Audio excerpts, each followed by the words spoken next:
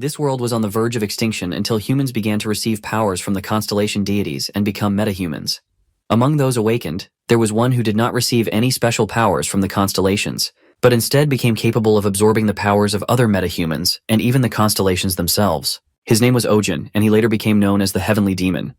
By absorbing the powers of others, he became so powerful that even thousands of awakened ones along with the gods could not stop him, until the hero Lee Shin-hyuk appeared at the very end, and with the help of the strongest constellation, he was able to kill the Heavenly Demon. Will he be able to regress back in time and deal with the power he got?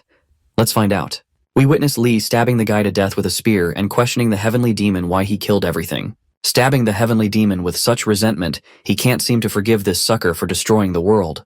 Just then, a Vega star, the goddess of harps, appears and appreciates the metahuman Lee Shin-hyuk for what he did, killing the Heavenly Demon and saving the world.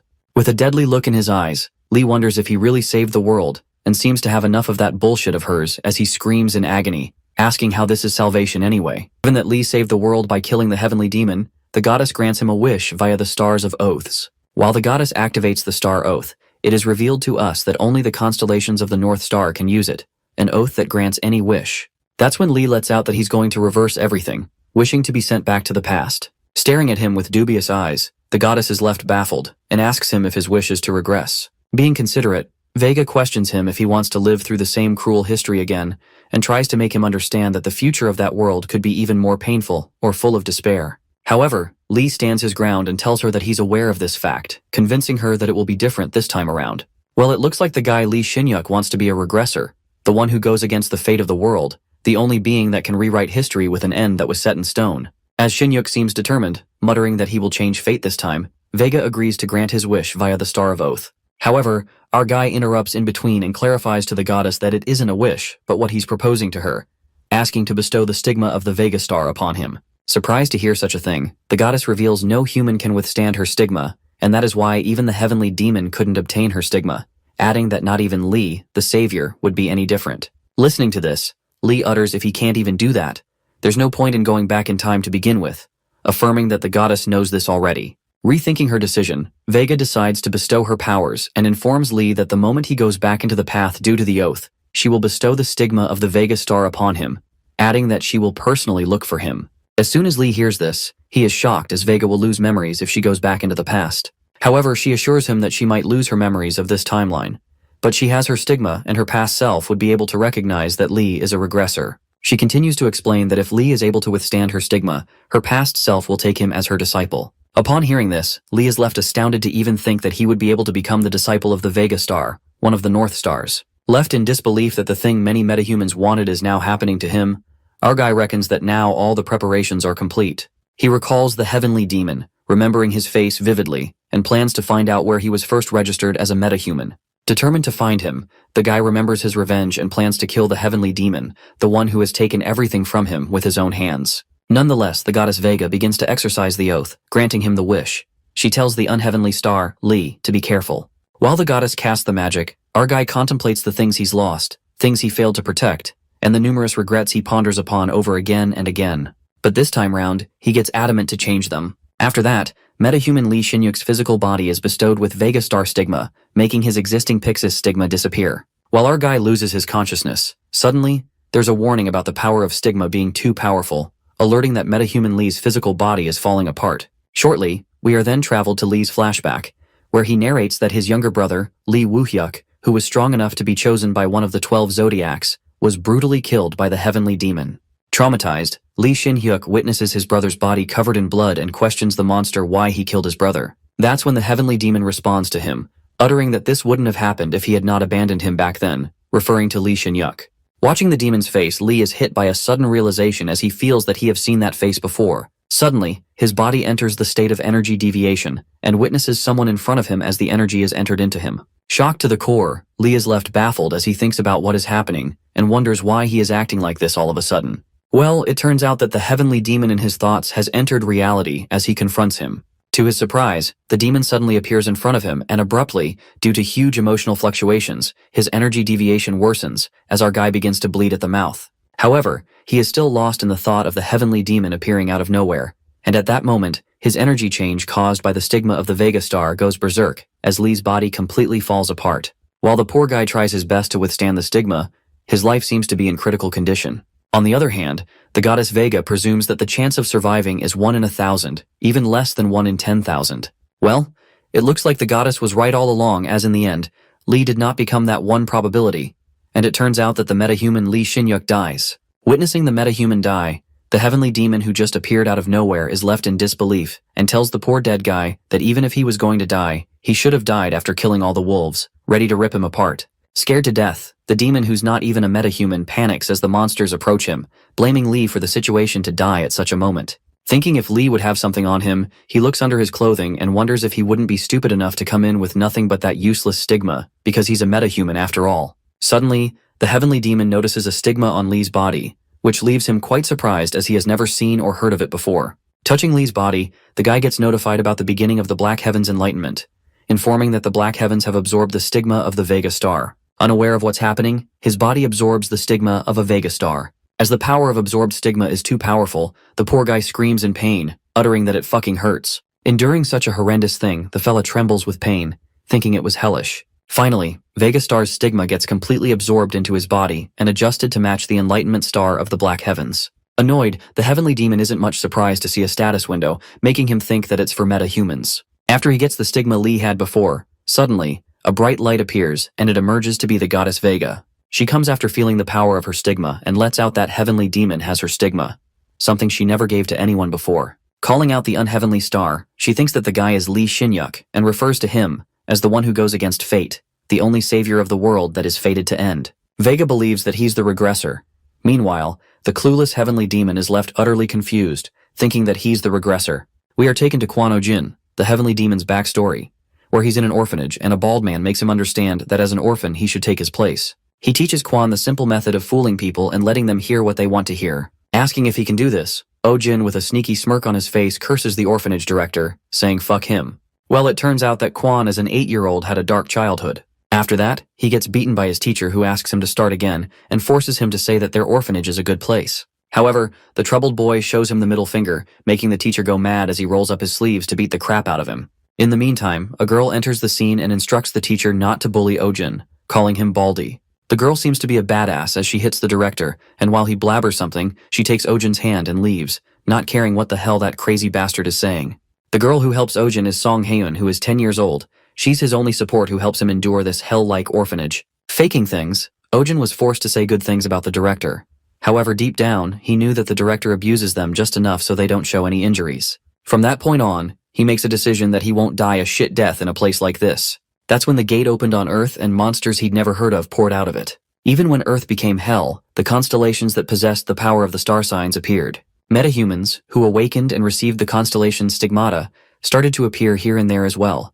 And what Oh-jin did was to fool those metahumans and reap their benefits, since it was so much easier to survive among them. In the midst of fooling the metahumans and like a leech, he leeched others, taking his gains, and pretended to be a high-ranking metahuman. Having such a devious mind, Oh-jin created a party and then pretended to help the metahumans, taking a decent amount of rewards, and ran away. That day, like any other, he fooled a pushover and crossed paths with Lee Shin-yuk, his next victim. Oh-jin fools him by revealing that he's Aquarius's disciple, one of the 12 astrological signs, leaving Lee more shocked than ever. Little did Lee know that he was making a fool out of him. Oh-jin tells him that there's no need to be surprised, and even though he's one of the 12 astrological signs, he's still A1 star. Smoothly lying about it, Kwon himself was a non-metahuman, but what he learned was becoming a perfect conman. Nonetheless, Lee introduces himself as the disciple of Pixis and feels kinda embarrassed as compared to the 12 signs. It's nothing. Upon hearing this, Oh-jin hypes him up and excitedly mutters that Pixis stigma controls orientation and direction, adding that no matter what weapon he uses, it's like they're using their own hands and feet. Well, it looks like this guy has caught his prey and decided to start with his plan, introducing himself as Kwon Jin-oh, using a fake name just in case. Believing that it's fate that they met like this, Kwon offers him to create a party, which makes Lee confused about why he would want to create a party with him. Continuing with his fake story, the scammer reveals that it's a little embarrassing to say, but he's not great at using stigma yet, so even though he's awakened for a year, he's still an A1 star. It is then revealed to us that A star is a class, a type of level, that starts at 1 star and continues all the way up to 12 stars. Metahumans raise their level based on the stigma of their transcendent constellation. However, the power of a metahuman stigma and constellation is important, and being able to use their stigma is also very crucial. Feeling embarrassed, Kwon asks Lee to have a look at his stigma, making Lee impressed as he watches that it's the stigma of 12 signs. But in reality, this guy Quan made the stigma on his body with a blade when he decided to go through with scamming people. He reckons that it's a symbol he went through hell to make, so of course everyone should know what it is. Having a good feeling about this, Quan is halfway through fooling the poor guy Lee, informing him that it's a low-ranking gate yet very competitive, so they should enter the gate carefully. Cajoling him into doing this, the guy informs Lee that he will cast a debuff on him before they fight and get started. Meanwhile, Quan uses his star sign Aquarius power to activate Mini LED to brighten up the darkness for the lowly disciple Lee. It turns out that the guy is actually sprinkling glass powder mixed with fluorescent paint to create the illuminating light. However, he successfully fools Lee as the poor guy gets excited and gets to experience the power of stigma. Surprisingly, he feels like his body is getting warmer, and every single one of his cells is awakening, happily thanking Quan for the debuff.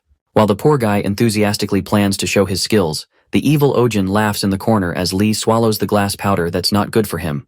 Thanks to his fake debuff, Lee's body feels lighter, and he activates the unexpected enlightenment. Flattered by his skills, Ojin finds better than other metahumans that he've met before, and at this rate, he will earn a minimum of 300,000 won. While Lee does all the hard work, the guy plans to recover all the myrrh crystals. Holding the crystal, Ojin ponders that he can't let an item that can infuse stigma power fall into someone else's hands. Back then, Quan thought that he hit the jackpot, but little did he know the fact that their surroundings were eerily quiet. Something unexpected happens as Lee freaks out when he witnesses numerous anthorns blocking their way. As Lee calls out Quan to run this way, Ojin speculates that something is wrong with spending several years in these low-ranking gates, but he's never seen an abnormal amount of anthorns before. Running for their lives, Lee screams that the anthorns are fast and that they aren't able to put any distance between them. Finding it impossible to outrun them, suddenly, Shinyuk strangely looks at Ojin, and that's when the guy realizes that he's up to something. To his surprise, Lee kicks Quan in the face, using him as the scapegoat, and with fear in his eyes, he keeps apologizing to him as he escapes away.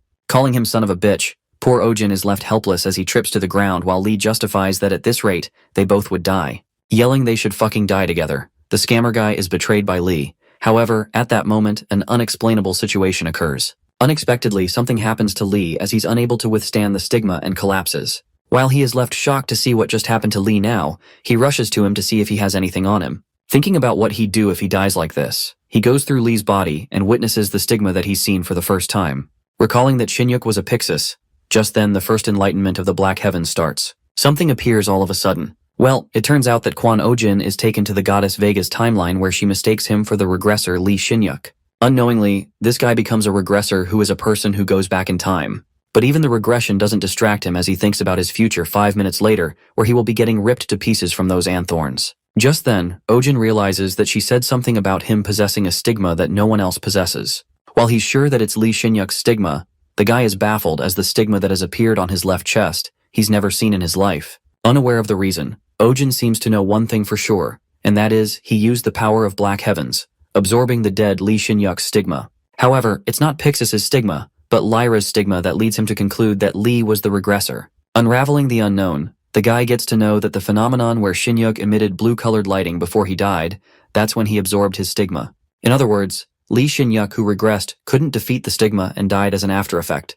And from that moment on, the power of the Black Heavens activated, and stigma came to Quan Ojin. Meanwhile, the guy is still puzzled about the situation about how he got Lee's stigma. He eventually yanks out his thoughts when Goddess Vega asks him if he's not the regressor. The goddess is certain that she felt the unheavenly star here, and Quan responds to her, admitting that he's the regressor.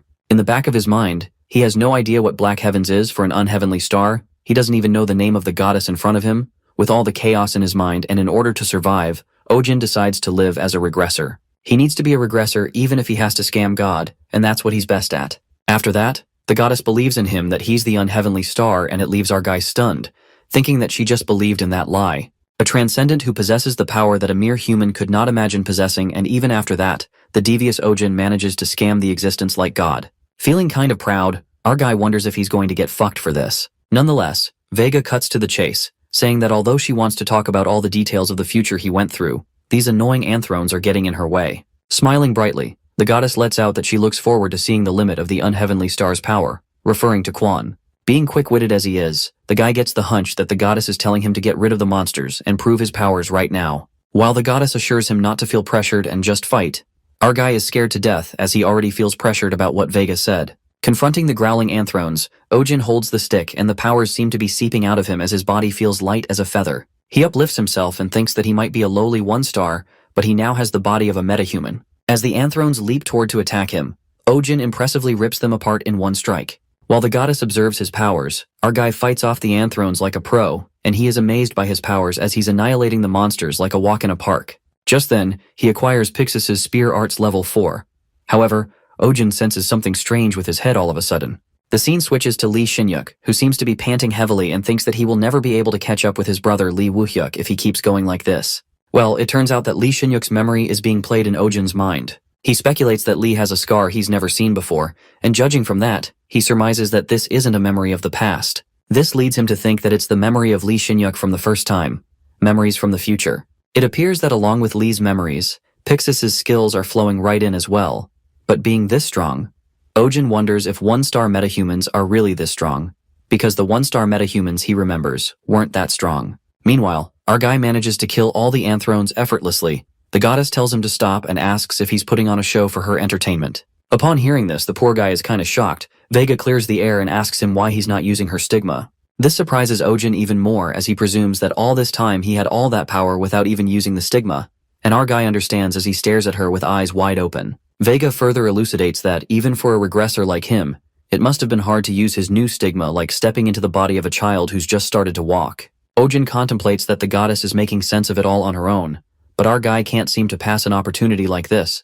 It's pretty much like he's in the body of a newborn baby right now. Excited to be baby Ojin, Vega takes on her job to help the baby with his first steps, making our guy flustered as a goddess gives him an enticing offer. Just then, the goddess blesses with the blessing of a star, and the proficiency of the Lyra's stigma boosts temporarily. Thinking that he's heard of this name, suddenly, he is hit by powerful shocks, and the poor guy screams in pain as the blue energy is absorbed in him, pleading with the goddess to at least give him a proper warning before doing shit like this as it hurts. After enduring the pain which felt like hell, the power blue thunder activates, and when Ojin comes to his senses, he witnesses the havoc in just one swoop and is left astonished. Hit by a sudden realization, he surmises that a one-star metahuman isn't capable of something like this, which means the metahuman must have reached 2-star, or rather 3-star, for him to even imitate it. While he thinks about the notification he just received from Vega, the goddess acknowledges the regressor and remarkable learning speed. At that moment, Ojin addresses her weaving women's star and realizes that it's the real Vega. It is then revealed to us that there are hundreds of constellations, and although they are transcendents, even constellations are divided into those with greater and weaker authority, and the power of metahumans varies according to the rank of constellations. Among them are supreme beings that even the 12 zodiacs dare not look down on.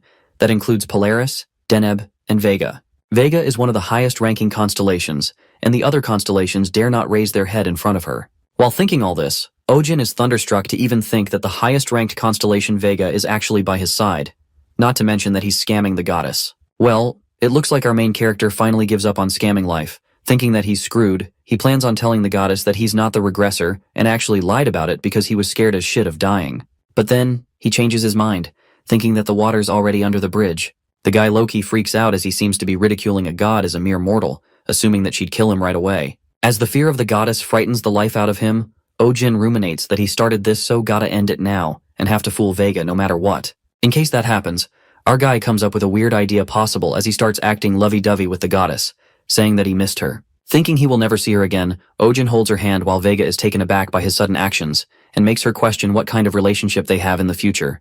Meanwhile, Kwon Ojin, with his top-notch acting skills, successfully fools the goddess, thinking he got through. Being a dramatic ass, he's aware that she doesn't have any memories of him and gets back to acting again, assuring her that it's nothing at all and apologizes to her. Confused as hell, the goddess, taking it as a big deal, asks Kwon about their relationship in the future, to which the guy responds that he promises to tell her in the future while acting mushy, putting on a look as if he's through a lot. Vega concludes that the reason he's acting this way is because eventually she will be annihilated. Hearing such a thing, Ojin doesn't get a thing through his head as he wonders what she means, while the goddess goes on to reveal that all the constellations, including her, will be devoured by the darkness of the black heavens, as it is destined to happen. While our guy doesn't give a shit about what she's saying and acts like he knows this shit, abruptly, the guy gets a little serious when he hears the name Black Heavens. Confirming if the goddess really took that name, Vega lets out that it's master of the Black Heavens, and if they let him be, the world will once again head towards destruction. Laughing it off, Ojin seems to be screaming inside as the power Vega is talking about is the same power he possesses. Our main character comes to a realization that he's eventually going to destroy the whole world, and now he's back for the same purpose. As Ojin blooms with joy as he discovers his fate, Vega, on the other hand, takes a pledge that Kwon will not be devoured by the black heavens as she shall protect him. Holding her hand, our guy takes the bet while the goddess, addressing him as Kwon Ojin, decides to light up the painstaking path in front of him with her starlight as she, the weaving woman star, makes a big mistake of her lifetime, appoints him as an apostle. Left in disbelief, Ojin is overwhelmed as he's now the apostle of Vega and thinks that there's no going back now. Just then, the goddess witnesses a guy lying on the ground and asks him who's that child. Creating another story, our guy informs her that he's an extremely wicked guy who will loot innocent people in the future. After that, Ojin gets reminded that what Lee Shin-yuk did to him was the essence of maliciousness and wishes that he doesn't resent him much. Nonetheless, Vega tells him to keep one last thing in mind when suddenly she experiences a hint of pain. Wishing to talk more, the goddess halts as the constraints of commandment seem to have started after all. Well, it appears that when Vega blessed Kwon earlier indirectly, her actions violated the commandments. She confesses that she's being bound by commandments that cannot interfere in this world, and tells Ojin that she's leaving, instructing him to come to the sanctuary where she resides in a week. As soon as Vega disappears, our guy is befuddled with so much shit happening one after another, which makes him go mad. But he calms himself thinking that he has attained the stigma of one of the North Star constellations. He then peeks at Lee Shin-yuk's dead boy, uttering that thanks to him his life took a U-turn. The next scene takes us to the real world, where Ojin buys himself a burger on his way back home. Entering his home, a girl seems to be waiting for him, saying that he's a bit late today. The girl turns out to be Song Hae-eun, the woman who became Kwon's sole support in his hellish orphanage life. She jokes around, saying that he should have hurried and given her a cigarette, while Ojin mutters that she's bullshitting as soon as he comes. Bickering, Song tells him to call her Nuna as she's 2 years older than him. After that, he hands her the burger, and that's when we get to know that Hae-eun is a metahuman. But she's currently lost her right leg and is blind in both eyes. As a consequence, Kwon is taking after her, unlike when they were younger. But still, their persistent relationship that has continued since the time of their orphanage carried on even after they left that place, although it's precarious and messy. Meanwhile, Song is delighted by that delicious burger. Our guy tells her that it's from a restaurant and not some frozen patty. Hearing this, the girl freaks out as she can't believe it and asks Kwon if he's hurt somewhere or if the monster hit his head. While our guy clarifies that he got some money, he ponders that he wanted to earn the slightest more money, since there's something he needs to buy at all costs. With a suspicious look in Song's eyes, Ojin changes the topic and lets out that she has got sauce on her face. Telling her to eat, our guy jokes around, saying she's ugly all the same whether she has sauce on her mouth or not. Just then, he informs her that he will be buying a big Perset's burger from now on instead of frozen patties. Noticing the sudden shift in burgers, Song gets the gist that something happened and our guy can't seem to hide anything from her, revealing that he became a metahuman. After a while, Ojin finally gets time for himself as he sits on a swing, thinking that it already got this late just from explaining things to Song, and maybe it makes sense for her to be surprised. While it appears that Hae-eun does not take it well and bombard him with questions, he wonders how he is supposed to explain that he's scamming a constellation and that he's a regressor. Getting his act together, Ojin decides to organize things once at a time. First, he sorts out the Black Heavens thing and lists all the abilities he's got. As he also currently possesses Lyra's stigma, he thinks about this mystery that ate Lee Shin-yuk's stigma and concludes that Black Heavens is originally unrelated to Lee's regression, but he's sure he still had it. According to Vega, the being that possessed Black Heaven would bring the future world to ruin, which means future Ojin will bring destruction to this world. While our guy stresses about recalling what exactly happened to him in past life, he decides not to get caught because the moment he is caught he has Black Heavens, it will be unveiled that he's not the regressor, but a third party who absorbed the regressor's stigma. With all these things in mind, Ojin wonders why he is given the power, but the biggest issue is what he does with it now. Lying down, he thinks deeply about what he can do to appear more like a regressor. Firstly, if he manages to receive Vega's acknowledgement, he won't be suspected. But for that, Ojin plans to raise the star of Lyra's stigma, and by next week, he needs to be at least a 2-star. Touching his stigma, he realizes that he's already overflowing with mana, so he only needs to handle the stigma and decides to go to the gate soon. As soon as he heads back inside, Ojin receives a notification about an abnormality outbreak and the possibility of a mutant appearing. This emerges to be the gate Ojin went in, and our guy already seems to know that it was suspicious for anthrones to travel in groups, which made no sense, concluding that it was an abnormality after all. The guy then narrates that mutants refer to the monsters who mutate every so often. Depending on the situation, there are cases where they are weaker in their original forms, but typically,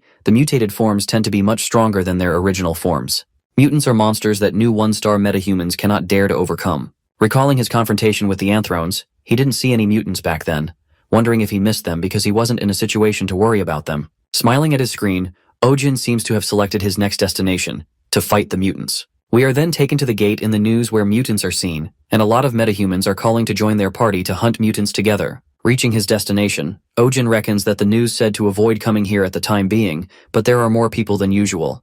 This leads him to wonder if the myrrh crystals go for a lot of money. After that, our boy also thinks of joining a party, but he's pretty confident with his powers now as he can fight the mutants alone. But it comes about that this cheapskate doesn't want to split the profits with a party member. Just like that, he begins his hunting and walks into the forest. Suddenly, he senses something behind him, and in a flash, a bunch of anthrones leaps toward him. However, Ojin stands his ground without flinching. He stops the anthrone from attacking with his stick and effortlessly holds him down to the ground. Making it pay the price for attacking, our guy chases after the anthrone, and using his powers, he wipes them all out with the blue lighting power. While his powers also destroy the trees, Ojin himself is greatly flattered as his physical specs are on a completely different level compared to the typical one-star metahumans. He then contemplates that the body of an anthrone usually weighs around 80 kilograms, and it's not easy to grab and throw it with one hand, depicting how powerful he has become. Our guy then recovers the myrrh crystals that must be around 800,001 each, assuming this is why everyone wants to become a metahuman. After he acquires the crystals, some other monsters await him as Ojin senses them, thinking that they come after smelling the scent of their friend's blood. Well, it emerges to be a mutant, and without a second, the mutant comes attacking our guy, catching off guard. However, our boy remains unfazed and activates his power thunderbolt, charging the lightning spear at the mutant. To his surprise, the mutant gets annihilated with one hit. While he was shocked that it worked, this scares the other anthrones away, and also myrrh crystals. At that moment, Ojin Lyra's stigma levels up to 2 stars. Left in disbelief, he assumes that it's because of the amount of mana from the stigma that made him level up faster. But what surprises him more is reaching the 2nd star in just one day. Feeling the power surging through him, our guy recovers the crystal from the mutant when suddenly someone sneaks up on him, complimenting him for capturing a mutant. It appears to be 2 metahumans praising Ojin for catching a mutant on his own and thinking that his skills are quite impressive. Meanwhile, they introduce themselves as the 3-star disciple of the Canes Venatici. A hint of doubt hits our guy as he ponders that there's no way 3-star disciples would come to a low-ranking gate like this one, wondering if they're specifically here for the mutant. Observing the 2, he speculates that they've got faces that scream thief and it'd be a crime of its own if they're not. Just then, the 2 guys make it look like they lost sight of these anthrones earlier, and Ojin immediately realizes that they really are thieves. The tension gets higher as they stare at each other, and Ojin seems to have no choice. All of a sudden, he starts to shed crocodile tears and apologizes to them, kneeling on the ground, while Ojin acts to freak out and surrender, giving all the rewards to them. The thieves are quite impressed as our guy understands the situation and asks him to talk more over there. As they are walking away, in a flash, a spear pierces through one of them. Well, it appears to be Ojin making a fool out of them, and while he brutally stabs him to death, he utters to give his greeting to his mother in hell. Putting on a sinister laugh, he tosses out the spear from the body while the other thief leaps towards him with his weapon, calling him a crazy bastard. Dodging the attack instantly, Ojin slides past him in a blink of an eye, and the thief guy is taken aback as he says that this son of a bitch has been hiding his skills, reckoning that he's unbelievably fast.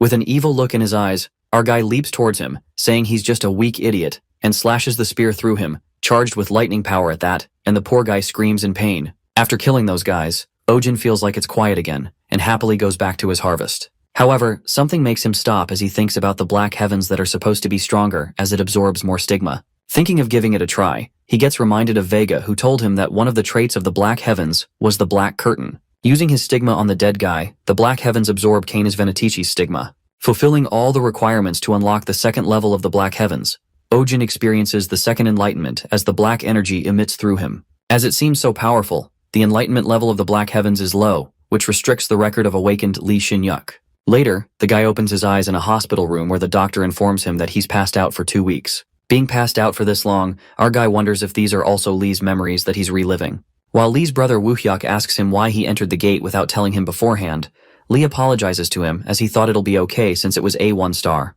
Just then, a girl barges into the room and asks Woo-hyuk if he has time, addressing him as Guildmaster. The girl informs him that the new gate that opened in Mokdong on the 15th, apparently, a guy Chang-hyun found a relic there. Suddenly Lee's memories begin to glitch and Ojin finally yanks out of Lee's memories, presuming that he keeps getting his memories. Just then, Ojin successfully inherits Lee Shin-yuk's awakened partial records, getting to Pixis Spear Arts level 5, and learns a new skill named Lame Excuses. Meanwhile, our guy guesses the more memories of Lee he gains, the more enlightened he becomes and wonders what the hell is Lame Excuses. Nonetheless, he focuses on the new piece of information about the gate that appeared in Mokdong where the guy also found a holy relic. It is then revealed to us that the holy relics refer to artifacts that have concentrated powers of the star within those.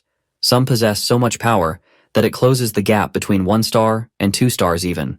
To sum it up, there's a holy relic in the gate that will open in Mokdong after 8 days, and our guy couldn't be more happy to hear such a thing. The next scene takes us to the shop where Kwon Ojin comes to sell his myrrh crystals. After finding out the price with tax deducted, our guy utters a cuss word but controls his emotions. In the back of his mind, he calls them fucking robbers for putting a 20% tax on selling the crystals. Frustrated, Ojin thinks that it's not as bad as it could get, and at that moment, the woman asks him what constellation he's associated with, to which our guy responds that, Lyra.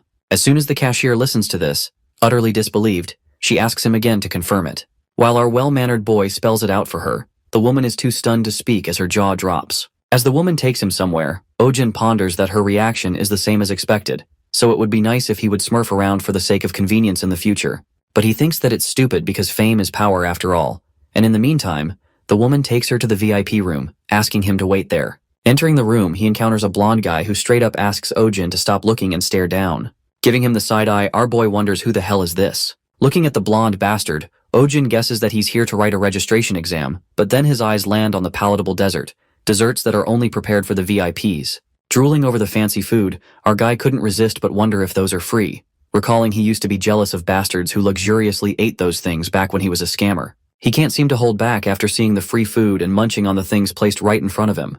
While the blonde guy awkwardly stares at him stuffing food in his mouth, our guy couldn't care less as he finds the food very delicious. Happiness at its peak, he decides to pack what's left and take it, thinking that Haeun Nuna will be so happy about this. Just then, the blonde guy questions Kwon if he's a fucking beggar, which makes our guy stop for a second. The blondie makes some colorful remarks about him, saying why he keeps smacking his lips while eating as it's making him lose his appetite. But Ojin doesn't take it to heart and responds that he's quite the daring guy, adding that it's good to see youngsters like him full of energy, even recklessly acting without thinking of consequences. Burning the blondie with his words, the guy gets pissed and asks Ojin if he's gone crazy after eating food. Sitting proudly, our main character questions him if he knows who he is, calling him a child. Gushing with pride, Kwon utters that he hasn't been active lately and looks at what happened, but he makes the blonde guy curious by saying that if he's in the VIP, he'd know who he is. While the guy is confused as hell thinking who this bastard is, the blonde guy speculates that he's someone famous whose face is well known, judging by how confident he is. Observing that tone of speaking is like an old man, the guy thinks that he've heard of it before, that once a metahuman passes being a 9-star, there are cases where their body gets younger.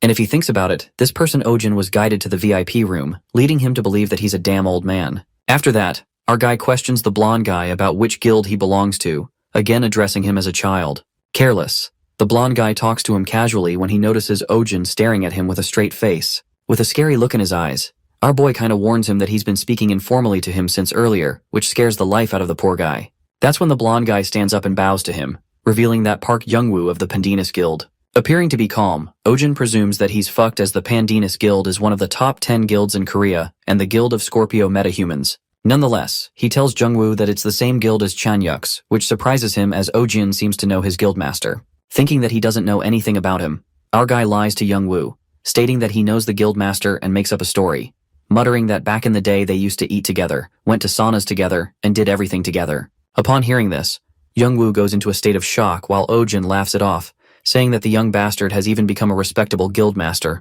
Lying at his best, Ojin plans to have some drinks with him someday and requests Jungwoo to give his regards to that bastard Chanyuk later. Meanwhile, our guy smoothly makes a fool out of the blonde guy and tells his fake name Kwon Jin-ho for the regards. Park Youngwoo apologizes to him for not recognizing such a noble character and being rude. Well, it looks like our guy once again scams this poor guy, as for a guy who's been scamming for years, a guy like Jungwoo was easy to trick. Putting on a devious smirk, another plan comes to his mind when he asks Jungwoo to do him a favor if he's feeling that sorry. It turns out that he makes the blonde guy pack all the leftover food to take it with him, and the obedient Jungwoo gathers all the refreshments in the refrigerator. While Ojin is super happy to think about Hyeon seeing all the food, Jungwoo informs him that he's leaving. Assuming that he was here for the exam registration, the blonde guy doesn't feel so good and leaves. On the other hand, our guy was happy to see him leaving, thinking that he chased away the nuisance.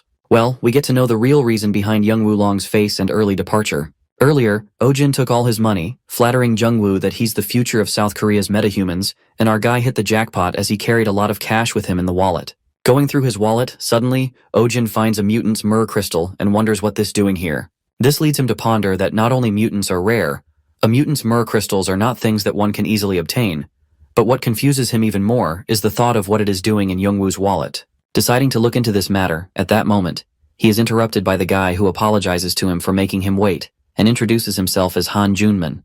the team leader of the association. Asking Ojin if he's the guy with Lyra's stigma, Han shakes hands while our guy is humbled when he looks at his amazing body, which is built in several different ways. Feeling his energy, Ojin surmises that he's a strong guy, in a way incomparable to someone like Park Jung-woo. Asking Junmin's constellation, the guy reveals that he's a Taurus 6-star metahuman, which makes Ojin think that he's truly someone incredible. Enough of the blabber, Han comes straight to the point and questions Kwon if he really has Lyra's stigma. While our guy gets it that Han can't seem to believe him, after all, he's the first metahuman to receive Vega's stigma. He proves it by showing the stigma on his chest. Not satisfied enough, Han requests that he would like to do the registration exam himself, and Ojin appears to be fine with it. After that, the team leader and Kwon get ready to fight while our guy asks him if he can use his own weapon instead of sparring. As Han assures him that it's okay, Ojin seems to be very curious about his strength as a 6-star Taurus. Even if his Lyra's stigma is op, he wonders if it can fill the gap of 4 stars and that of a metahuman who has one of the stigmas of the 12 astrological signs.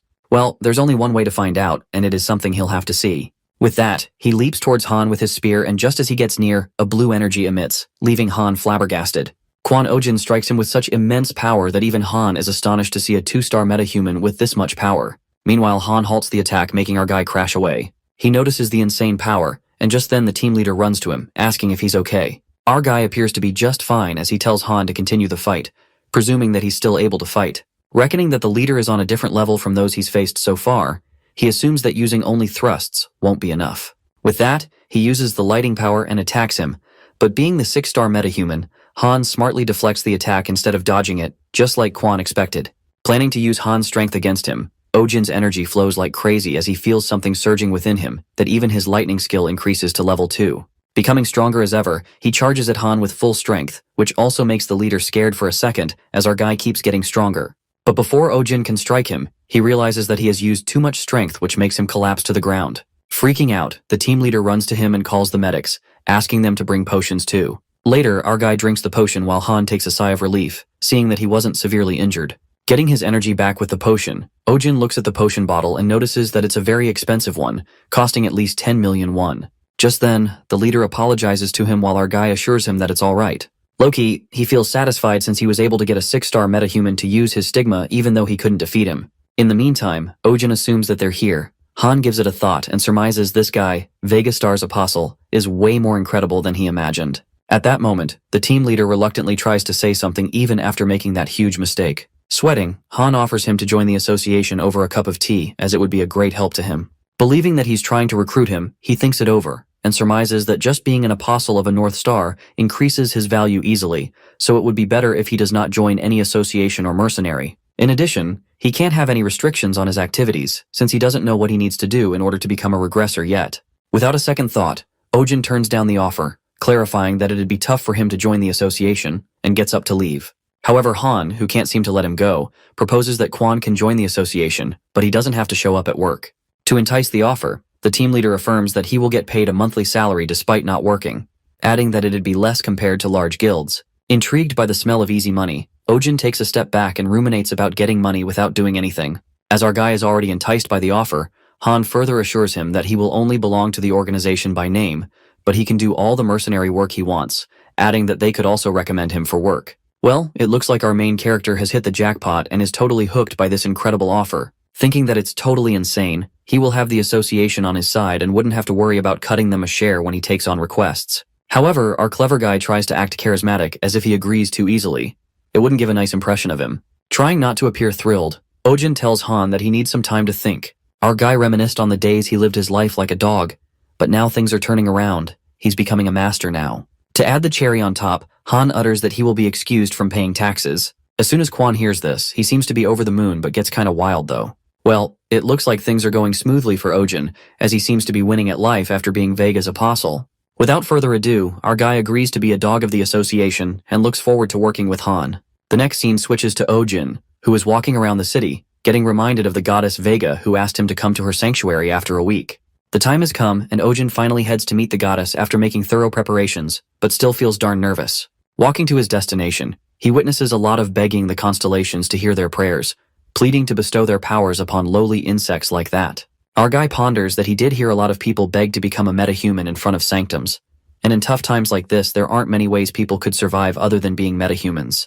Peeking at the huge blue portal-like energy, Ojin enters the sanctum and is mesmerized when he heads inside, witnessing a beautiful sanctum detached from the outer world. Finding a tree inside as if it were made of the Milky Way, he goes further to find Vega and eventually meets with her. As the goddess greets the regressor, our guy, putting on a facade real quick, makes a gloomy face, telling Vega that he missed her. Making the goddess flustered, he justifies that he blurted that out without thinking.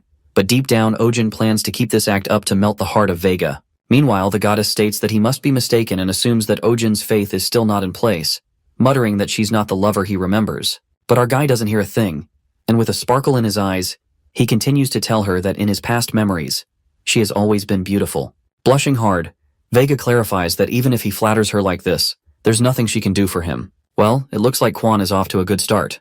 Putting that aside, the goddess praises him for becoming a 2-star in just 1 week as expected of the unheavenly star. Filled with pride, Ojin says that he has already done this before while Vega asks him about the details of the future he came from, because in order to help him, she needs to know what happens in the future. Getting busted, Ojin low-key freaks out, but with years of experience of being a scammer, he handles it and reveals that in the near future, the existence known as the heavenly demon will appear.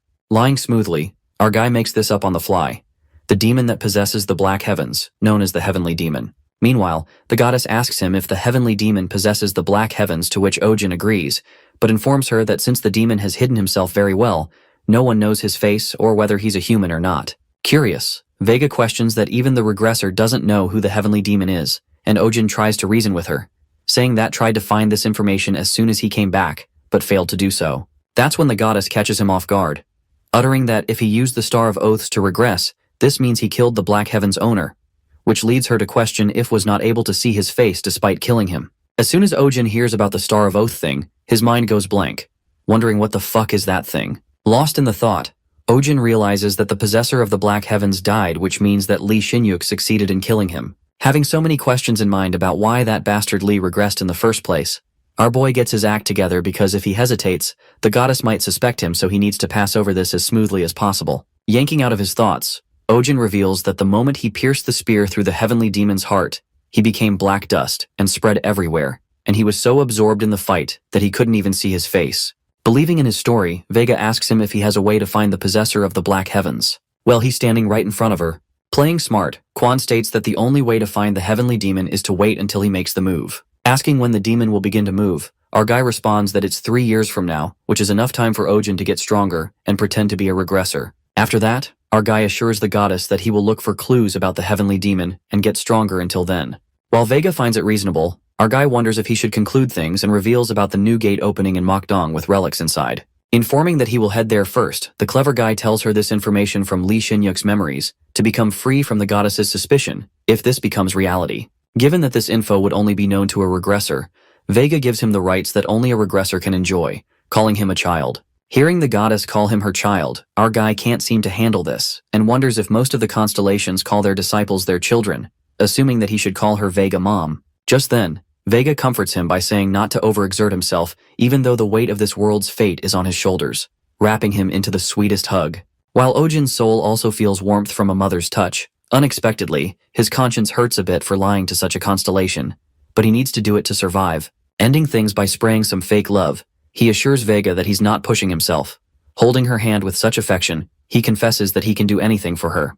Perfectly played, the goddess turns red as she is flattered, and our guy gets happy to see her reacting, topping it off perfectly. As our boy is about to leave, Vega stops him and abruptly apprises him that she will be going back with him, adding that she must manifest in this realm and travel with him. Victimized by his own scheme, Ojin is left speechless, thinking about what the fuck she just said. He wonders if she's gonna follow him, which makes him regret that he kind of went overboard with the romance. Well, it looks like this serves him right. Trying to stop her, he reminds her of the restraints of commandments, but Vega, being the goddess, states that her power and time will be limited, but with this method, it's possible to an extent. Watching with bafflement, the goddess gets so much smaller and hands Ojin a pendant, elucidating that if he wears it for a few hours, she can manifest for hours in this state. It appears that she is quite moved by Ojin's words that he would do anything for her, so she decides to walk the dark and lonely along with him.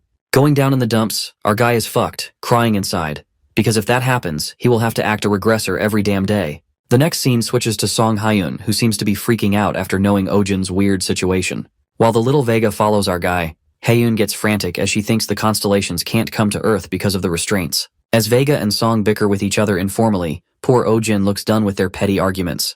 Later, at night, where we see goddess Vega falling in love with the burger, while Song is astonished to see that the constellations can even eat. Finishing the delicious meal, Vega mumbles that having human food was her first, and accepting a human disciple like Quan was also a first. Curious, Song asks her what's so special about him. And Vega, without a thought, responds that there's no one else in this world more special than Ojin. With certainty, the goddess believes in him so much as she claims that one day the whole world will know that he is more special than anyone else in the world, and will become a great being. Listening to such genuine comments for this guy, Song presumes that Ojin is a great scammer for sure. At that moment, Vega adds that Hyun is special too, leaving her speechless. Meanwhile, Quan realizes that Vega can see that Hyun is also a metahuman, the goddess utters if she's not aware, making Hyun confused. Unexpectedly, the goddess asserts that she can help her with the curse on her eyes, but then she backs off, saying that she spoke carelessly. After that, Vega gets tired, saying that she can't manifest for a long time in this state as her restraints get worse, and goes to sleep after saying goodbye to her child, Ojin. In the meantime, the goddess disappears. Song is taken aback by this and asks Quan what is going on. While our guy justifies that he didn't know it would be like this either, Song calls her out and requests him to use his knees for the first time in a while. Using his knees as a pillow, Hyun seems to love it and asks him if likes it too, but Ojin laughs it off, saying that she's so fucking heavy. As they both joke around, Song sleeps on him while our guy gives her a warm smile as she dozes off. The next scene takes us 2 days later, where Ojin, following Lee Shin-yuk's memories and the information of Mokdong's gate-opening gate, enters the gate along with the goddess. Seeing the place is just as Quan said, our guy contemplates that the goddess is not surprised by the fact that the gate is really opening here, which means she trusts him a lot, guessing that it's normal for a regressor to know this much. Thinking that Vega is clueless, Ojin decides to take the chance to get rid of any suspicions she might have. Getting a little nervous, he wonders if he hunts alone since he doesn't know how many stars the monsters here have, even though he did bring expensive intermediate potions. Pondering that he must obtain Aquarius so that he can earn a lot of money and sell them by making potions, suddenly something gets past him. Sensing immediately, Ojin notices that it's a tentacle and gets alerted, wondering since when that thing was following them. While Vega looks at the octopus-like monster which looks like an unpleasant creature to her, she asks Ojin if all gates have creatures like this. After that, our guy decides to get into action and try to kill the monster to impress Vega since she's watching.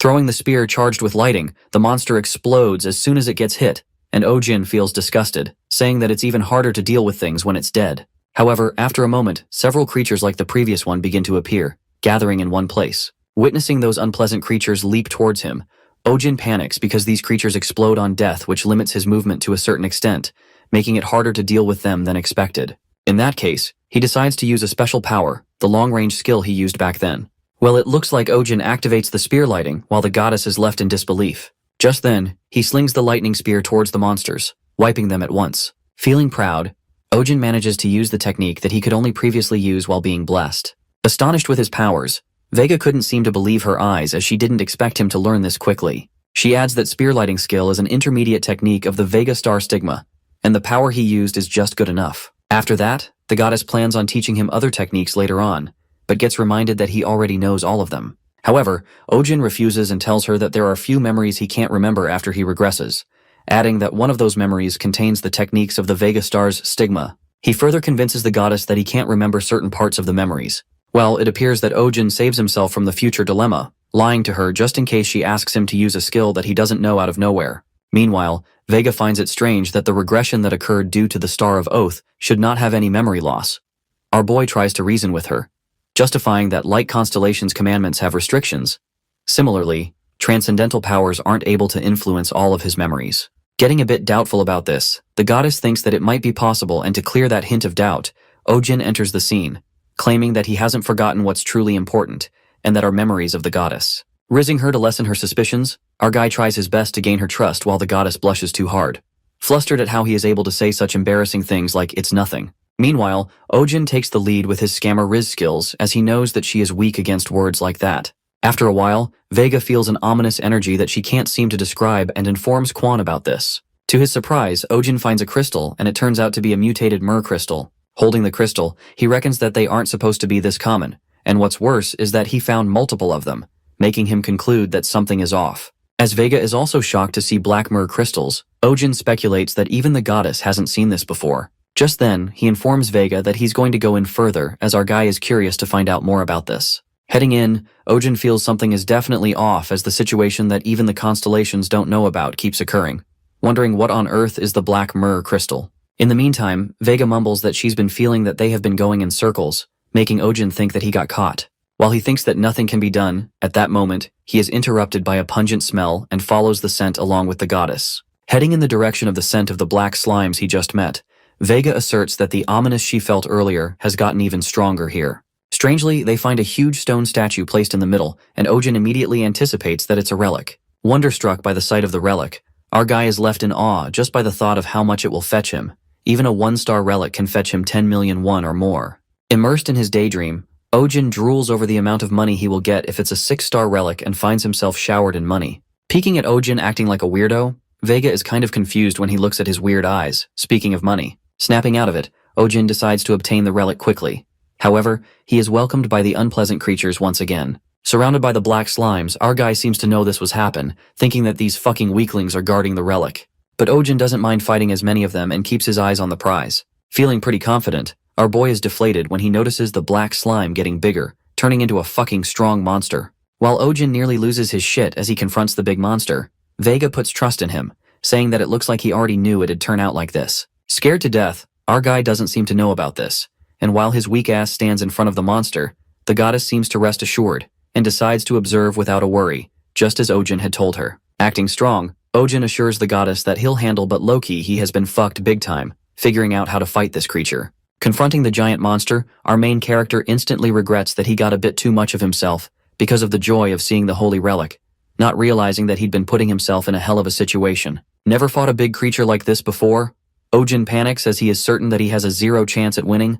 Those black slimes were all easy as fuck. He doubts that those easy monsters suddenly became invincible. At that moment, he pulls out a gun he used to carry for self-defense.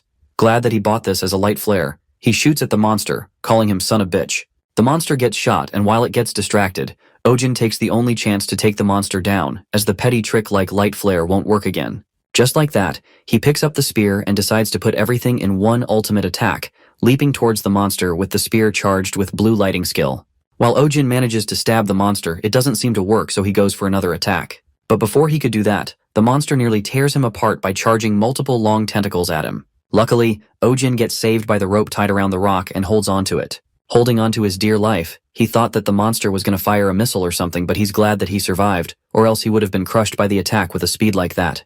Releasing himself, Ojin falls down, and at the right time, he strikes 1,000,000 bolts towards the monster.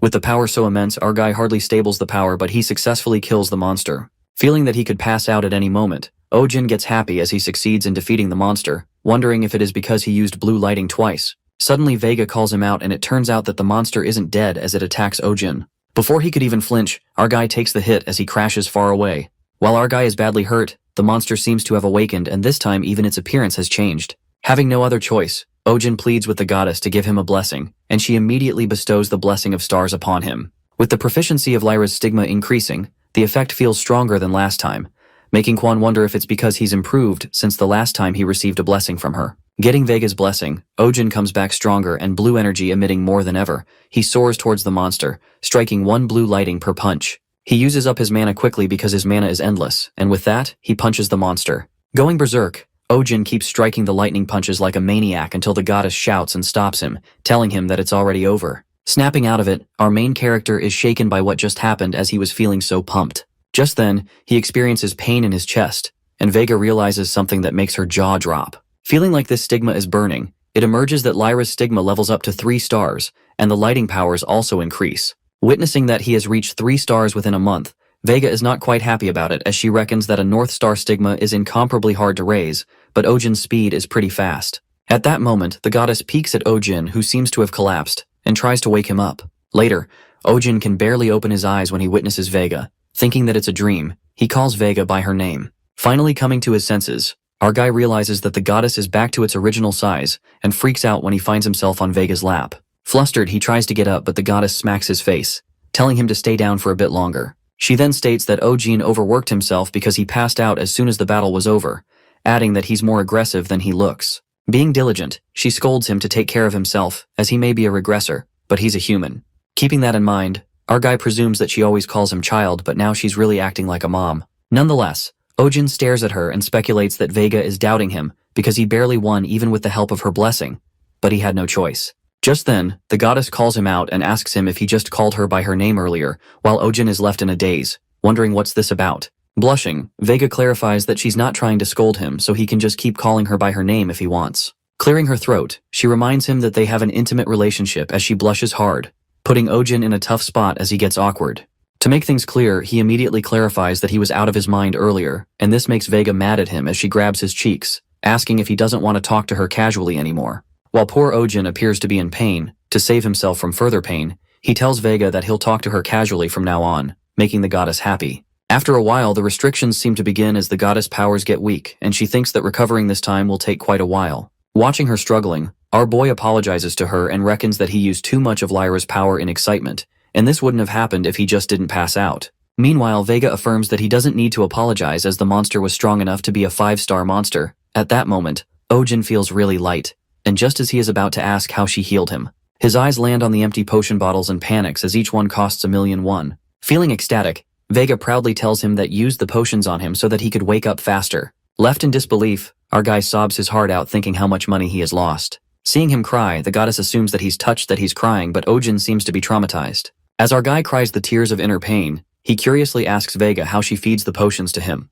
Hearing this question, the goddess starts to panic as she turns red, and in an instant, she leaves, rushing inside the pendant. After she leaves, Ojin decides to think about more important things, and heads to start collecting his loot. Collecting the power of the holy relic, he wonders what it does and takes it out, hoping that it's better than a 3-star. Suddenly, a black, strong energy begins to burst out of the holy relic, and it appears that the black heavens start to absorb the power of the dark star within the holy relic. With the power of the dark star absorbing successfully, the black heavens trait evolves that will not only hide the aura of black heaven, but also its entire existence. Feeling an enormous amount of aura, Ojin was shocked as he didn't know that the black heavens could absorb power from holy relics. Peeking at the empty holy relic, our guy freaks out thinking that it's useless now because the black heavens absorbed it. The sticky aura he felt when he first touched seems to be gone, which makes Ojin go mad, as the poor guy rolls on the floor and cries like a baby to get that holy relic back he worked so hard for. Sad that now his money is gone as the relic is absorbed, our guy's sad moments are interrupted by a group of people who were expecting someone here before them. Peeking at the boys in hooded cloaks, Ojin wonders who these bastards are, and just then one of the guys demands the thing he has in his hands, the holy relic. At that moment, his scam instincts kick in, and our guy asks them to buy it off of him, pondering that he might be able to bait them. Knowing that business is about attitude, Ojin continues to fool them, and reveals that this relic doesn't really fit his skill type, clarifying that life is more valuable than a holy relic. Hearing this, one of the guys in the cloak laughs hysterically, and assures Ojin that they weren't going to harm him. The guy justifies that they happen to have ominous clothing as that's what their guildmaster likes, while Ojin laughs it off saying he was just being dramatic.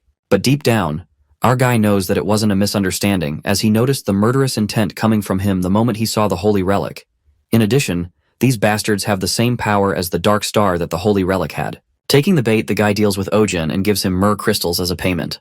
Dribbling at the sight of shiny crystal, our guy seems to hit the jackpot as the large crystal is worth 300,000,001 and he can catch 400,000,000 for it. Trying to act much elated, Quan leaves them to it while the guy in the cloak thanks them for the deal. Going back, our ultimate scammer manages to sell that glorified empty holy relic tin to that pushover who took the bait at impeccable timing. However, he decides to hide behind a rock as he finds those guys fishy as hell. Hiding, Ojin inspects that there are too many questionable things after he found the relic. Firstly, according to Lee Shin-yuk's memories, the relic should have been found 6 days after today. However, he found it before that. Baffled, he continues to speculate that it's almost as if the guys in cloaks knew when that relic would occur and that they were targeting it. Thinking if the future changed somehow, our guy decides to wait and see. On the contrary, one of the cloak guys asks their leader Yujin why he didn't kill the guy back there.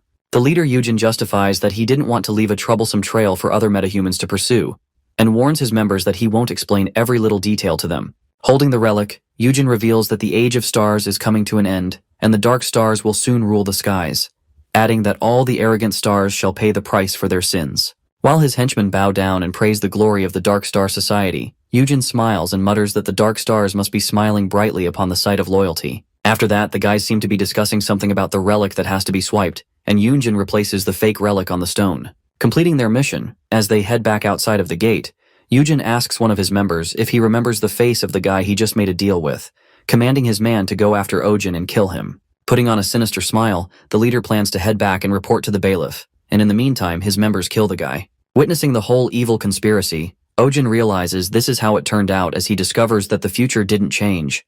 The relic that Lee Woohyuk's guild found was actually swapped by these Dark Star guys. That's why in Lee's memory they said something was weird. Now that our guy knows the maneuver, he thinks that Dark Star Society is an illegal guild operating in shadows, and comes to the conclusion that they are fucking shady. Walking towards the statue, he picks up the fake relic that they left behind, and wonders if the Black Heavens will absorb this too. To his surprise, the Black Heavens don't seem to react, which makes him think that it's not the relic, but the Dark Star's power within that reaction. Getting as happy as ever, Ojin thinks that it is so sweet of them to give him a fist-sized myrrh crystal and a relic. This brings him one more step closer to his goal, and that is to catch the henchman who's busting his ass off doing nothing. On the other side, Yujin's henchman struggles to find Ojin, wondering where the hell did he go. With no traces of him leaving this place, the guy looks over the whole damn place but didn't even find a fucking single ant. Getting reminded of his boss, the guy has no choice but to locate Ojin, or else he'll be doomed. Frustrated, the henchman shouts and asks where the hell he is when suddenly he gets stabbed from behind, and our boy tells him that he's right here. Panicked, the guy is frightened to death and starts questioning Ojin. However, our guy informs him that he's mistaken about something, clarifying that he will be the one asking questions. Beating the crap out of the poor guy, the henchman begs for life, and our guy only plans on letting him go once he spills everything he knows. The next scene flips to the Dark Star Society's bailiff, who's 6th in rank, Owl King, Cheon Do-yoon. The Owl King asks Yujin if he has brought the goods, to which the guy says yes. Just then, Cheon Do-yoon calls out the owls, and all the members start gathering in one place. Saying that it's time, Yujin places the holy relic inside the symbolic circle, and announces that the brilliant night sky will now be covered with dark stars. Yujin enthusiastically stretches his arms, waiting for some kind of magic to happen, and believing that the dark stars will shower them with their blessings. However, things take an unexpected turn when the holy relic stumbles, and a strike of terror runs through Yujin as he tries to explain things to the Owl King. On the other hand, the henchman spills the truth, revealing that the Dark Society is an organization formed by the Dark Stars constellations. As Ojin curiously asks him about the Dark Stars constellations, the guy unveils that for a long time, when all the stars were swallowed up by darkness, the constellations that were born during the era were the Dark Stars constellations. Not getting a thing through his head, Ojin smacks his head, saying how the fuck he is supposed to understand if he explains like this, while the poor guy tries to tell him that's how it was explained to him as well. After that, our boy asks him how many of them there are and the location of their base, to which the henchman lets out that their base is at the peak of Bagan Mountain, where the abandoned observatory is, and the underground floor of the observatory is their branch base, adding that there are 50 members in the society. Asking about the main base, the guy seems to be clueless about it, but Ojin tries to threaten him with the spear and, scared for his life, the guy immediately spills that only the heads are aware of the main branches. A minion like him doesn't even know where the other branches are. Annoyed, our guy gets convinced that higher-ups won't reveal the information to a loser like him, and goes on to question the guy about why he is obeying such a suspicious figure in the first place. While Ojin is certain that society didn't do anything great for them, the henchman sincerely answers that Yujin bestowed stigmas upon them, leaving our guy in utter shock. Giving it a thought, Ojin ruminates how Yujin bestowed stigmas when he's not even a constellation. Clueless of how this works, our guy becomes sure that the guy is using stigmas to fool the people because that's how these people are following this suspicious organization. But it doesn't surprise him much as he's aware this world is full of people who would even kill their family members to be awakened. Nonetheless, Ojin finishes up the interrogation and decides to end things here. The henchman shouts frantically and pleads with Quan not to kill him. With tears streaming down his face, the guy reveals that he has a daughter and he entered the society for her daughter's sake. Thinking that he's a daughter, Ojin stops for a moment and knows the fact that an orphan cannot survive in this insane world. Well, it looks like our main character is a softie as he plans to spare the guy. He asks every single thing about his daughter, including her name, age, favorite food, height, and weight. Meanwhile, the guy answers all his questions. Unexpectedly, Ojin points the spear at him and tells him to answer his questions backward now. With an evil grin on his face, our guy seems to be testing him and aims the spear at his head. While the henchman goes quiet and is unable to answer, Ojin realizes in an instant that it's hard to repeat a lie in a different order.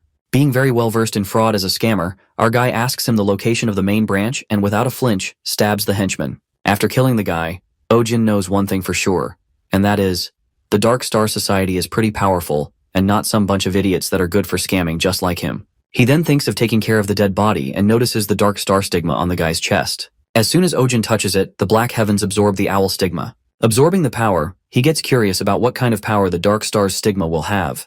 Remembering that their society has 50 people, Ojin seems aware that they won't let it slide easily, and prepares for the consequences. On the other side, the Owl King approaches Yunjin and asks him what he's doing, saying if the other executors witnessed this, they would have mocked the owls so much. At that moment, the king strikes his energy and partially gets past Yunjin's neck, making it bleed. As the guy appears to be in pain, King Cheon warns him not to disappoint him again, and leaves as he loses interest while the other members mockingly laugh at him. Just then, Yujin dashes to his team and asks them about the guy who went to kill that bastard he made a deal with.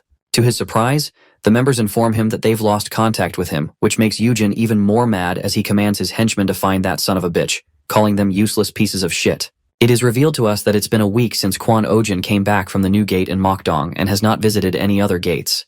Instead, he's been staying at home. The reason for that is our guy is getting used to the mana and body that has explosively improved in strength when he reached 3 stars, practicing and getting stronger as fast as he could. In the shower, Ojin ponders how overpowered Lyra's stigma is.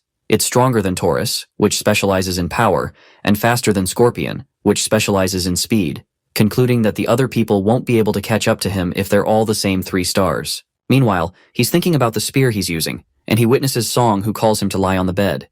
Giving him a massage, Ojin asks her why she's giving him a massage all of a sudden, and Song gets pissed, asking if he's complaining. Feeling nice, our guy thinks that Haeun is talking as if she's pissed, but she's actually putting effort into the massage.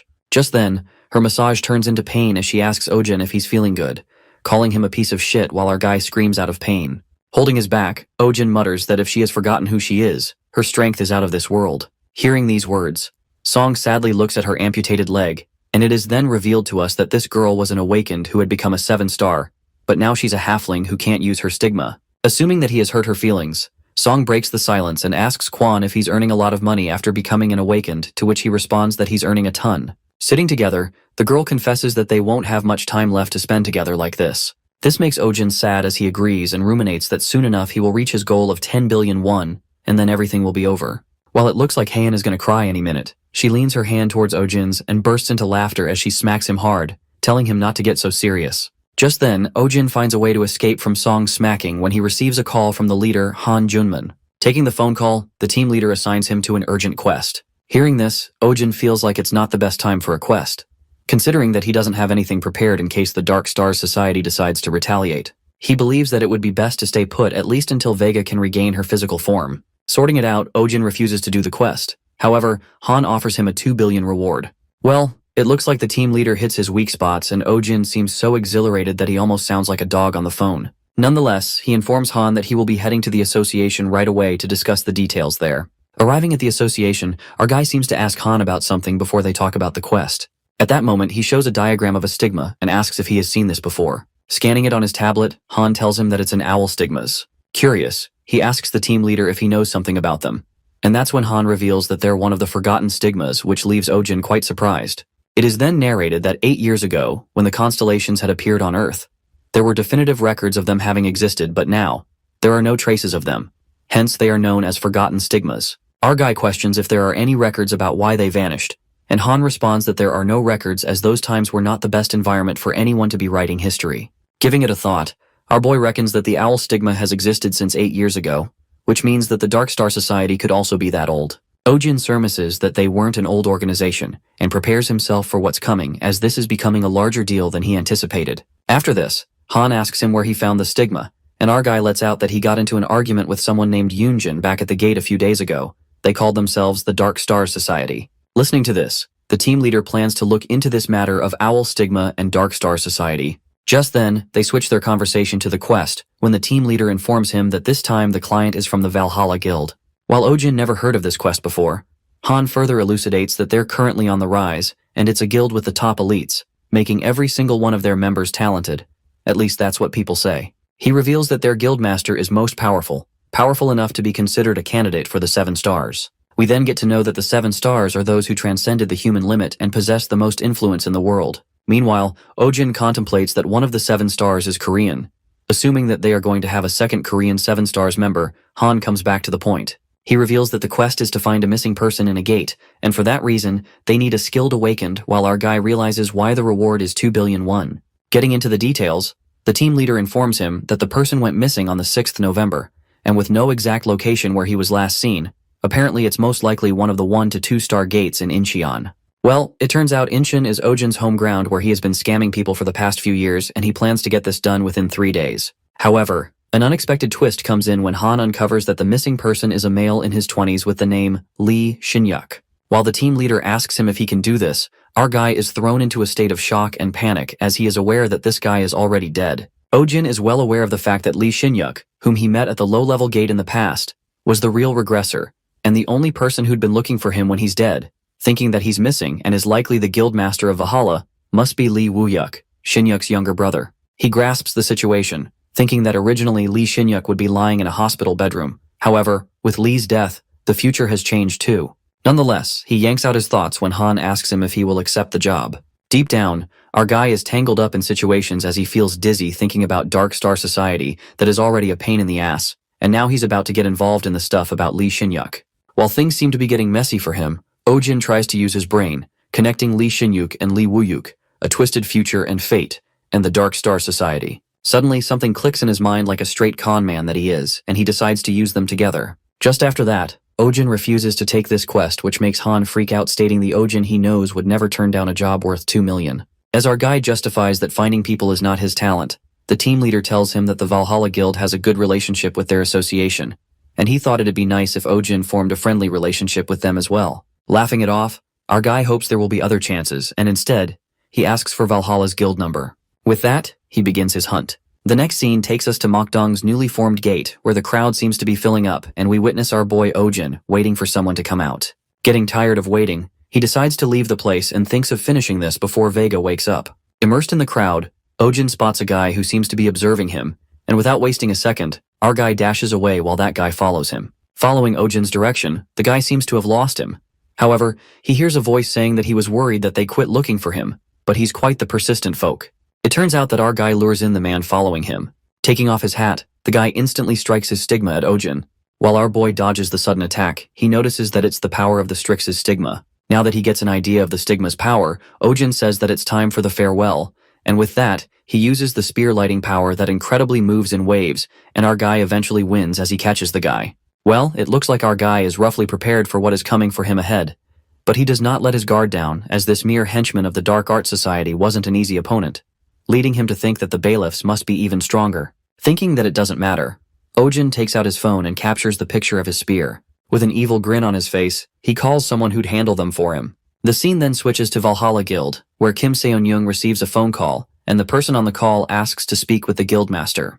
However, as the girl is about to hang up the call, she is taken aback as the person on the phone claims to have found the guy Lee Shin-yuk. That's when Seon-young rushes to the guildmaster's office and informs him of the situation. The guildmaster Lee Woo-hyuk takes the phone and confirms that his brother has been found. Well, here comes a plot twist as the person on the phone call claiming to find Lee Shin-yuk turns out to be none other than our perfect scammer Ojin. He informs Lee Woo-hyuk that they're holding his brother while Lee gets mad, thinking what kind of nonsense is that? But to his surprise, Ojin sends him evidence which appears to be the picture of Shin-yuk's spear. While Woo-hyuk seems to believe that the guy really has found his brother, he asks who the hell he is. Thinking like an ultimate bamboozler, Ojin decides to unleash the Hound, a feral one, who'll rip his enemies' throats on his behalf. Killing 2 birds with 1 stone, our guy introduces himself as Yujin, awakening the Hound that goes by the name Lee Woo-hyuk. We are then taken to Lee Woo-hyuk's past, where he narrates that when he was younger, his brother Shin-yuk was better than him at everything. Woo-hyuk for the most part was obsessed with his older brother, and things that were difficult for him, Shin-yuk could do easily. At the time, he looked like a superhuman to him, but then things changed when the real superhumans appeared. It turns out that Woo-hyuk had become a disciple of Leo, and unlike him, who became a metahuman of Leo, one of the 12 constellations, Shin-yuk wasn't chosen by any constellation. With the sense of shame from being protected by someone he normally would be taking care of, Shin-hyuk grew sick from that weight. Meanwhile, Woo-hyuk was absorbed in his newly changed self. Just then, they realized that their relationship had distanced, and Woo-hyuk understood him since he too held an inferiority complex to him before he awakened. That's how their relationship slowly distanced and became awkward. Eventually, in that process, his older brother awakens too as he gets Pixis's stigma, and this makes Lee Woo-hyuk truly happy to think their relationship could go back to how it was before. After that, Woo-hyuk gifts his brother a spear that he worked to have manufactured using high-class myrrh crystals, and Shin-hyuk totally falls in love with the spear as it's green, which he likes, and promises his brother to use it well. Coming to the present scene, Woo-hyuk is flabbergasted when he analyzes the silver spear blade and green myrrh crystal adornment, which is the only one in the world, a spear made for his older brother. Hopping mad, Woo-hyuk shouts the phone and asks who this motherfucker is while Ojin fakes his identity, introducing himself as Yujin, who was a member of the Dark Star Society. While Woo-hyuk asks him what he wants, our guy cuts to the chase and instructs him to prepare 3 billion won in cash and come to the observatory near the peak of Bagan Mountain, warning him to come by himself, or else he'll know the consequences if he brings someone else. It seems like Woo-hyuk doesn't take this well, driving him stark raving mad. He shouts vehemently as his stigma reverberates through the room like an earthquake. With a dead serious look in his eyes, Woo-hyuk instructs Seon-young to contact the association immediately and summon all the guild members who are out at the gates right now. In the next scene, our main character writes all the information about Yujin and hands it to the team leader so that he can give them to Valhalla Guild. After that, Ojin presumes that Woo-hyuk was faster than he expected, guessing that he'd be contacted since missing people commissions are done through the association, but it didn't even take a day. In addition, the team leader Han Junmin, who heard the name Yujin from him, called him immediately. Reckoning that Han must suspect why a kidnapper would reveal their name and what kind of backup they had to threaten a strong person like Lee Woo-hyuk, he seems to have had no choice but to move as he had the definite evidence of the spear. Just after that, Han calls it a crazy coincidence to think that the metahuman who started a fight with Ojin would be urgently sought after by the Valhalla Guild. With that, the team leader mentions that the guild has request for direct support, as they needed urgent help with constructing the siege force around the entirety of Bagan Mountain. While he assures that Ojin doesn't need to participate, our guy shockingly says that he'll participate. Well, it looks like things turned out exactly how Ojin wanted to, as now he'll be heading to the Bagan Mountain. With so much thrill, our guy waits for the moment when Lee Woo-hyuk and Yujin meet, living to see that terrible moment. The next scene switches to the Dark Star Society branch, where we witness Yujin torturing one of his henchmen. Bleeding, the henchman speaks up that he's found a clue and reveals that 3 days ago he searched the area that a member he lost contact with was investigating and backtracked the surrounding CCTVs. The guy came out of the building that only association members could enter and was confirmed to be headed toward Mokdong. Yujin interrogates him about the guy, asking if was a member of the association, but the henchman doesn't seem so sure about it, because after that, he does a stakeout near the situation and checks whether he is commuting. But the guy doesn't appear. While Yujin confirms that the guy was not a member of the association, he speculates about this guy who's not a member of the association, but he came out of the building that's only for association members, finding it suspicious. Getting an ominous feeling about who that guy is, his thoughts are interrupted by another henchman who informs Yujin that someone who looks like a gatherer is approaching this area. Just then, Yujin decides to deal with that guy himself and heads out of the observatory. At that moment, he witnesses Lee Shin-yuk's spear placed outside, but he doesn't seem to care and moves along. Encountering with the gatherer, Yujin asks the guy if he's lost and warns him that it's dangerous out here. Meanwhile, the guy disguised as a farmer keenly looks at the cloaked guy. While Yujin finds the guy suspicious, at that moment, someone informs the guildmaster about finding Lee Shin-yuk's spear. As all the things begin to unravel, a powerful force hits Yujin as the farmer reveals himself. Recognizing his face, Yujin is stunned as he witnesses Black Lion Lee Woo-hyuk standing in front of him. Well aware that he's the guildmaster of the Valhalla Guild whom people discuss to be the next 7 Stars member, Yujin wonders what someone like him is doing here. Just then, Lee asks him if he wants money, saying that prepared it all in cash. At that moment, he draws out the sword and claims that if he wants money then try to take it.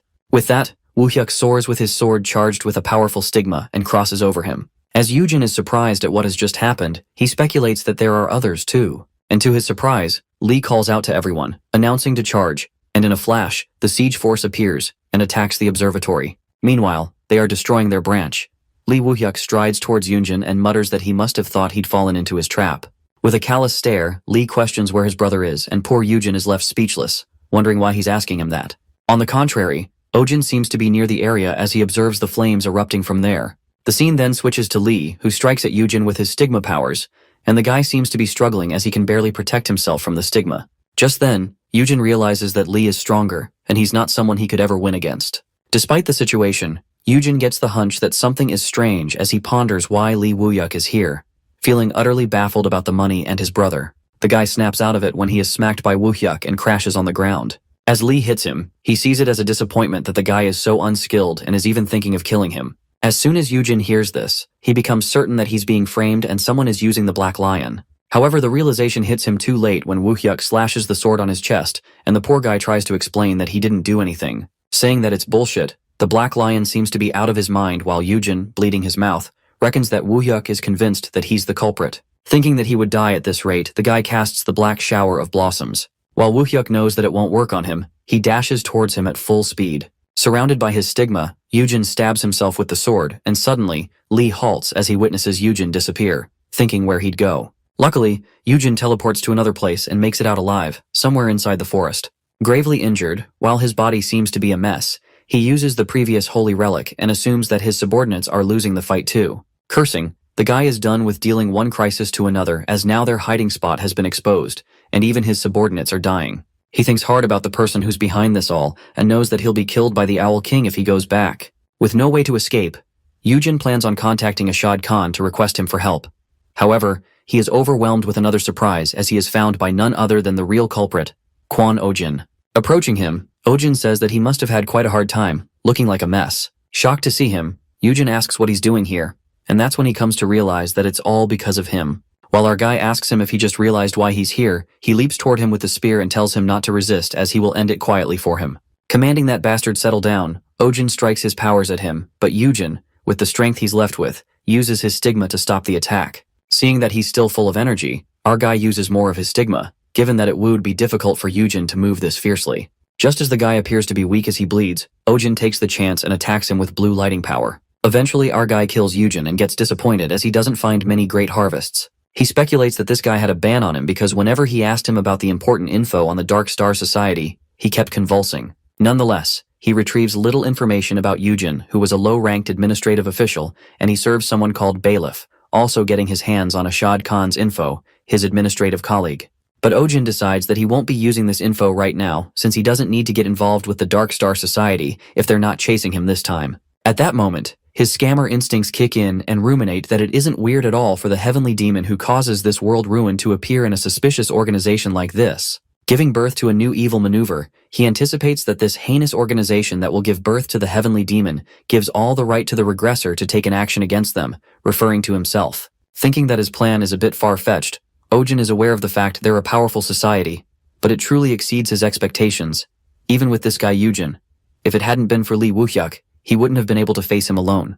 He concludes, presuming that if a low-ranked administrative official is at that level, the bailiff might be as strong as the Great Dipper. Later, while trying to find something, Ojin invades the dead guy's privacy and finds 2 fist-sized myrrh crystals, hitting the jackpot. Feeling over the moon, our guy gets a little bit too excited to find more of them that he even makes the dead guy naked. Disappointed, he doesn't find anything valuable but a stigma on his chest. Touching his stigma, the black heavens absorb Strix's stigma. On the other side, we are taken to a soul station that seems to be going down in flames. We witness Lee Shin-yuk asking his brother to go where Seo-young is while he will buy them some time.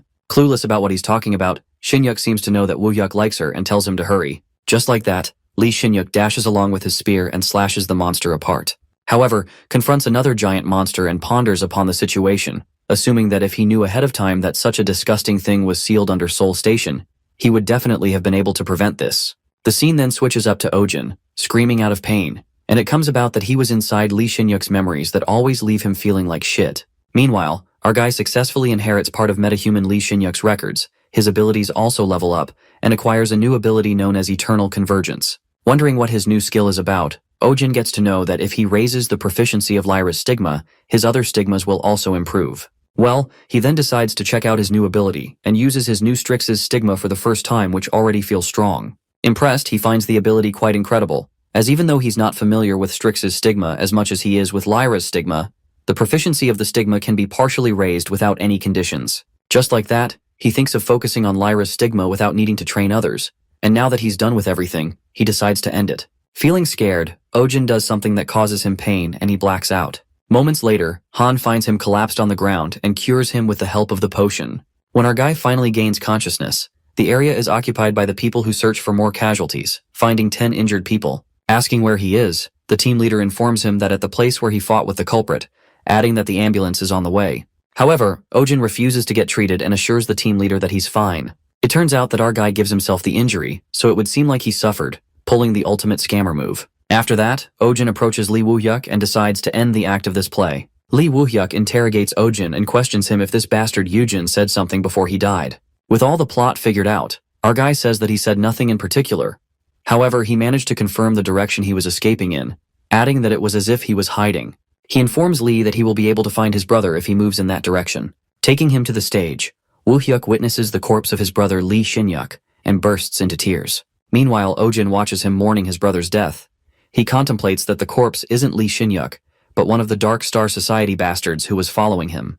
Believing that he is totally unrelated to Lee's death, our guy convinces himself that Shin-yuk actually pushed him into the horde of Anthorns and tried to escape alone, and the fact that he both died and regressed on his own. Even though he thinks of himself as the victim, our guy finds himself guilty. The next scene takes us to 1 week later, at the Valhalla Guild, where Ojin meets with the guildmaster at his request. While Woohyuk apologizes for being unable to properly greet him before, our guy witnesses his trembling hands from the trauma he'd been through and thinks that there's no way he'd be able to resolve his emotions in 1 week. After that, the guildmaster lets out the reason for calling him here and expresses his gratitude, muttering if it wasn't for Ojin, he would have lost the enemy who killed his brother. Just then, Seonyoung comes in with a briefcase which is loaded with cash, and that's when Woohyuk reveals that it's 3 billion won that the kidnappers requested, so he's giving it all to Ojin as a reward for catching Yujin. Trying to act calm, our guy expresses that it's a bit excessive for a reward, and Lee doesn't deny that, which leads Ojin to conclude that he has a different reason for rewarding this much. The guildmaster then confirms if Ojin is the disciple of Polaris, to which our boy agrees. Getting to the point, Woohyuk lets out that he heard that Ojin was attacked by the Dark Star Society a while ago, and confesses that the Valhalla Guild plans on finding the roots of the society and eradicating it. For that reason, he wants him, the disciple of Polaris, to help them with this. Upon hearing this, Ojin seems to hit the bullseye and thinks how lucky he is, as he was planning on dealing with the Dark Star Society eventually. And receiving the 3 billion won and the reliable help of Woohyuk, there's no reason for him to refuse and agree to assist in Lee's plan. Just then, Lee asks him if he knows something about the Dark Star Society, and while the timing is perfect, Ojin hands him the contact information of Ashad Khan, one of the society's managers. At the association, Han gets to know that Ojin will be investigating the Dark Star Society alongside the Valhalla Guild from now on. On that note, our guy seems to have something he wanted to ask Han, and shows him the details of the spear made of strengthened silver mixed with myrrh crystals and a wired fire function. Catching on, Han guesses that he's talking about spear gun and looks at the diagram of the spear. He mutters that the little kid will like this a lot. While our guy wonders who's the little kid, the team leader assures him that he will put this through to the equipment manufacturing team. As Han speaks about the price, our guy loses his shit as he knows that it will be fucking expensive, and there's no way it'd be cheap since it's made with whole silver strengthened by myrrh crystals, and is an extraordinary piece of equipment that combines a spear and a wire shooter. However, Ojin is left speechless when Han assures him that the association will care of the price, saying that he contributed greatly to the cooperative operation with the Valhalla Guild. Listening to this, our guy is completely awestruck as he looks at Han with sparkly eyes and opens his arm for a big hug. But his affectionate hug is stopped by the team leader as he grabs his face and tells him to calm down for now. After that, Han asks him about another thing at the end, saying that it isn't something he'd use. But our guy informs him that he needs one and instructs him to find the best quality. As the team leader affirms that the association will cover the expenses of that as well, Ojin immediately refuses and clarifies that he will buy it with his own money. Later, Ojin gets back home and scares the life out of Song as he sneaks up on her, questioning if she is listening to songs. Freaked out, Song immediately hides her phone while our guy catches her off guard, knowing that it wasn't music. Meanwhile, Haeun is sure that he's thinking of something annoying. Our guy heads to wash up and teases her, saying that she's at the age and he's heard that there are a lot of things people enjoy through audio these days. As Ojin goes to wash up, the girl takes out her phone, and it turns out that she's listening to the Yongsun Auction's house list of relics to exhibit in December, and plans to participate to purchase Dragon Demon Eyes, without Ojin knowing about this. The next scene takes us to Ojin, who is working out while he contemplates the conversation with team leader Han, who informs him about the appraisal result of the relic he found back in the Mokdong Gate, revealing that it's a 3-star relic and has the effect of helping with mana recovery. Just then, Han asks him if he will be using this relic, but our guy refuses and tells him to sell it along with the myrrh crystals. Ojin presumes that he's lucky for the Dark Star Society, as he thought the relic would only be ranked around 1 or 2 stars. Calculating the amount after selling all the amount, Han lets out that Ojin will receive around 1.8 billion won. Being in 7th heaven, our guy is happy as ever as he ponders that.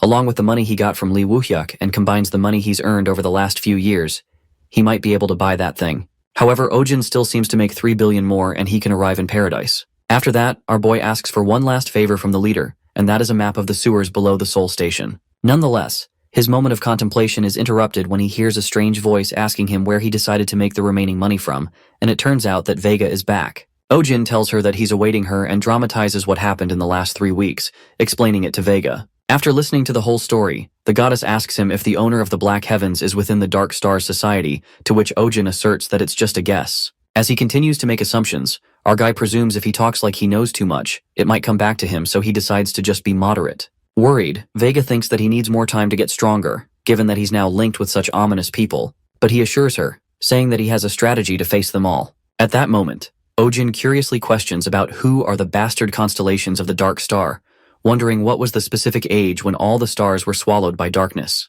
Hoping that the goddess would answer, to his disappointment, Vega informs him that she doesn't know about it either, as she doesn't know everything about the birth of stars just because she's a goddess. While Ojin is kinda shocked to know that Vega doesn't know about this, He realizes that he can only learn more about this from Dark Star's society bastards. Anyways, the goddess requests him to see how much he's changed in the past 3 weeks, and our guy incredibly flaunts his power, using the spear lighting skill. After the classic demo, Ojin waits for Vega's remarks, who is bewildered as to how he already has gotten the basics of exceeding, even if he's a regressor. This puts Ojin in a tough spot as he thinks something is wrong while the goddess wonders how he is able to focus lighting in 3 different places. Meanwhile, our guy tries to justify that he practiced and it worked, saying that he suffered in the start. Thinking hard, Vega still finds it impossible as she recalls that Ojin's memories of the techniques of Lyra's stigma were blurry. But then, she comes to a conclusion, affirming that although his memories are blurry, it seems he's subconsciously remembering the techniques. While Vega sorts it out herself, our guy takes a sigh of relief, thinking that he did nothing wrong but low-key thanks the goddess for deluding herself like that. He then asks Vega if it's surprising as he doesn't really know himself, and the goddess gets mad at him for questioning her, clarifying that she hasn't created any disciples until now, just because her Lyra's stigma is one that humans cannot handle. As the goddess is scolding him, he gets a call from team leader Han. Arriving at the association, Han hands him the items he had requested. It occurs to be his new weapon, the silver spear, which is made way better than he expected. Meanwhile, Ojin gets reminded of Han telling about some kid who made these weapons. He plans to meet him later and compliment him. Looking at the spear gun in his hand, Vega assumes that if he uses the rope to tie up his enemies and electrocute them, it will be very threatening. But Ojin tells her that there's more to it and throws the wire which clings on the wall. Warning Vega to hold on tight, he glides in the air while the goddess screams her heart out. Taken aback, Vega thinks that he just came up with a new flying method as he can't fly yet. Roaming like a spider throughout the city, our guy seems to be enjoying himself and asks the goddess if he can fly using the Lyra's stigma. To his surprise, Vega reveals that he can fly using the Thunder Steps technique that he can't use yet, and Ojin is left speechless, thinking if would have done this bullshit only if he knew about this. Frightened to death, the goddess asks him if they are heading back home, but our guy refuses, and reckons that now that he has new equipment and Vega with him, there's no need to dawdle anymore, telling the goddess they're going to Seoul Station. The next scene takes us to the shop, where Ojin buys many items along with the potions which leaves him to pay 7 million for these items. Speaking under his breath, our guy calls them fucking thieves, but he changes his choice of words, saying that his items are great. With that, his skill-lame excuses level up and our guy starts haggling with the vendor, saying that he only has 6 million won. Pissed off, the vendor makes it 6.5, clarifying that she can't go lower than this. Eventually, they settle on 6.7 million won, and Ojin looks disappointed as he could have negotiated better than that, while Vega can't resist that he sure is determined when it comes to money. Justifying that he needs to save whenever he can, Vega feels bad as she can't be of any help when it comes to me. While Ojin assures her that she's plenty helpful enough, he low-key feels happy as he got a shocking amount of money after becoming Polaris's priest. Being done with the preparations, they decide to head down the sewers of Seoul Station. Moving inside the sewer, Vega asks him if he doesn't know the exact location, to which Ojin informs her that this entire place broke down last time because the seal was undone. Either way, he seems to be certain that it's somewhere here. Curious, the goddess questions if he can really defeat the monster, and our guy affirms that the monster is sealed right now, which leads Vega to conclude that he's planning to eliminate the monster before it wakes up, just expected of a regressor. Well, it looks like Ojin plans to kill the unsealed monster because he knows that he will definitely end up dead if he fights that monster right now, but if it's sealed, it's nothing more than an oversized sandbag. While his feet are soaked in sewer water, our guy regrets not bringing boots if he'd known he would get lost and doesn't even have the courage to use Kane's Venatice's stigma amid all this stench. Suddenly Vega feels something ominous on the other side of the sewer, and Ojin tells her that it's supposed to be a dead end according to the map. He then asks the goddess if it's the same energy as before in the cave, and Vega describes that it's definitely similar, saying that it's more like a nail stabbing her. Hearing this, Ojin ponders that might be related to the Dark Star's power again, and maybe that has something to do with the fact that mutant myrrh crystals are being found so often lately. Just then, they decide to check it out, and as soon as our guy flashes the torch in that direction, he witnesses something horrendous. He confronts 2 reptile-like monsters, and wonders if they are mutants as their skin color is different. Without wasting time, he gets into action and thinks that it's a great time to warm up, using the spear lightning with his new silver spear. Meanwhile, the mutant forms a resistant layer to avoid damage. However, our guy realizes that it won't work because this spear can be completely electrified, unlike Lee Shinyuk's spear, and with that, he electrocutes the mutants. After dealing with the 2 mutants, several of them begin to appear from that dead end, and Ojin braces himself to fight them. Using the spear gun, he soars over them and thinks that even if these mutants have some intelligence, they're no match for him. Just like that, he jaw-droppingly wipes them out using spear lightning. Suddenly, Ojin gets attacked as something throws 2 mutant monsters at him. However, he manages to dodge with his spear gun. The giant monster appears to be a reptilian champion. At that moment, all the mutants leap towards him while our guy recovers the wire as it won't help him much. While he deals with the mutant and electrocutes them using the spear, he charges the spear with immense power and stabs it directly at the reptilian champion, effortlessly killing it. After annihilating all the mutants, Ojin gets to his favorite work, picking up the loot. To his anticipation, he finds a small black myrrh crystal and feels like he's more used to these ones because of how often he has been coming across abnormal myrrh crystals. The goddess then asks him if he knows something about these ominous crystals, but our guy doesn't seem to know much about them, saying that he never knew this kind existed in his first life. However, Ojin speculates that there's certainly a correlation between the mutants and the Dark Star, thinking that it's impossible for mutant monsters to just coincidentally appear in such large numbers in the gate where the relic that possessed the Dark Star's power is. Nonetheless, our boy decides to move forward even though he doesn't have a good feeling about this. Thinking that the mutant myrrh crystals are more expensive and could get him more money, he seems very desperate when it comes to money. Just like that, they move along and see the end of the path. Entering that path, they are surprised to see such a spacious space, and that's when Ojin witnesses the monster from Lee Shin-yuk's memories.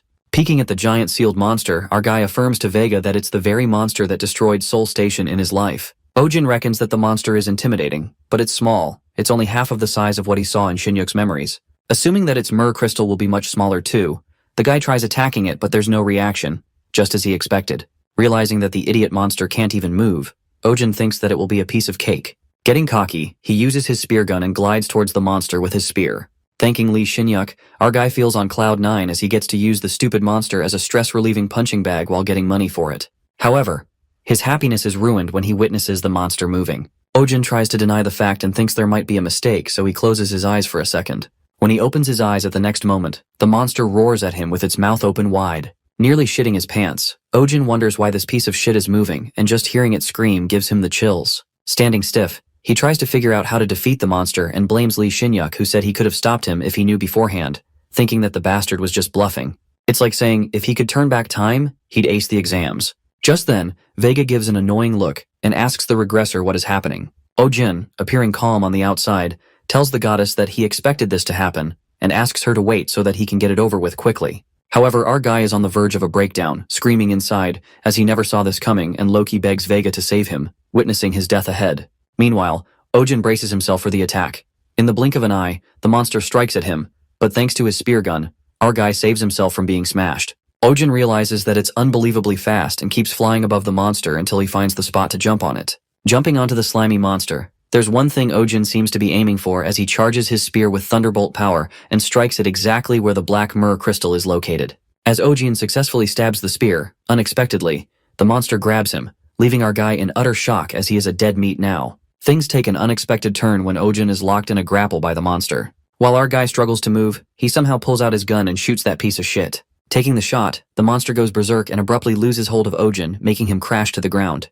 With not enough firepower, our guy witnesses the monster running wild after being hit by spear lightning and surmises that he has no way of taking down that giant monster, adding that he needs a single blow that's stronger than spear lightning. Well, it looks like our guy has something in mind as he shoots the spear gun at the moment, and it successfully gets stuck. As soon as the monster moves, our guy is pulled with a great force and thinks of using this power in reverse. With the nape of its neck exposed, Ojin takes the perfect chance and plans to strike an all-powerful blow. Along with pumping magic power, he needs to hold it, stretch the mana, and end this all in one blow. He then leaps towards with his spear charged with immense lightning power and pierces through the monster. Striking the monster with one powerful blow, Ojin wonders if it worked. However, the monster gets wild again as it begins to quiver like crazy, and with the spear still stabbed in, our guy gets whirled up like crazy, screaming to stop this bullshit.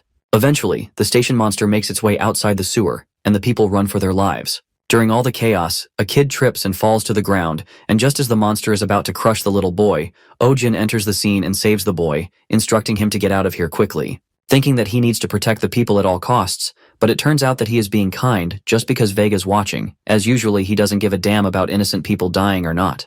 Well, just when we thought our main character was kind.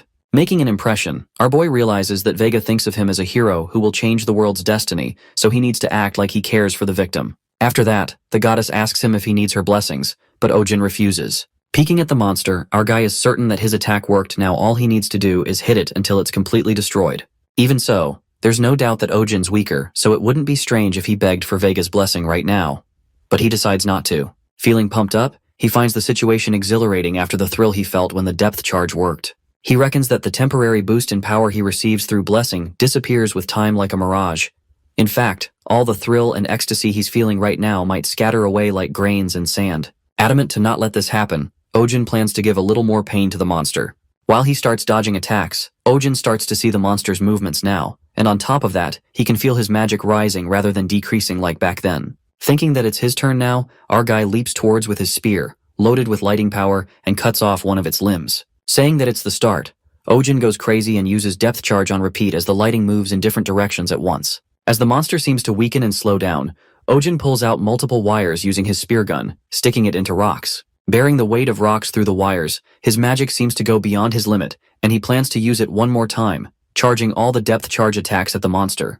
Eventually, the monster is defeated, and Vega comes looking for his child, asking if he's okay. Appearing to be just fine, our guy puts on a big smile and assures her everything's okay, but the poor guy wasn't completely okay. Meanwhile, the goddess seems annoyed as Ojin promised that he'd be done in no time, but it took him so long, telling him how worried she was. Our boy smiles and lets out that he won anyway, wondering how the goddess has gotten so cute. Enough of this bullshit. As Ojin is about to think about some important things, the crowd goes wild as the people start taking pictures of him. Thinking that it'd be hard to hide his identity now, our main character is approached by a reporter who asks him which guild he belongs to. Trying to be as nice as possible, Ojin reveals that he's a member of the association while pondering that he gotta have a good image now that he's going all through this. While the people are obsessing over the awakened Quan Ojin, our guy decides to give a little sparkle of humility and tells them that he only did what he was supposed to. Suddenly, his interview is interrupted by Goddess Vega, who crashes out of nowhere and tells the people that Ojin is their hero and savior, calling him her child. As Ojin gives her a bombastic side-eye, the goddess asks them if their gratitude is simple lip service, instructing everybody to bring money for her child. Our guy who's embarrassed as hell while Vega continues to collect the money from the people, saying that she prepared all the money for him, and this makes our poor guy go fucking crazy. The next scene takes us to the association, where Han informs Ojin that the internet is filled with buzz about him, revealing that they have heard from 16 guilds, and around those 8 guilds have sent donations to the association. While our boy is astonished to hear this happened all in one day, the team leader further tells him that the news about him being Polaris' apostle has spread all over. He apologizes to Ojin as they tried their best to keep it a secret, and our guy seems to be chill about it, assuring him that it's okay. Ojin reckons that this incident was merely a makeshift measure to buy time anyway until he could gain enough power, thinking now's the time to cash in on his title as Polaris' apostle. After that, Han tells him that he saw in the article that Ojin asked for money from the people he rescued, while our guy is mortified to even listen to this. Cringing with embarrassment, he presumes that those people must be cursing him for being a ripoff all thanks to Vega, and this is why he didn't look up the news himself. However, it appears that the team leader finds it truly divine that he asked for money from people while Ojin wonders what kind of bullshit this is. Calling him a tsundere, Han lets out that he has become popular in that direction and shows him the newspaper, uttering that what he said while rescuing the child became a hot topic. Han continues to repeat the words he said to the child, saying that he's not exactly doing this to rescue him while saving him, and even giving his coat to the child who had fallen. Hearing this bullshit, our guy recalls that he didn't even say anything like that, and the fact that he was even wearing a coat. The news even says that he turned around and told the child to hurry and run away in a small voice. This makes Ojin pissed and thinks it's not a new but a damn novel. It looks like Han seems to be enjoying this, saying that these lines he said are proving that he meant to say that he's only saving for the sake of money. Well, finally the time has come that Ojin got scammed, and being the victim himself is kinda flustering, given that he was always the one scamming others. Just then, the team leader finally says something worthwhile and confesses that this incident recently caused a stir in paradise as well. As Han reveals this, Ojin hears the word paradise, and it occurs that it's his real reason to come here. Taking care of something first, he shows Han the myrrh crystals he got from killing the giant and the reptilians, asking him how much they will be worth. Analyzing the crystals, the team leader reveals that the value of myrrh crystals from mutated species has fallen recently. He continues to elucidate that there has been an increase in mutants, making the amount of myrrh crystals increase, adding that apparently the number of mutants has increased by tenfold. This makes Ojin wonder if this is also related to the Dark Stars constellation. Nonetheless, looking at the 2 big crystals that are high in quality, Han assures him that he'll fetch at least 400 million for this. Recalling that these 2 myrrh crystals were from the giant and the slime giant, Ojin adamantly informs him that he needs to sell them as soon as possible. But the team leader lets out that it will be hard to sell this quickly as myrrh crystals from mutants are especially hard to sell because their value fluctuates so much. That's when our guy suggests he pay him 300 million up front and take the rest. Listening to this, Han is left shocked as our fella had agreed to give 100 million. It's kinda hard to believe as Ojin isn't generous, rather, he's a guy who's obsessed with money. Just then, the team leader agrees and lets out that he'll send 300 million. As Ojin is about to leave, Han stops him and says there's something he needs to give him, an item he mentioned last time. Assuring that he prepared the best kind available, Han hands him the item that is inside the box, and along with that, he gives a certificate for the association's special commissions. Utterly surprised to receive the certification, our guy is astonished because from what he knows, these are for the association's special agents, and even get investigation rights. Staring at the card with his eyes wide open, Ojin is taken aback as it hasn't been long since he began working for the association, and Han expresses that the card means that the executives value him that much. Nonetheless, our guy leaves the association and reckons that he already has 700 million won, along with the 300 million won he'll receive soon, anticipating that he needs just one more step to get to paradise. The next scene takes us to Song Hyun, who's been listening to the news about Ojin, the association-affiliated Awakened, getting a lot of praise and attention after the Seoul Station incident, getting the new hero nickname, Lighting Wolf. The next news changes to the list of items being auctioned at the Yongsan auction, which have the 6-star relic Dragon Demon Eyes, will be only displayed. As Song is busy thinking about the Dragon Demon's eyes, suddenly, she is interrupted by Goddess Vega asking if she's finally awake. Song freaks out as she thought Vega left with Ojin, but it seems like the guy left his necklace behind. Curious, Song tells the goddess that she keeps breaking rules by being on Earth for this long, but Vega assures her that a few hours a day is fine. After that, Vega seems to have something to ask her and shows her worry about her child Ojin being obsessed with money, asking her the reason. That's when Haeun reveals that it's because he wants to go to paradise. It is revealed to us that paradise, with the official name Ganghwa Island Special Controlled Region, where there are no gates and no monsters, is the only place that still looks like Korea before all the chaos. She further lets out that Ojin is saving up to buy a residence permit there, and the price for that is 1 billion won. Song tells her that if they get in there, they will be happy afterward. Curious, the goddess asks if there's such a place, and Haeun elucidates that it's managed by the only Korean member of the Great Dipper, Ursa Major, Cheon Sangul, and his guild, Heaven's Favor. While it seems like the safest place on Earth, Vega gets to know that he's actually saving money for that. Just then, Haeun tells her about Ojin's dream since he was a kid. His dream was to live in a place where he wouldn't be hurt, starve, or be cold. While it looks like a pretty simple dream, to them that happiness felt like miles away. She reminisces on the time when they were young and used to get beaten up by the orphanage's director every day, but Ojin took the brunt of the beating most of the time as the director's main target used to be Song Hyun. One day while Haeun is getting beaten up, Ojin rushes to the director and creates chaos, saying that there's a fire in the kitchen. But it turns out that it was a lie, and after that, the director was embarrassed and both of them were beaten up like hell. After listening to the story, Vega feels bad about Ojin, and Song concludes that the only thing he ever wanted since he was a kid was a life where he doesn't need to lie. Song is certain that our guy will go to paradise, but deep down she thinks that he'll be separated from her.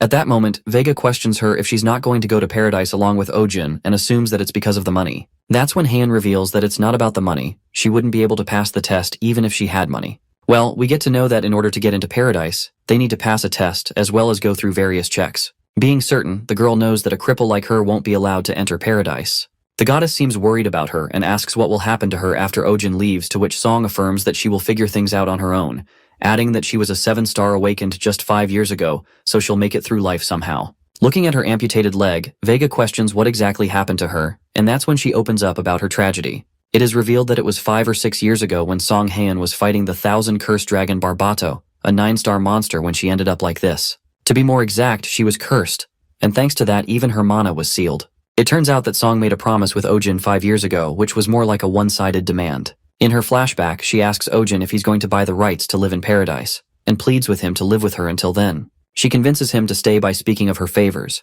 saying that he's indebted to her for the last 3 years as she saved him and looked after him. She clarifies that once he has the money, he can go wherever he wants, and that's how Ojin agrees to it. Admitting that she was a real bitch, Song is astonished and wonders how the guy who's not even awakened earns $1 billion.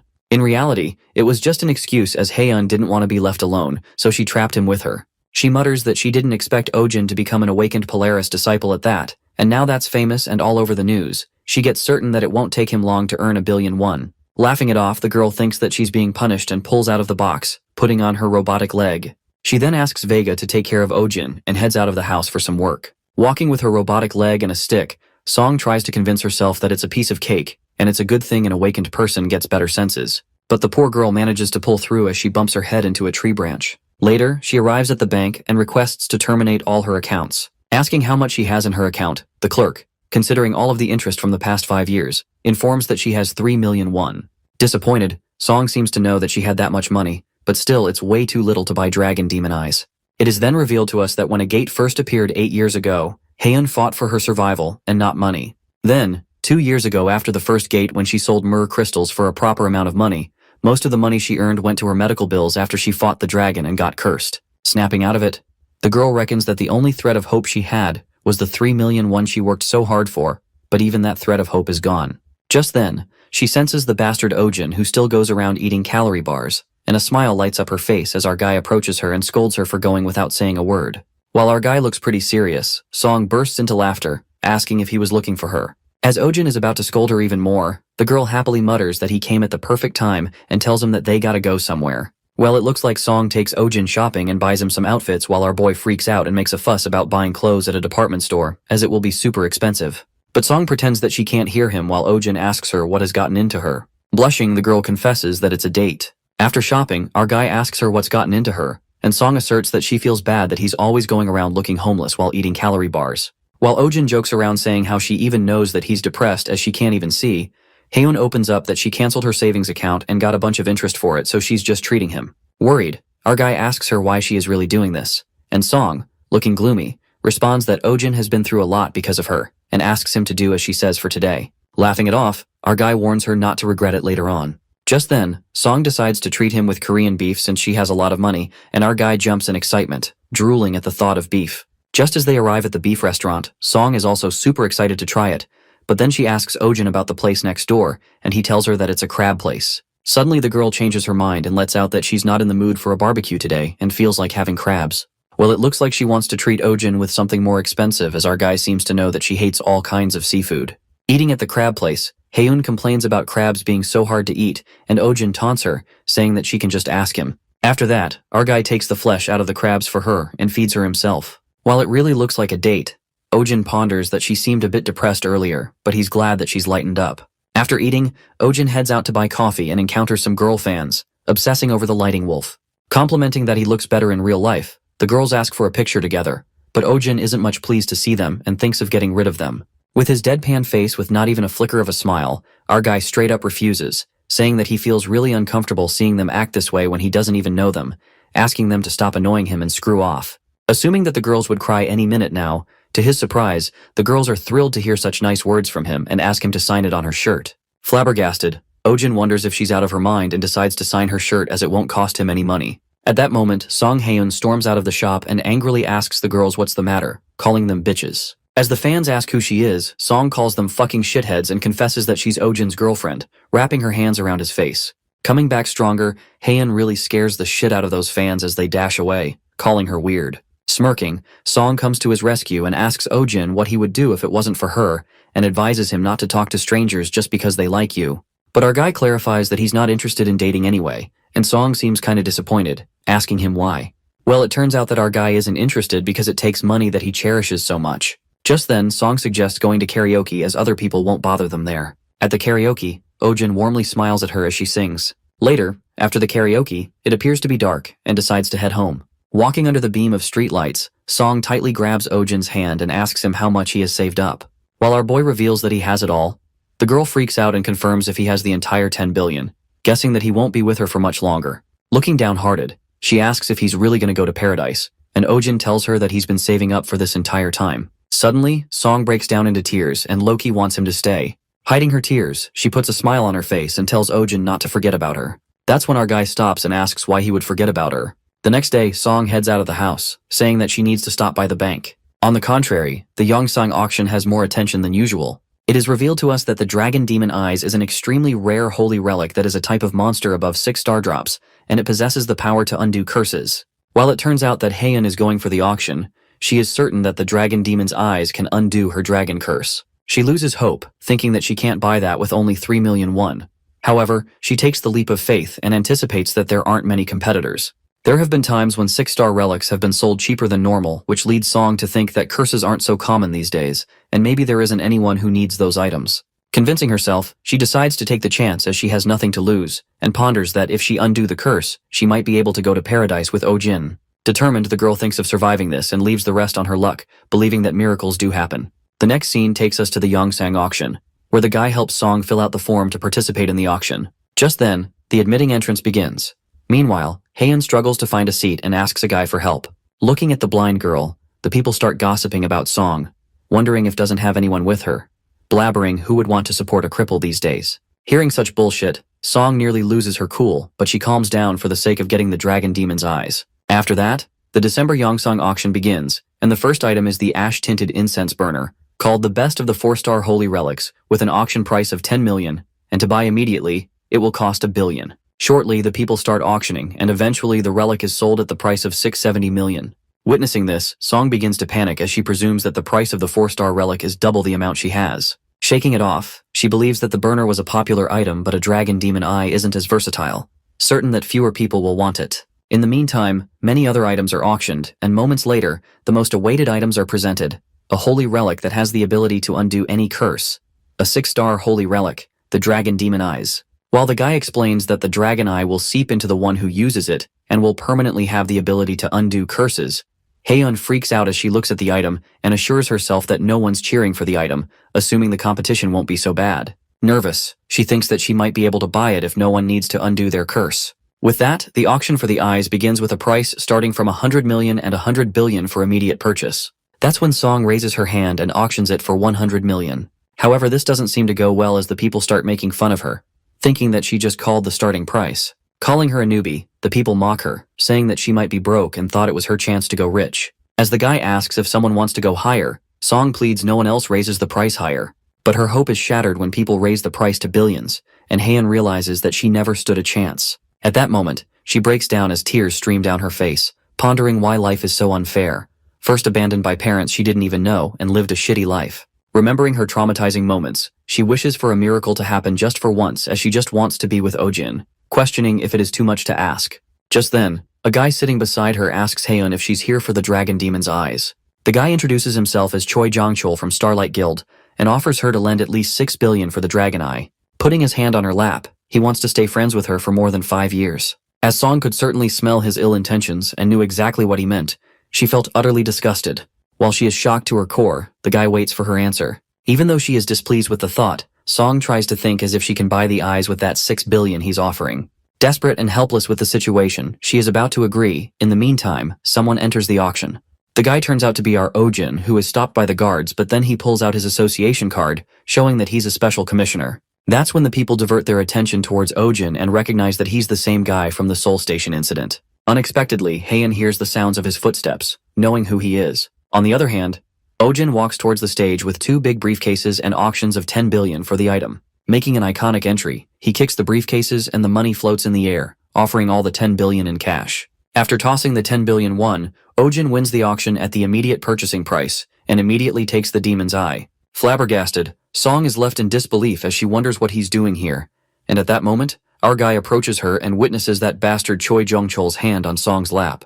While the guy makes a fuss about Ojin barging into the auction, our guy, giving him a death glare, commands him to remove his hand. Fighting mad, Choi comes at him and asks who's he to order him around, and Ojin tells him that he's a special commission. Taking him as an association dog who dares to challenge the Starlight Guild, Choi halts for a second and ruminates if there is someone like him a special commissioner. He gets reminded that he saw Ojin in an article, and at that moment, he knew he fucked up. Panicked, Choi gets humbled real quick and politely asks him if he's the Lightning Wolf, the disciple of Polaris. Our guy lets out that people seem to call him by that title and confirms with the guy if he was from the Starlight Guild. That's when fear gushes through Choi as he calls it a misunderstanding, and Ojin places his hand on his shoulder, threatening him to clear it out with the guildmaster. Frightened to death, Choi kneels to the ground and begs him not to say anything to his guildmaster, justifying that he didn't know that Ojin was with the girl. Our guy decides to spare him, and while the bastard thanks him, saying that he'll do whatever he wants, Ojin tells him to fuck off and never let himself be seen by him again. After the guy escapes his death, our guy holds Song's hand and leaves while the crowd bombards him with questions.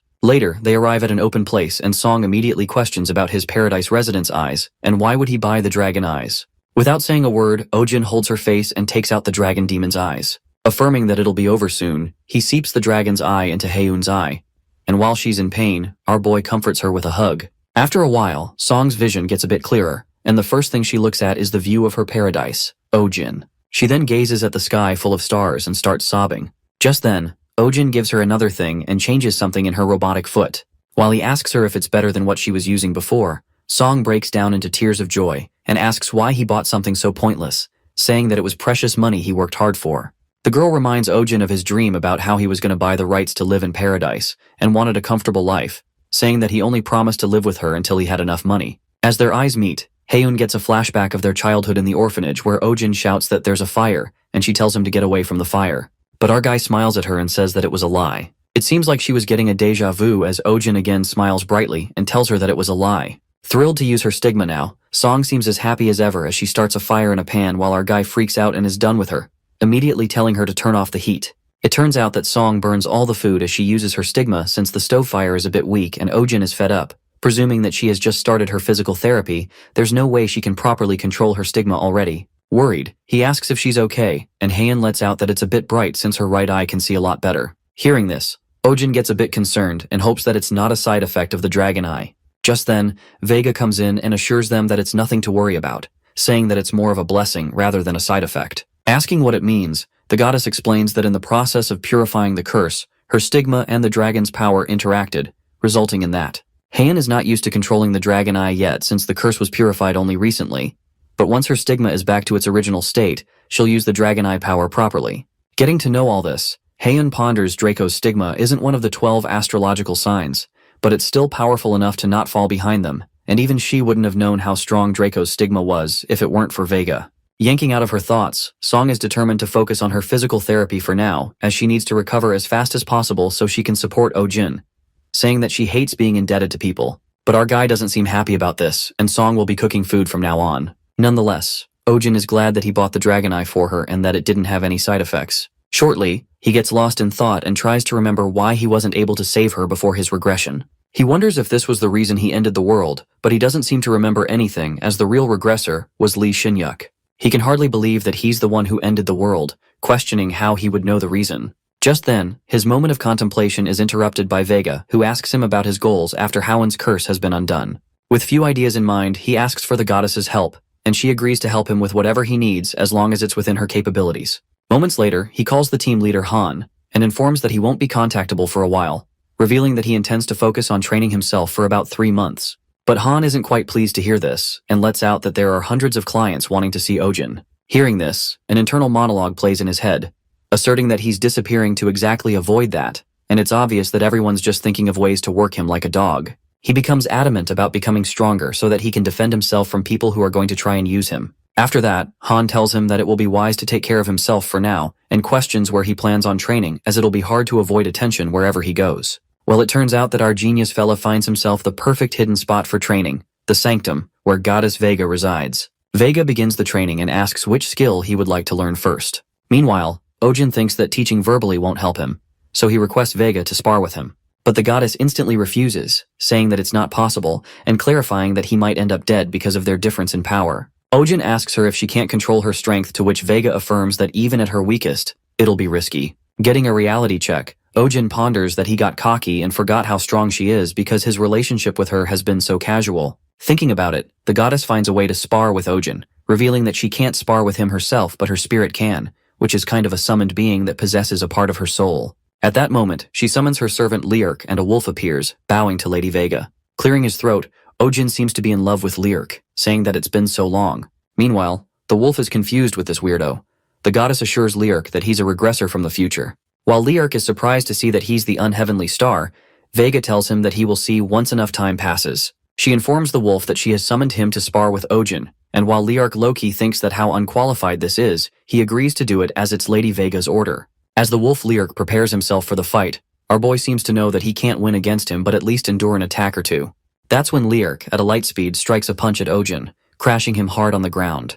While our poor guy can't process what just happened, Lyric approaches him for another attack, asking if that is all he can muster up. The next scene takes us to 2 months later, where Ojin continues with his training with Lyric, and we witness our guy running away from the wolf with a spear gun as he chases him. As Lyric catches up to Ojin in no time, the boy says that it's time out, but the wolf clarifies that there's no such thing in a battle and smacks Ojin, smashing him on the ground. Lying down, while his entire body hurts, he presumes that he doesn't even last a minute every time, wondering if he's even getting better. Even though his powers, Spear Lighting and Thunderbolt, do level up 1 by 1 each, but that didn't seem not enough. In the meantime, Lyric tells him to fight once again, but Ojin stops him, asking if they can fight like in a real battle as sparring and real fights are different, so he wants to make it as close to a real fight as possible. Listening to this, Lyric states that it's possible if Lady Vega uses her divine sanctuary where she can manipulate the laws of physics to her will, even if Ojin were to die, she can revive him right away. Taking this matter to the goddess, she strongly refuses to use her divine sanctuary, justifying that she can revive Ojin from death using her power, but she cannot eliminate the pain and shock that come with death and concludes that he might not be able to handle it. A strike of fear and doubt runs through Ojin as he couldn't imagine what death would feel like, but he decides to take the risk and pleads with the goddess to use it. Concerned, Vega confirms that he won't regret his decision, saying that she wouldn't even have brought this up if she was going to. Just then, she warns Ojin to be careful and uses the divine sanctuary. Meanwhile, the goddess opens the divine sanctuary. Lyric seems to have concerns about Ojin as he determines that he has watched this human for 2 months, but he's way too weak to be the unheavenly star. Clenching his fist, the wolf wonders if this guy will protect Lady Vega from fate, finding it impossible, and wishes to see him fall pathetically in the face of death. Just like that, Lyric kinda warns our guy to experience the real battle that he's been waiting for. Panic stiffens. Ojin gets anxious as he's never felt this fear or bloodlust before and can't even breathe properly. He witnesses Lyric's true power and realizes that he actually intends to kill him as the aura feels dangerous as hell. Strange enough, Ojin rather feels excited by that fact and waits for Lyric to attack. But our boy decides to go first and leaps towards him with the spear. As the wolf dodges his attack because it was too obvious, it appears that Ojin banging his spear on the ground was actually a fake move. Just like that, our main character makes a backflip and attacks Lyric using spear lighting. But Lyric doesn't seem to be affected by the attack and kicks Ojin, leaving him off guard. As our boy falls to the ground, the wolf leaps towards him to see if he still has that courage even after death. With the power so intense, Lyric without hesitation pierces his claw across his guts, and that's when the blood starts dripping like a waterfall. Witnessing Ojin's death, Vega screams and our boy eventually takes his last breath as he watches the goddess. After that, the goddess revives him, and Ojin comes back to life once again. Meanwhile, Lyric asks him if he realizes what a rash decision it was, and Ojin trembles with pain. The wolf asks him for how long he will be able to endure the pain of death, and our boy manages to get up, aiming his spear at Lyric. As Lyric is surprised to see that he's still going to attack and is not as weak as he thought, he doesn't go easy on him and stabs him several times, tearing his body apart. Well, it looks like Ojin is drained after experiencing death multiple times while Lyric reveals that he is also a disciple of Lyra, so something like depth charge won't even scratch him. It turns out that our main character doesn't seem to give up yet as he ponders if Lyra alone is not enough. He's going to connect the Lyra's stigma to Strix's stigma, making a combined skill. That's when Ojin makes a stronger comeback and starts shooting lightning arrows toward Lyric, making his Lyra's stigma level up to become a 4-star. For the first time, Lyric is taken aback by his power, realizing that none of the techniques of Lyra's stigma is capable of that kind of thing, which means Ojin just made that up on the spot, leaving him to wonder how he did that when only he awakened recently. Quivering with anger, Lyric beats the crap out of him and states that he's nothing more than a human. Our poor fella gets banged once again while the wolf mocks him that he can't change with just talent. He goes for another attack to give Ojin hell once again. However, at that moment, Vega stops him and defends her disciple as she jumps in between. While Ojin lies unconscious, the goddess talks to Lyric, saying she understands how he feels, and the sudden appearance of this child was an immense shock to him, since Lyric had been stuck in the same position for ages due to a wall. Infuriated, Vega still cannot hide her disappointment in his lack of self-restraint, and the wolf apologizes to her. Just when the goddess waits for her child to wake up, suddenly, Ojin gets back up again, and with a drop-dead serious look in his eyes, he asks Lyric if they can fight again. It seems like our guy has lost it as he challenges the wolf to fight while Lyric is left in disbelief, wondering if he's even human. Acting weird, Ojin approaches the wolf and mutters that they're not done yet. Panicked, Lyric is scared stiff to think how he can move, and concludes that he's not in his right mind at the moment, believing it's an obsession, an insanity beyond any other human emotion. Being out of his mind, our boy seems determined to fight, and that's when Vega interrupts, clarifying that she asked them to stop. Hearing her voice, Ojin comes to his senses and the goddess seems upset with these two, saying they're both too rash. Our boy apologizes to her and justifies that he lost his mind for a second, while the goddess looks very worried about him, calling him a bad child. But Ojin promises her that he'll be careful from now on, and Vega leans in for a pinky promise, leaving our boy wondering where she learned it. Nonetheless, Lyric decides to trust Ojin and contemplates that this human has a talent that allows him to create talent, but his talents aren't his most terrifying trait. Adding that talent means nothing when one comes across a wall. Not being afraid of death isn't something that can stem from just determination, and Ojin looked raving mad. The wolf realizes that he can't surpass him neither in will nor in talent, so it's his complete loss. Peeking at Ojin, he then wishes for the unheavenly star to protect the light of the weaving woman star from the black heaven's darkness. The next scene switches to a month later when Ojin enters the association and greets the team leader Han after 3 months. Smiling, Han reveals that he's no longer a team leader and has been promoted to become a chief administrative officer thanks to our boy. Ojin then tells him to treat him to a meal and both of them go out to get lunch together. Reaching the Korean beef restaurant, Han tells him to order as he wants, and our boy, who is bursting with joy, orders the whole menu.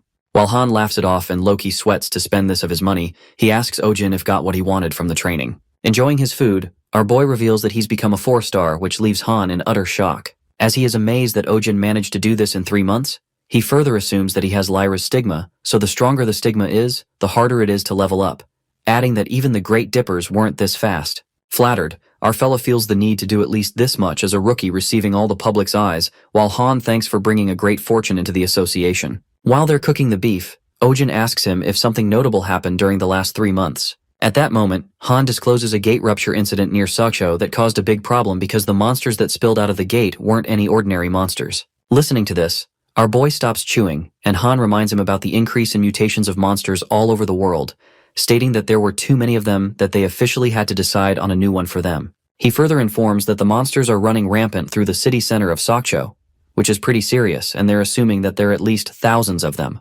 With that, Han reveals that they've built the raid team for this reason, and they're getting paid quite a bit too. Depending on the rank of the monster, they can get from 1 million to 3 million won per monster, plus the mer crystals they get from the monsters aren't factored into that price. Upon hearing such important info, Ojin reckons that it's not bad at all, and now that he has fixed Haeun's eye, he wants to eat all kinds of foods with her and treat her to other fun things. Without any reluctance, he asks the chief if it's possible for him to join the raid team too, and to his surprise, Han lets out that he was going to offer this to him either way, but missed the timing. He informs Ojin that the raid team will be leaving in the morning 2 days from now, and our guy couldn't be happier, saying that it's perfect timing. Joking around, Han anticipates how everyone will talk about the Lightning Wolf joining the raid team now, and our guy teases him, uttering that he should eat more since he needs to work hard. After that, Ojin gets back home and witnesses Haeun training, assuming that she must have been training all day. Immersed in her training, Song incredibly controls the power of fire, controlling her stigma perfectly while our boy is left in awe to see how strong she actually is.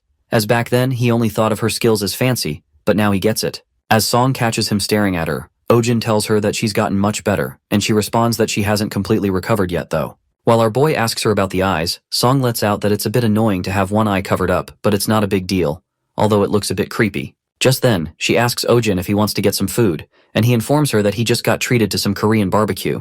Pissed off, Song lashes out as he eats on his own, but our boy promises to go get some once his job is over. Curious to hear about his new job, Ojin reveals that he decided to be part of the raid team for the Sokcho monster appearance incident, adding that he'll be gone for a few days. Hearing this, Han confesses that she wants to go with him too. The scene then switches to Sokcho raid mission day 1, where we witness Haeun and Ojin arriving at the scene. They peek at the chaos in the area, and Ojin guesses that the monsters made it to the downtown area. As Song asks if the civilians have evacuated, she looks at the crowd from a distance and goes to check out.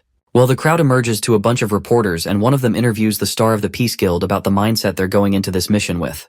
The Star Peace Guild claims that they prioritize the peace of the nation's people and promise to get rid of all evil. Song and Ojin walk towards the crowd, and that's when the reporters get frantic, witnessing the Lightning Wolf. But our guy doesn't take this well and lashes out at them, muttering that there might be people who have yet to evacuate and questions if this is the place or time to be doing interviews. He tells the reporters to get out of the way as he's busy, and they are obsessed with the Lightning Wolf being so straightforward and compassionate. As the reporters find a good topic for their articles, Song lets out that he sure is good with the press, and Ojin, taking the compliment, responds that he lived off of verbal manipulation after all. Later, a guy announces that they're forming groups of 3 for the raid, while Song and Ojin decide to find one more person for their team. Shortly, someone calls out Ojin, addressing him as the Lightning Wolf, and offers to be at a party with him. The guy turns out to be Park Chang-hyun, a disciple of Taurus, with armor and hammer in possession. Looking at Park, our guy recalls that he was one of the awakened present there when he invaded the Dark Star Society, concluding that his skill level is guaranteed. Meanwhile, Chang-hyun energetically introduces himself, revealing that he's with the Valhalla Guild, and tells Ojin that he has known him ever since the Seoul Station incident. Our guy then asks him about how Lee Woo-yuk is doing these days, and Park lets him know that the Guildmaster is really busy trying to investigate the Dark Star Society. This makes Ojin ponder that Lee has yet to find conclusive evidence, and believes that he needs more than just a piece of contact information to expose a whole organization that is focused on being underground. After that, Song looks at their team's new member, introducing herself as Draco's disciple, and assures Park that he can talk to her casually. In the meantime, a guy approaches them and asks Ojin if he remembers him, calling him son of a bitch. While our guy is confused as hell and tries his best to remember who he is, the guy reminds the bastard that he's Park Jungwoo from Pandina's guild. Just then, Ojin gets reminded that he's the egotistical testicle from the association and asks Jungwoo if he greeted his guildmaster for him. As Park freaks out, knowing how big of a liar he is. At that moment, a guy tries to calm him down. To Ojin's surprise, the guy turns out to be Choi Jung-chol, the same guy who harassed Song at the auction. Encountering him, our boy wonders what he's doing here and catches a glimpse of his team member with a scorpion tattoo that is a symbol of the Pandanus Guild.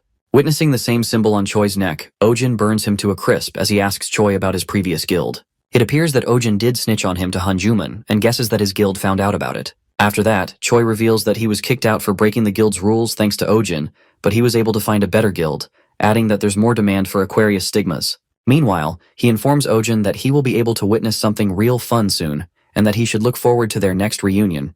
Pissed off Youngwoo shows him a middle finger. As they leave, Ojin smirks as he recalls what Choi said and thinks that he should be careful of what he says. Well, it looks like our boy has something in mind as he presumes that he memorized Choi Jung-cheol's smell with the Canes Venatici's stigma and feels great that they met as he wanted to get Aquarius's stigma eventually. He plans on taking care of the tattooed bastards, thinking that it's best to get rid of all evil. With an evil plot in mind, our guy smirks and reckons that it's given that there will be deaths during a raid mission.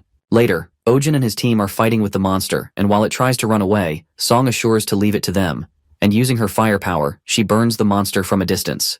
Letting out a sigh, Chongyun lets out that each one of these monsters is a real pain in the ass, guessing that they must be at least 6 stars. Meanwhile, Song thinks that monsters are all weak despite being really hard to capture. Ojin finds it suspicious as he ruminates that the raid itself is smooth sailing. But there's something off about the monsters, speculating they're all running in the same direction as if they're trying to lure them to something. Suddenly, they all hear someone screaming and Ojin rushes towards the voice as he realizes that it is Park Jungwoo. He witnesses Park bleeding to death as a monster seems to have attacked him real bad. While our boy wonders what kind of monster would have done, he sees Chonghyun and Haeun running to him. Knowing that Haeun has the potions, Ojin discovers that Park's injuries are way too deep to be healed by potions, concluding that it'd be a waste to use potions on him. Just then, Youngwoo tries to speak something and our boy tries to listen to what he's whispering. However, before the poor guy can say anything, he stops breathing. At that moment, Ojin informs his teammates that the guy is dead and he is disappointed that he died before he could get anything out of him. Trying to act nice, Ojin reveals that he once got into an argument with Youngwoo at the association registration office, and they weren't on good terms, but he doesn't feel good that he died. Keeping up his image, he justifies that they don't have time to recover his body right now, so he closes his eyes. In reality, Ojin is actually absorbing Park's Scorpio stigma that allows him to freely manipulate poison, as well as immensely raises agility, great for the assassin class. While Haeun and Chonghyun appear to be sad about his death, our guy cleverly absorbs the stigma without being noticed thanks to the dark secret trait, and also maintains his image in front of everyone.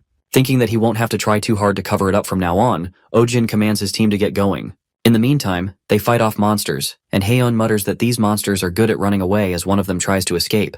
As she is about to burn it with her power, Ojin stops her and decides to follow it, feeling that something is off. Following the monster, Haeun also seems to have noticed them, and our guy speculates that these monsters are sporadically appearing despite having taken over the city.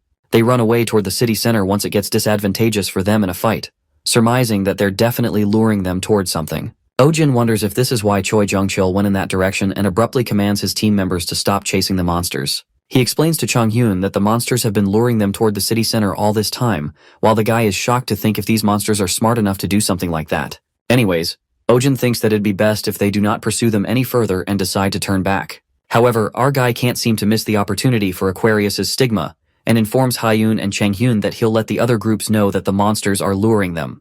Just then, Changhyun tells him that he'll go with him, but our boy refuses, saying that he will go on his own as he can escape the fastest if anything were to happen. After Haeun makes a pinky promise with Ojin to run as soon as something feels off, our guy glides away with his spear gun, ensuring them that he'll get in touch later. The scene then switches to Choi Jung-cheol, where he commands the monsters to lure the awakened toward the city center. Putting on a devilish smirk, Choi can't seem to believe the fact that he's controlling monsters as he holds a crystal ball in his hands, and even that is only a small portion of his power. He recalls how he went to the Pandanus Guild, thinking of it as his last hope.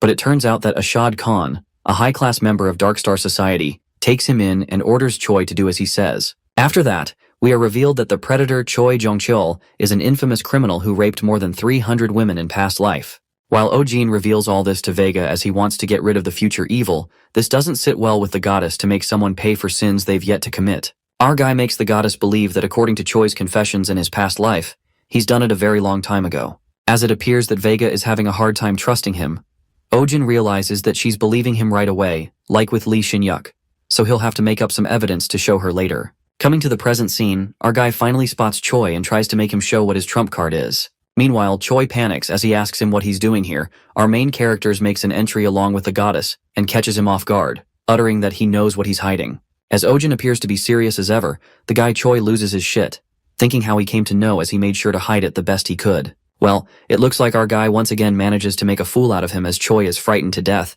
and even Ojin himself is surprised as he wonders what the hell is going on. Shaking it off, Choi snaps out of it and puts on a devilish smirk, asserting that it's actually good that Ojin is here alone. Saying that he coincidentally came across a good constellation and got on a high horse, the guy thinks that it's unfair, and with that, he plans to eliminate Ojin just as the Dark Star wishes. Using his crystal ball, Jongcheol calls all the monsters to attack Ojin. Fooled by our main character, Choi lets out that he doesn't know how he found out that he became a part of the Dark Star Society. He tells Ojin that he will have to face the consequences for coming here on his own. On the other hand, Ojin is utterly clueless as wonders what the hell this situation is and is left in disbelief to know that Choi is part of Dark Star Society. At that moment, our guy asks Vega to bless him given that the situation is unexpected. But the goddess apologizes to him and expresses that she was a bit pressured by the idea of eliminating a future evil. Thinking that she should be the one to trust and support him, Vega doubted him until she saw for herself how evil this man was, and gave her blessing to Ojin, telling him to rewrite the pages of fate with his powers once again. Getting the goddess's blessing, our boy feels completely different from the time he was blessed at the Mokdong Gate, believing that it's because he's much stronger now. Assuring that he will get it over with, Ojin jumps in, charged with more power now. He strikes the monsters in midair. He impressively annihilates the monsters, and is amazed to see that now he can create lighting in midair, finding it cool. Suddenly the ground where he's standing starts shaking and a giant monster appears from within the ground. Escaping the monster, Ojin thinks that these monsters are trying too hard. And with that, he tosses out multiple wires from the spear gun and iconically annihilates the mantis monsters from lightning through the wires, wiping out several monsters at once. Witnessing the electrocuted monsters, Choi freaks out as he thinks how a 3-star awakened can pull this off.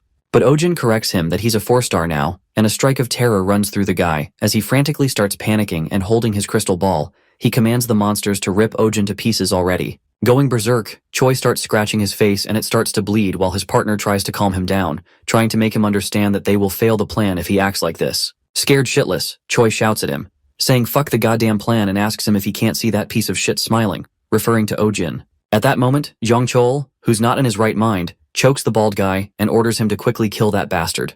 Watching this, even Ojin is shocked to see what's wrong with him, assuming it's because of the thing in his hand. Abruptly, a bunch of monsters begin to pop out and surround Ojin. While he thinks of getting rid of them, Vega appears to be in pain and asks him if he's doing all right. He informs the goddess that it's going to take a while and realizes that Vega is reaching her limit too. While Ojin is tearing the monsters apart, suddenly, a monster attacks him from behind, biting his shoulder. As our boy starts bleeding, he kills the monster with the spear. To his surprise, another one appears in front of him, and Ojin, being injured, thinks that it's dangerous. Just then, someone starts burning the monsters to death, and it comes about that Hyun along with Changhyun comes to his rescue, reminding him that he promised her not to get hurt. Stopping our guy from fighting further, Hyun tells Ojin that they've contacted raid teams and they will get here soon, so they just need to stall time. Revealing her dragon eye, she utters that she didn't want to use it since she is not used to it yet, clarifying that she's a lot more experienced than Ojin as an awakened, so she can't just hide behind his back all the time. Getting a lot more powerful, Hyun creates the fire with the power of Dragon Eye and makes the monsters pay for putting their hands on what's hers. Hyun directs the dragon fire and it incredibly burns the mantis monsters. Looking at how the girl is controlling fire effortlessly, Ojin is amazed to see the power of the dragon's eye as the fire's moving as if it's alive. Coming beside Hyun, our guy teases her for calling him mine, saying that others would think it was her own shoulder that was hurt. The girl confesses that what's his is hers and asks him not to get hurt without her permission again, making Ojin smile. Just then, the three of them get into action and fight off the relentless monsters. In the meantime, the other raid teams arrive at the scene and are taken aback by the large amount of monsters. Meanwhile, they witness the lightning wolf.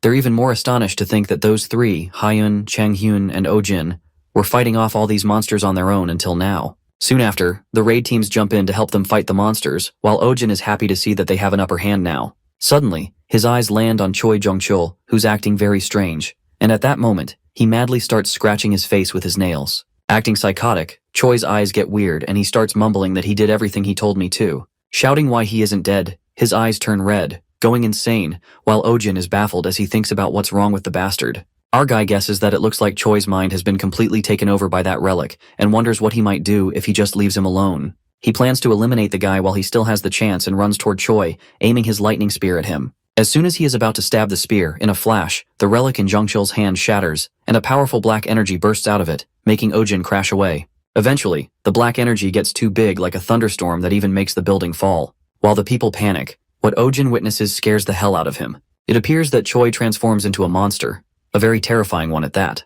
As the guy himself doesn't even know what's happening to him, he completely turns into a mantis monster. Peeking at a human becoming a monster, Ojin gets back up and tells Vega to hold on a little longer. Just as he is about to go for an attack, the goddess apologizes to him that she can't help him anymore as she surpasses her time limit and disappears. While Vega goes back to her realm, her blessing is no longer in effect, which means that now Ojin does not possess the power. On the other hand, Choi, the monster, mercilessly starts killing people, piercing the sharp spine-like legs through them. To make matter worse, his attack doesn't kill them but actually turns them into monsters as well. This creates chaos among the other people as they wonder how this is possible, while our guy presumes that he needs to get rid of them. Shortly, something comes to his mind, and he speculates that the black aura from that sphere has been connected to Choi Jong-cheol this entire time, which leads him to think that there must be an energy source somewhere. Trying to find the source, Ojin asks Haeun for a favor, instructing her to go to the other side and destroy whatever the source of that aura is. Meanwhile, our guy tells her that it's very important. Haeun seems worried about him and says that she's going to be really mad if he breaks her promise again. But Ojin assures her that he made a promise to none other than his Nuna, so he'll keep the promise. Looking at the monster who seems entirely impossible to kill, our guy smiles and whispers that he'll keep the promise if he can. Confronting each other, Choi asks him if he's ready to fight while our guy thinks about why he has so many damn questions. Showing him the middle finger, Ojin responds that even his mom doesn't know why she gave birth to him, asking if he expects him to know that too.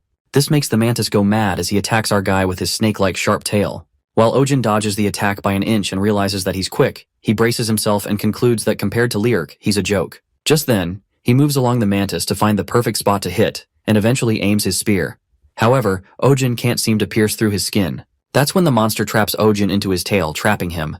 While our boy struggles to release himself, he uses his power depth charge that strikes the monster, and he immediately jumps out. Choi, the mantis monster, appears to be in pain, which makes him even more frantic, as he rapidly attacks Ojin with his claws, which makes our guy hard to fight at once. With not enough firepower, Ojin barely keeps up with the monster and ruminates what he should do as he has a lot of mana left, but it's impossible to use it all at once. It's like drawing water from a dam with a straw. He surmises that he can't win at this rate and wishes to have the goddess's blessings as he wouldn't have been so helpless. But our guy snaps out of it, pondering that the first thing that comes to his mind is relying on someone else's strength and thinking that it's impossible without Vega. He hates himself for thinking like a damn weakling and decides to do what he can right now without wishing for a miracle. Reminding himself of the pendant and his teammates, Ojin determines not to expect help that doesn't exist and ignores the bastard Choi seems to be blabbering. Knowing that there's a limit to how much mana he can draw at once, our guy thinks of a way to increase how much mana he can draw at once. That's when something clicks his mind and he realizes that there's a method. Near the heart, where all the mana paths of the whole body are concentrated, he plans to clamp the mana paths of the entire body down as if pinching the mouth of a hose. At that moment, the mana insanely flows through his body, acquiring Exceed level 1. However, Ojin gets a warning that his body is not fit to use Exceed and he enters the overload state, where the system advises him to stop the skill. Smirking, our guy doesn't give a damn while the monster is curious what stunt he is trying to pull. Ojin, in a blink of an eye, stabs the spear in the monster's face, and to give him extreme pain, he uses a depth charge on his body, giving him immense lighting shock, and tells that fucker to die. Electrocuting the monster, our guy is impressed to see that it's more firepower than when he had the blessing, though he can't maintain this state for a long time. Meanwhile, the monster blabbers something, and Ojin finds his questions fucking annoying. Our main character seems to know that he's superior in terms of power, but with the Dark Star's powers connected to Choi Jong-chol, he can't kill him. As he waits for Haeun to destroy the source of the black aura in a flash, he hears a loud explosion and is delighted to see that. To his surprise, Chung-hyun comes at the perfect time and informs him that all the monsters have been dealt with. Getting exhilarated, our guy decides to end this now, and with that, he pulls the wires, stuck in the monster's body. And while the monster screams in fear, Ojin wraps the wire around him and stabs the lightning spear into his mouth.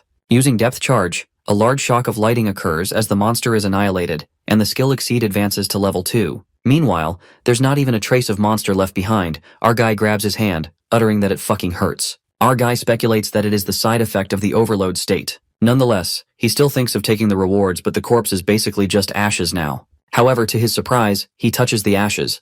The black heavens absorb the power of the Dark Star within the relic, and the ability of transformation is also added to the black heavens abilities. While he is happy to get the transformation ability that freely changes the body's shape, he still hopes to get Aquarius's stigma. The reason why he needs the Aquarius stigma so badly is because the awakened of Aquarius are specialized in supporting skills like buffing or healing, despite their lack of direct combat abilities. They're the best when it comes to supporting classes, so just making and selling potions as an Aquarius awakened can get him a bank. Luckily, Ojin also absorbs the Aquarius stigma and tries it out right away. While he thinks that it's not that great, suddenly something strange happens with the stigma. It turns out that Lyra's stigma and Aquarius's stigma are interlinking, obtaining a water power affinity. Watching this, our guy couldn't believe his eyes to obtain a skill made from interlinking lighting elements of Lyra and water element of Aquarius that can heal injuries just by absorbing water. Meanwhile, he wonders if this works on others. At that moment, Heian calls him out and screams when she sees Ojin's face like a torn-up rag and asks who did that to his face. As our guy gets concerned that he did not get hurt on his face, it occurs that she was just being a dramatic ass and teasing him that his face always looked like that. Joking around, Heian feels glad that he's alright and expresses that she's always worried about him as he's always fighting on his own. Just then, Ojin tells her that he needs to touch her prosthetic leg for a second and reckons that a high-level awakened of Aquarius can regenerate injured organs and body parts too. After that, our boy sleeps in the middle of the city and asks Heian to carry him to the car as he's fucking tired. Freaking out, the girl calls him a piece of shit and asks him what he touched her leg for, while our guy smiles as if it was a secret. 3 days later, in the sanctum, the goddess alarmingly asks Ojin if he's hurt anywhere or feels ill, but he assures Vega that he's fine. Looking at the goddess, our guy ponders that she's still the tiny size even in the sanctum, which means the restrictions after effects must have been pretty intense. He then informs Vega that he was unconscious for a while because of the side effects of using Exceed, and the goddess is left incredulous, wondering how he used the skill. She reveals that a person needs to be at least 8 stars in order to use that skill and compliments Ojin for being talented. But our guy comes to realize that it's not a skill a 4-star like should use. Soon after that, Ojin gets back to his scamming skills and lies to the goddess that he has used the Exceed skill before. But this justification isn't enough to explain it, as Vega anticipates that it's as if Ojin were born to dominate all stigmas. Nonetheless, the goddess warns him not to use Exceed until he is 6 stars, or his body won't be able to handle it otherwise. Getting pissed, Vega wishes to keep him in the sanctum and keep him under constant watch, but it's not possible, which scares Ojin. Being under the restraints, she needs 3 more weeks to manifest again, and doesn't think the situation will allow him to get up here anyway. Knowing that the Scorpio disciples are working with Dark Star Society, Vega asks him to explain what has been going on, and Ojin came here for the exact same reason. He reports that the whole world is in uproar about people turning into monsters, and the other nations are looking into that too. Thanks to the media, our boy is being treated like a hero and he can't even go outside without it being a pain to the public. He is still unconscious. He tells Vega after he passed out, Heian took him back home and he is hiding in his house. While the goddess is happy that everyone found that Choi Jung-cheol was behind this, and it must have been hard for the Pandinus Guild to avoid being bashed, Ojin interrupts and reveals that it wasn't the case. To his surprise, Choi's name wasn't even on the list of members that Pandinus Guild revealed, which means that they never intended to take him in. They basically avoided getting into any trouble. Given that there's no evidence that the Pandinus Guild was involved, our guy deduces that since the Pandinus Guild lost a lot of their members, it looks even less likely that they were involved, adding that they were actually insulting the Starlight Lake Guild. Ojin continues to inform her that the Pandinus Guild is claiming that the Starlight Guild is trying to frame them, so the media is focusing on the Starlight Guild. Calling them evil bastards, Vega gets angry as Pandinus Guild is the one that committed all the sins, yet they're trying to frame others and think that it's upsetting that there is nothing she can do to put a stop to their evil. But Ojin assures her that he'll take care of things, making Vega concerned that he doesn't have any proof. Our guy, the ultimate scammer, presumes that he doesn't have evidence to show that the Pandinus Guild is at fault, and not the Starlight Guild. However, that means he just needs to create evidence, concluding that the only thing they should not have done in front of him was commit fraud. The next scene switches to Ojin's house, where he calls Han Junman, and after knowing that he's doing better, Han immediately calls him to the association, as they have a lot to discuss. However, our boy asks him for a favor first, and says that he would like some bodyguards since he hasn't recovered fully yet. The reason he needs bodyguards is to find that one guy who's one of the 3 famous awakens of the association. Meanwhile, Han gets curious about why he needs bodyguards. Ojin reveals that a lot of things have happened in the past week, and he has conclusive evidence to prove that the Pandinus Guild and Choi Jung-cheol are related. Smirking through the phone, our guy requests Han to prepare a press conference. Later, Ojin starts collecting his thoughts for the conference. He first recalls the black haze that was connected to Choi Jung-cheol. He's a little confused to think if it has anything to do with the hidden monster underneath Seoul Station, being certain that they have something to do with the Dark Star's power. He remembers how Vega said that the aura she felt from the monster in Seoul Station was different from what she felt at Mokdong Gate, leading him to believe that maybe it's 2 different constellations of dark stars. Going into the bathroom next, he decides to try the transformation since he can't test out his new skill. Suddenly, he transforms into Han, Choi Jong-chol, and then Park Jung-woo, any face he could think of. Ojin feels that getting this ability might have been a bigger feat than getting the Aquarius stigma. And lastly, he tests out his water affinity power he got and dips his finger into the water. To his surprise, he creates great ripples in the small bathtub water. Exhausted, our boy concludes that needs too much for this power, and it'll be hard to use this skill unless he's fighting by a river or ocean, but it'll be useful for him when he's taking a hot bath. Just then, Ojin is done with all the testing and decides to head out to take care of things he've been procrastinating on. Heading outside, he encounters Haeun and asks her where she has been, stating that she's been out a lot. Haeun asks him the same question, and our boy responds that he's going to the association. Asking where she was, Haeun tells him that's a secret, and Ojin clarifies that they're not supposed to keep secrets from each other. Heading down the stairs, Ojin teases her, saying not to worry about him too much if something happens, and Haeun, smoking a cigarette, asks him what he's gonna do. But our guy tells her it's a secret and leaves. The next scene takes us to the association, where our boy meets Choi Woo-jin, a special commissioner of the association. It is revealed that Choi Woo-jin, Lighting Dog, is an 8-star awakened of Canes Venatici, who's said to investigate the truth of any case he takes on no matter what. Being straightforward, Choi mutters that it's silly that a special commissioner is acting as a bodyguard for another special commissioner, but the situation calls for it. Flustered, our boy thinks that he's cold and ponders that he's like a Nepo baby in Choi's perspective, but whatsoever it doesn't matter as long as he can do his job well. Choi then escorts Ojin to the press conference, and as soon as our guy enters the room, the reporters seem to be on his good side, calling him a national hero. Getting on the stage, Ojin gets straight to the point, clarifying that he won't be answering any personal questions today because he has very important news to tell them. While the reporters get inquisitive, without further ado, our boy reveals that Choi Jong-chul was not a member of the Starlight Lake Guild, but of the Pandanus Guild. Just as the chaos spread among the press, they asked for evidence to back up his statement. Agreeing that he has the evidence, suddenly blood starts dripping from Ojin's mouth and he blacks out on the stage. As everyone is shocked to see what's going on, Choi Woo-jin shouts to call an ambulance. Choi then analyzes the blood and gets to know that he was poisoned. That's when Woo-jin commands to block the entrances and asserts everyone here is a suspect. Meanwhile, the crowd panics. Woo-jin presumes that the few awakened present here are 2 or 3 stars at most, so they can't fool his senses. He speculates that he never noticed anyone suspicious either, plus Ojin hasn't eaten or drunk anything either, so that means this is Canes Venatici's stigma. Choi could smell a foreign mana, other than the smell of Lyra's stigma. He could smell traces of a different mana leading to the outside. At that moment, Woo-jin instructs his man to take alibis and information from the reporters here, and heads out, following the mana traces that surprisingly lead him back to the car Ojin came in.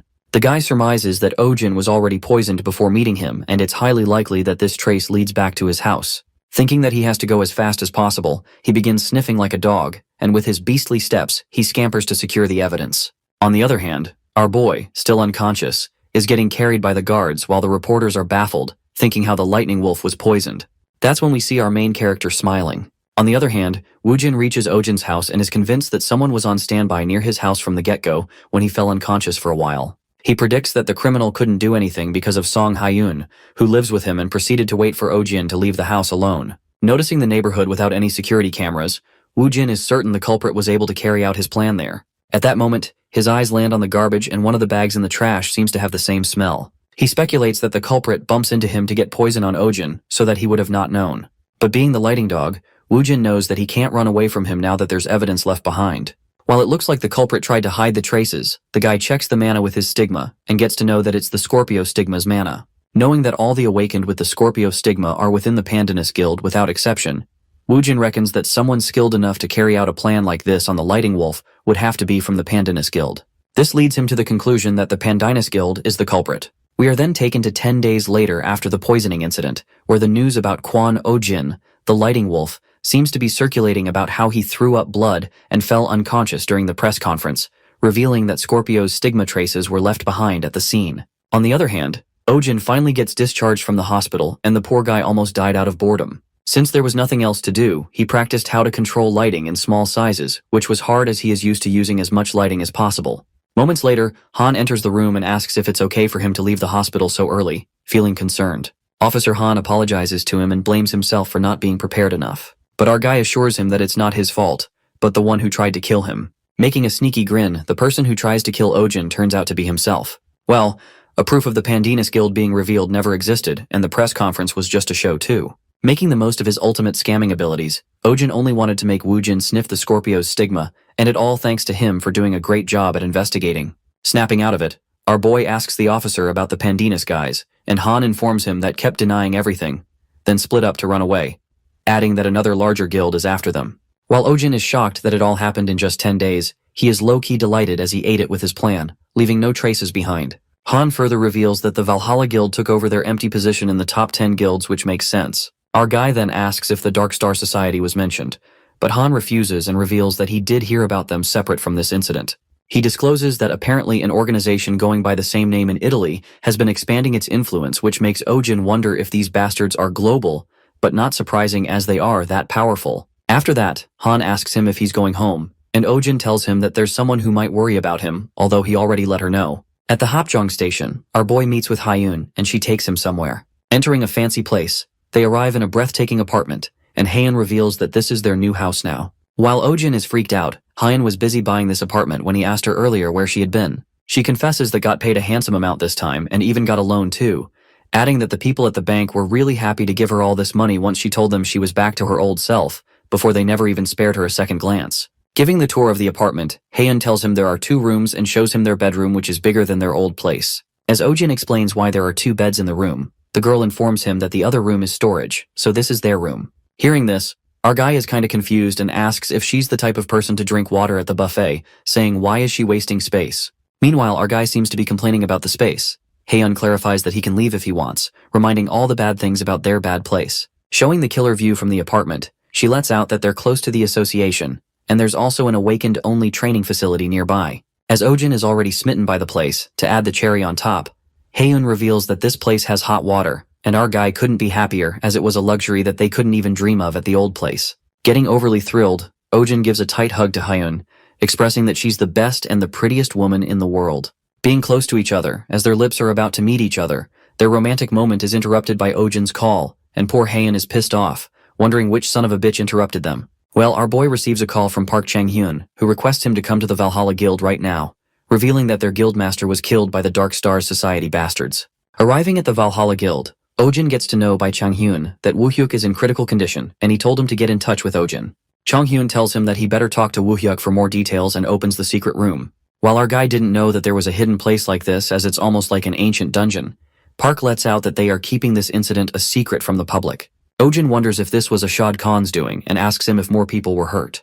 Park informs him that many people were hurt, but thankfully no one lost their lives. Listening to this, our boy is appalled and reckons that Ashad Khan is a government official in an intermediate position, but there's no way someone of his status could have done this great damage on his own. Knocking on Woo-hyuk's door, Park lets out that he's brought Ojin, and they enter the room. Witnessing the guildmaster in such a weak condition, our guy asks him what happened, and Woo-hyuk reveals that they fought them and lost pathetically. He goes on to apprise Ojin that they tracked them down with the information he provided them, and it took a while, but they managed to locate them, adding that they are hiding in a branch of the Pandinus Guild. Hearing about the Pandinus again, our boy asks him if it was the Dark Star Society's main base, but Woo-hyuk tells him that it was nothing more than just a branch base. Although it was much larger than the one in Bagan Mountain, they also managed to learn that the place Pandinus was using as a storage was also their base, but they didn't get any more information than that, so they decided to ambush. Woo-hyuk affirms that they were going to let him know, but they heard that he was hospitalized because of the poison incident, so they proceeded with the ambush. It occurs that their plan went pretty smoothly. They succeeded with the ambush and brought most of them down. However, as they were about to fight with Ashad Khan, he appeared with an old man who was overwhelmingly powerful. Woo-hyuk could barely call it a fight as they clearly lost without being able to try anything.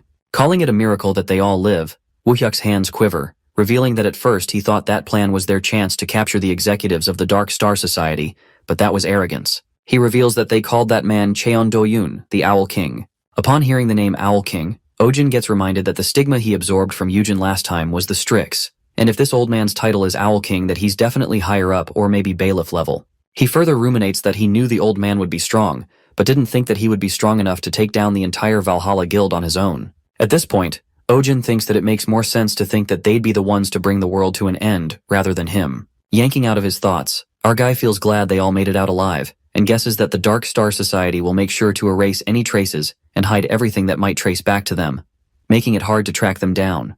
However, Woo-hyuk instantly says that it's not true and discloses that there are still traces, asking Ojin for a favor. Just then, that night, a man seems to be going his way when suddenly someone grabs him. It turns out to be our guy Ojin, who ties up the guy and orders him to answer his questions. While the guy is overwhelmed with quite the aggressive greeting, Ojin clarifies that it isn't a situation for them to talk over cafes, calling him Mr. Dark Star Society member. We are then taken to Ojin's flashback where Lee Woohyuk hands him a note with a contact number after telling him about the traces. It was the contact info of a Dark Star Society member that he got before the appearance of Cheon Do-yoon. For some reason, the guy had a deep resentment toward the Dark Star Society and expressed his desire to cooperate with the Valhalla Guild, so basically, the guy was the whistleblower. Coming to the present scene, the guy who Ojin just kidnapped introduces himself as Jang Seoko, the charge of the development of holy relics within the Dark Star Society. Meanwhile, our guy introduces himself, assuming that he would already know about him. The guy Jang didn't seem to know that the Lightning Wolf had connections with the Valhalla Guild. And this is exactly why Ojin is here, as all guild members except Chongyun of Valhalla are seriously injured because of that mission. And since the Dark Star Society is keeping an eye out for them, it's best that Ojin's the one to do this. At that moment, our guy asks him to spill the information he has on the Dark Star Society, and Jang Soko agrees to tell him once he does him a favor. Thinking that he wants to negotiate, Ojin doesn't plan on doing that while Jang confesses that only death awaits. As our boy tells him that he's not that easy to kill, Yang seems to be talking about himself as he uncovers the divine artifact on his chest that will explode if he just imbues it with enough mana, adding that if it explodes, it will kill him easily. While Ojin is pissed as he realizes that Jang won't have any way to get intel on Dark Star Society if that happens. Our guy realizes that he's in charge of the development of holy relics, which means he's no ordinary whistleblower. Having no other choice, Ojin asks him what he wants, and abruptly, Jang kneels to the ground, begging him to save his son who's held by the Dark Star Society. The guy exposes that the atmosphere within the society has been tense after Valhalla's ambush, informing Ojin that this is his chance since security is loose at the moment. Jang further expresses that he's quite skilled when it comes to his job. People who can work on the holy relics are important to them, so they have been keeping his son hostage, revealing that it's already been 3 years since his son is gone. Just then, Jang gets frantic as he starts bumping his head onto the ground to the extent that his head bleeds, begging Ojin to save his son, and promises to tell him everything he knows. At that moment, our guy wonders if all the parents feel this desperate when it comes to their children. Nonetheless, Ojin asks him his son's name and age, to which the guy tells him that it's Jang Hyun-woo, and he's 10 years old now. Pulling off the old tactic, he asks everything about his child while Jang is confused about why he's asking all of this. That's when Ojin asks him to repeat everything backward, and Jang without reluctance answers everything correctly, passing the liar detective test. After that, our guy tells him to get going then, as he is convinced that this person is not lying right now. On the other side, we see 3 Dark Star Society members in the streets. Later, Ojin decides to help rescue Jang Seoko's son as they drive their way to the Dark Star Society. In the meantime, Yang briefly explains the structure of the Dark Star Society. That's when it is revealed to us that the demonic realm where the monsters reside is located beyond the large gate in the North Pole, and most members of the Dark Star Society live in hiding within the demonic realm. Furthermore, they were divided into 7 factions based on nationality. They had been growing their forces in secret, and the South Korean faction was led by Cheon Do-yoon, the Owl King, who was 6th in ranking. Hearing this, our guy doesn't look much surprised knowing that the man who defeated the Valhalla Guild on his own is a 6th ranking, guessing that they're as strong as the entirety of the Great Dipper. As Jang can't stop thanking Ojin, he abruptly gives a 5-star holy relic, the 3 Sages Protection's Charm, distracting our guy while he's driving. While Ojin is astonished that it's a 5-star relic, Jang reveals that it's a masterpiece and originally made it for his son Hyun-woo, but he bought it, hoping that it would help Ojin to save his son, and our guy clarifies not to ask him to give it back later. Just then, they arrive at one of the society's storage where Jang's son is, and he notifies Ojin that there are 5 members in this branch. Meanwhile, our boy asks him if he hasn't seen his son all this time. Soko responds that he receives pictures once in a while. After knowing this, Ojin surmises that he's not the only one with his loved ones held hostage and feels a bad vibe about this. At that moment, the Dark Star Society members in cloaks approach them and didn't expect Jang to be here, admiring his love for his son. Recognizing the Lightning Wolf, these guys didn't expect Jang to bring him here and utter that Mr. Khan sure would be happy. Freaked out, Soko wonders what the Owls of Khan are doing here while our boy is confused, thinking if they are the executives. But Jang informs him that they are all the 6 stars, and to Ojin's anticipation, he discovers that his relationship with the Valhalla Guild was leaked. With that, the Owls leap toward them, possessing heavy weapons while our boy does not even flinch, and realizes that they must have loosened their security to have Jang find him. Creating lightning, Ojin pierces the spear through one of them charged with a depth charge, killing him instantly. While Seoko is astounded and processes what just happened, our boy plans to take them all down, sounding pretty confident. Later, our main character manages to kill them and absorbs Strix's stigma mana out of the dead folks. Impressively, all of his powers upgraded to upper levels, and Ojin couldn't help but ponder that these guys weren't that skilled, but he was still getting quite a lot of mana from them, because they were 6 stars. With his mana paths getting sturdier from using Exceed last time, our boy can fight much more efficiently now. After a while, they head inside the storage to inspect the area and rescue Jang's son. Heading to the basement, Jiang yells out his son's name while Ojin, who activated his Canis Venatici earlier, doesn't smell any humans down here. He speculates that they might have hidden Hyunwoo in a completely different place, thinking it's possible, given that they used Sayoko to lure him here. Entering a prison-type area, something seems to be bothering Ojin, and during that moment, Jiang searches up the area. From the beginning, Ojin had this thought since they never let Jiang Sayoko meet his son, leading him to think they might have killed him. Nonetheless, after relentless inspection, Jiang couldn't find a trace of his son, and believes that they took him somewhere else while our guy just keeps agreeing to him. Suddenly, Ojin asks him to be quiet as he senses someone inside the building, wondering how many there are. Meanwhile, our guy guesses that there are more than 10 persons. He immediately tells Jiang to come with him, reckoning if he can detect him with Canis Venatici, it means that Cheon Doyun isn't one of them. Either way, our guy hurries to get out of here as he could smell the danger when suddenly the ground starts breaking, making Ojin realize that these bastards never intended to go down here in the first place. As the place starts collapsing with the rocks toppling over them, our guy concludes that at this rate they're going to end up getting buried alive. Luckily, Ojin enfolds himself with a shield with the help of the bracelet Jiang gave him earlier, and the lighting barrier, he wouldn't have been able to save himself and Jiang. While thinking if they bring explosives in here, he searches for Sayoko, and when his eyes land on him, he witnesses him in a terrible state, with the construction wires pierced through him. Watching him bleeding to death, our guy runs to him, but he knows that it's too late for him to save him even though he's alive, knowing that he's gonna die soon. Just then, Jiang on the brink of death hands him information, the drive he promised Ojin, and asks him for one last favor. He asks Ojin to find Hyunwoo if he makes it out here and stops breathing. Hearing his last favor, our guy doesn't even know how to respond to that because he doesn't have the courage to tell him there's no need to look for his son and that his son died a long time ago. While this is all in his head, Jiang mutters that Hyunwoo is a bit of a troublemaker, but he's a good kid. Feeling pity, Ojin couldn't bring himself to reveal the truth, pondering that he has lived his life lying left and right. But at this very moment, he doesn't know what kind of lie he's supposed to tell Yang. Shortly, they're interrupted by the noise, notifying Ashad Khan that Ojin's still alive. Standing at the ridge of what's left of the place, the owls of Ashad assert that the rumors about the lightning wolf must have been true, and one of them leaps towards to attack him. As the guy is soaring towards him, Ojin, standing on his back, senses him as he's too loud. Telling him to shut up for a bit, he charges his lighting spear and it pierces across the guy's body, killing him on the spot. With a dreadful stare, Ojin is upset as the guy interrupts his thoughts. Meanwhile, Jiang warns him that Ashad Khan is here, and to get out of here as it's dangerous. Instead, our boy tells him to stop talking, and casts Aquarius Stigma's healing water drops that will keep him alive for a bit.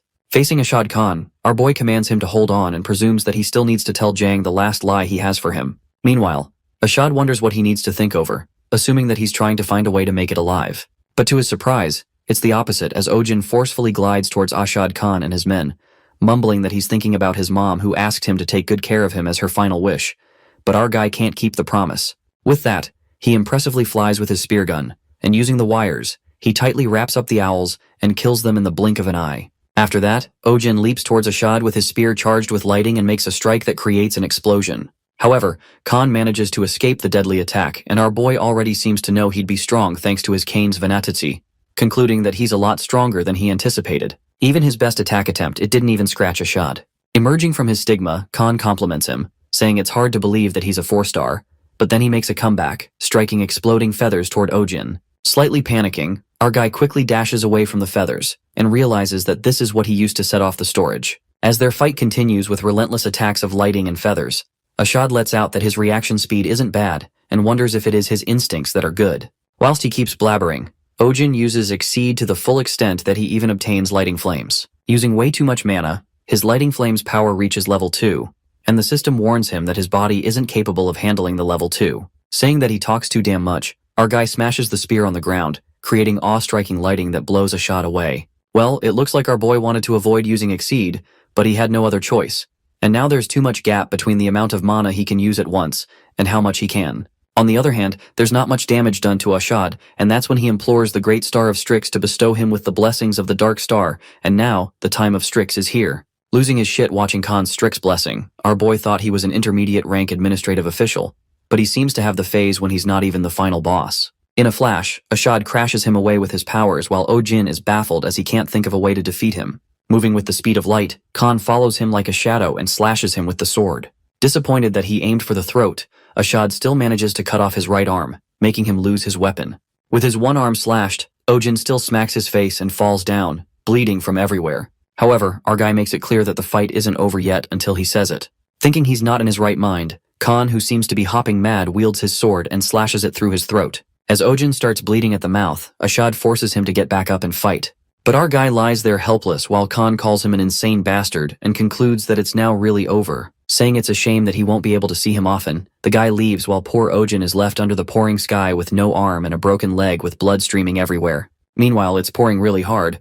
Ashad decides to report that this mission was a success and heads to the association. Abruptly, he clutches his chest and realizes that he pushed himself too much against a mere 4-star. As he hurries to go back before the repercussions of the blessing start, at that moment, Khan notices that the dirt in the surrounding area is dry. Finding it impossible, he wonders how can the dirt be dry when it's raining too hard. And that's when a realization hits him that the rainwater is being absorbed somewhere else. Well, it looks like the rain is the source of Ojin's comeback. Standing back up on his feet, our boy asks Khan where he's going and clears up that he didn't take the weather into account. It's just a blessing in disguise. During this, the surrounding area is filled with the aura of water, and Ojin's arm regenerates with the water power affinity that has been greatly amplified. Thinking that it's only fair as Khan received Dark Star Blessing, our boy enjoys getting soaked in the rain while a strike of terror runs through the guy as he is left in disbelief, processing what has just happened. With a cold look in his eyes, Ojin utters that it's his time now and approaches the guy. As he walks towards him, Khan freaks out and asks him how it's possible that he just got back up like nothing happened. While lighting currents initiate, our guy responds if a non-final boss can have 2 phases, referring to Khan, it's fine for him to have one too. Saying that it's all nonsense, Ashad uses his stigma to attack him when suddenly he screams out of pain. Witnessing him in pain, Ojin analyzes at once that he's facing the repercussions of his blessing that usually affects the constellation. Our boy mocks him, saying that Strix's stigma isn't great while Khan turns pale, but he still attacks Ojin with his exploding feathers. However, our guy remains unfazed as the feathers don't even scratch him. Reminding him that it's his time, Ojin leaps toward him, striking lightning from all directions, but Khan somehow holds up with his stigma, halting the attack. Meanwhile, their powers clash, and Ashad is left appalled to see Ojin, who just rose up from the dead, saying that even if his injuries can heal, it won't erase the pain, asking if he doesn't feel any pain. On the other side, our boy uses all this strength to create lighting while his fingers are crushed. He responds that it does hurt, but enduring pain isn't really difficult.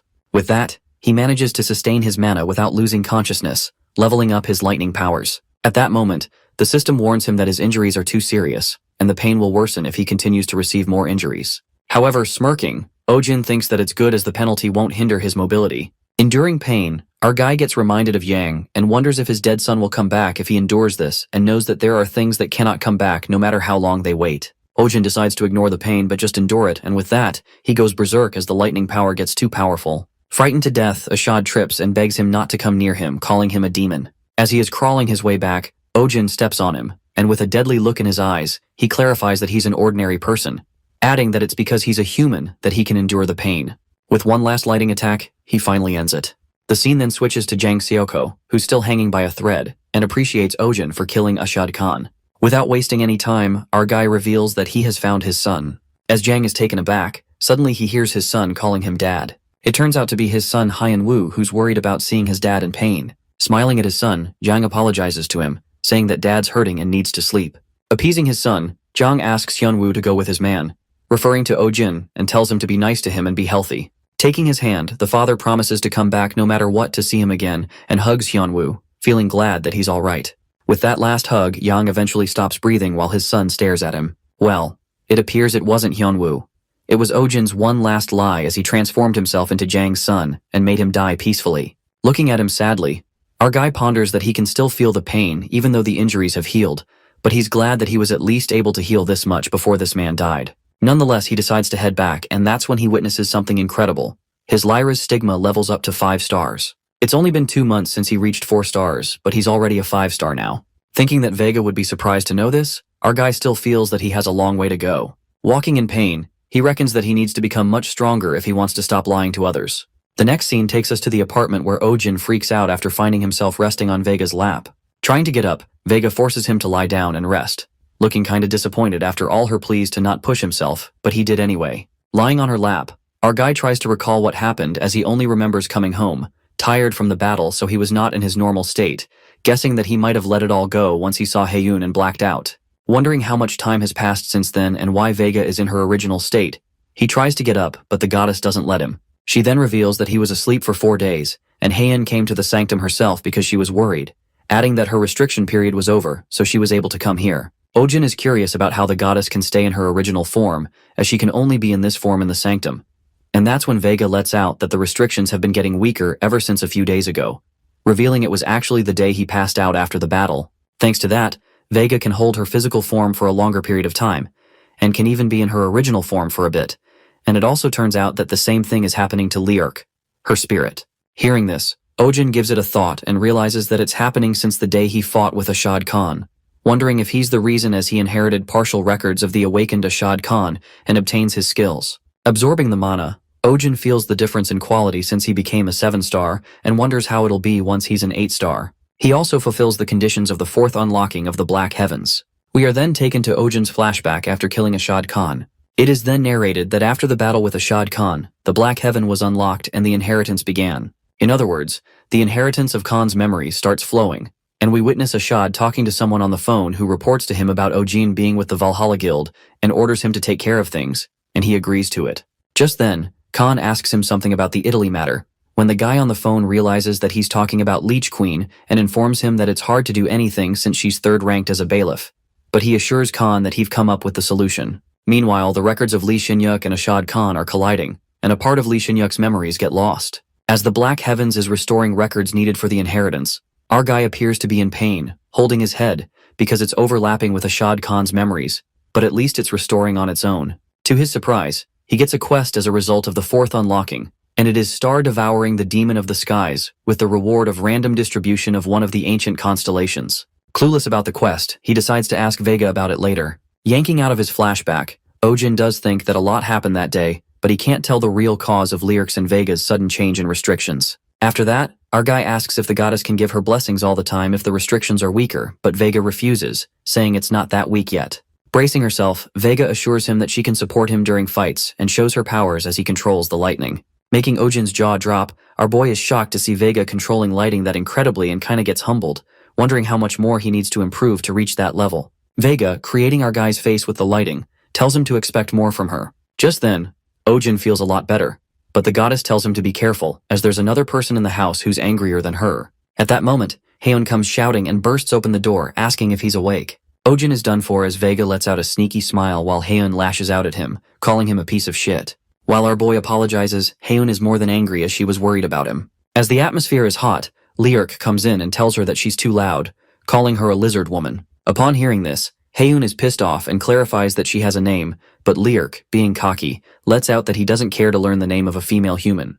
Just then, Song blackmails the wolf, saying no cup noodles for a week, and Liurk is brought down a peg as he sympathizes with her, uttering that she must be having a hard time because of that rash human, referring to Ojin. This leaves Ojin in disbelief to see how Liurk switched up so fast. Nonetheless, Vega asks Ojin to tell them everything that happened that day, and our guy reveals everything to them except for the Black Heavens part. After listening to his story, Vega and Haeun are astounded to know that he defeated a 7-star, and our boy lets out it was a close call, presuming that he would have lost if it didn't rain. Curious, Haeun asks the goddess if Lyra's stigma is that strong, to which she responds that kind of gap is easily ignored with her stigma, but still it's hard for her to believe that he won against someone 3 levels higher than him. At that moment, Liurk asks him if his lightning level has reached 9, and feeling kinda proud, he tells him to be consistent with his training. He informs Ojin that once he reaches level 10, he will be able to obtain lightning flames, and to everyone's surprise, our guy shows him the skill which has even reached level 4, and confesses that he learned it during the last fight.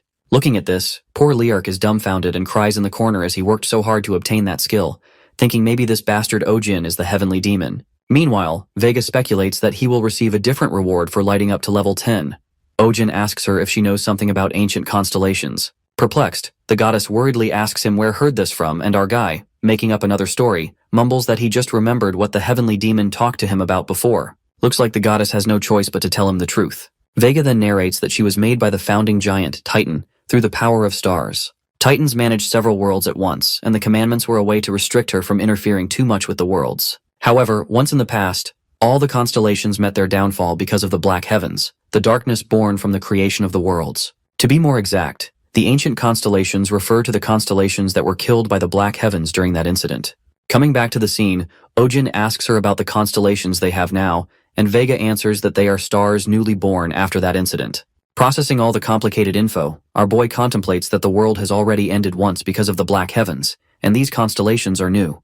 The quest meant that they were going to bring back one of the ancient constellations to give it to him. So even if he has no intentions of bringing this world to its end, it'll happen anyway because of the Black Heavens, because Ojin himself is the Black Heavens. Thinking it's a mess, our boy concludes that there's no point in worrying about it now, as the future has already begun to change, just like he switched places with the dead guy Lee Shin-yuk. And what's important to him is what he does differently in this future, as what he's going to do is already decided. That's when our guy decides even if he has to lie to the entire world, he's going to protect what is important to him now, looking at Hyun, Vega, and Liark. The next scene takes us to Ojin, where he finally gets to what's inside the USB Jang Seoko gave him to find out the Dark Star Society's purpose. In the USB, it is revealed that these guys can't help but ponder that in this crazy world full of monsters, why some are blessed enough to be bestowed with the stigma of a constellation, whereas the outers are left to die.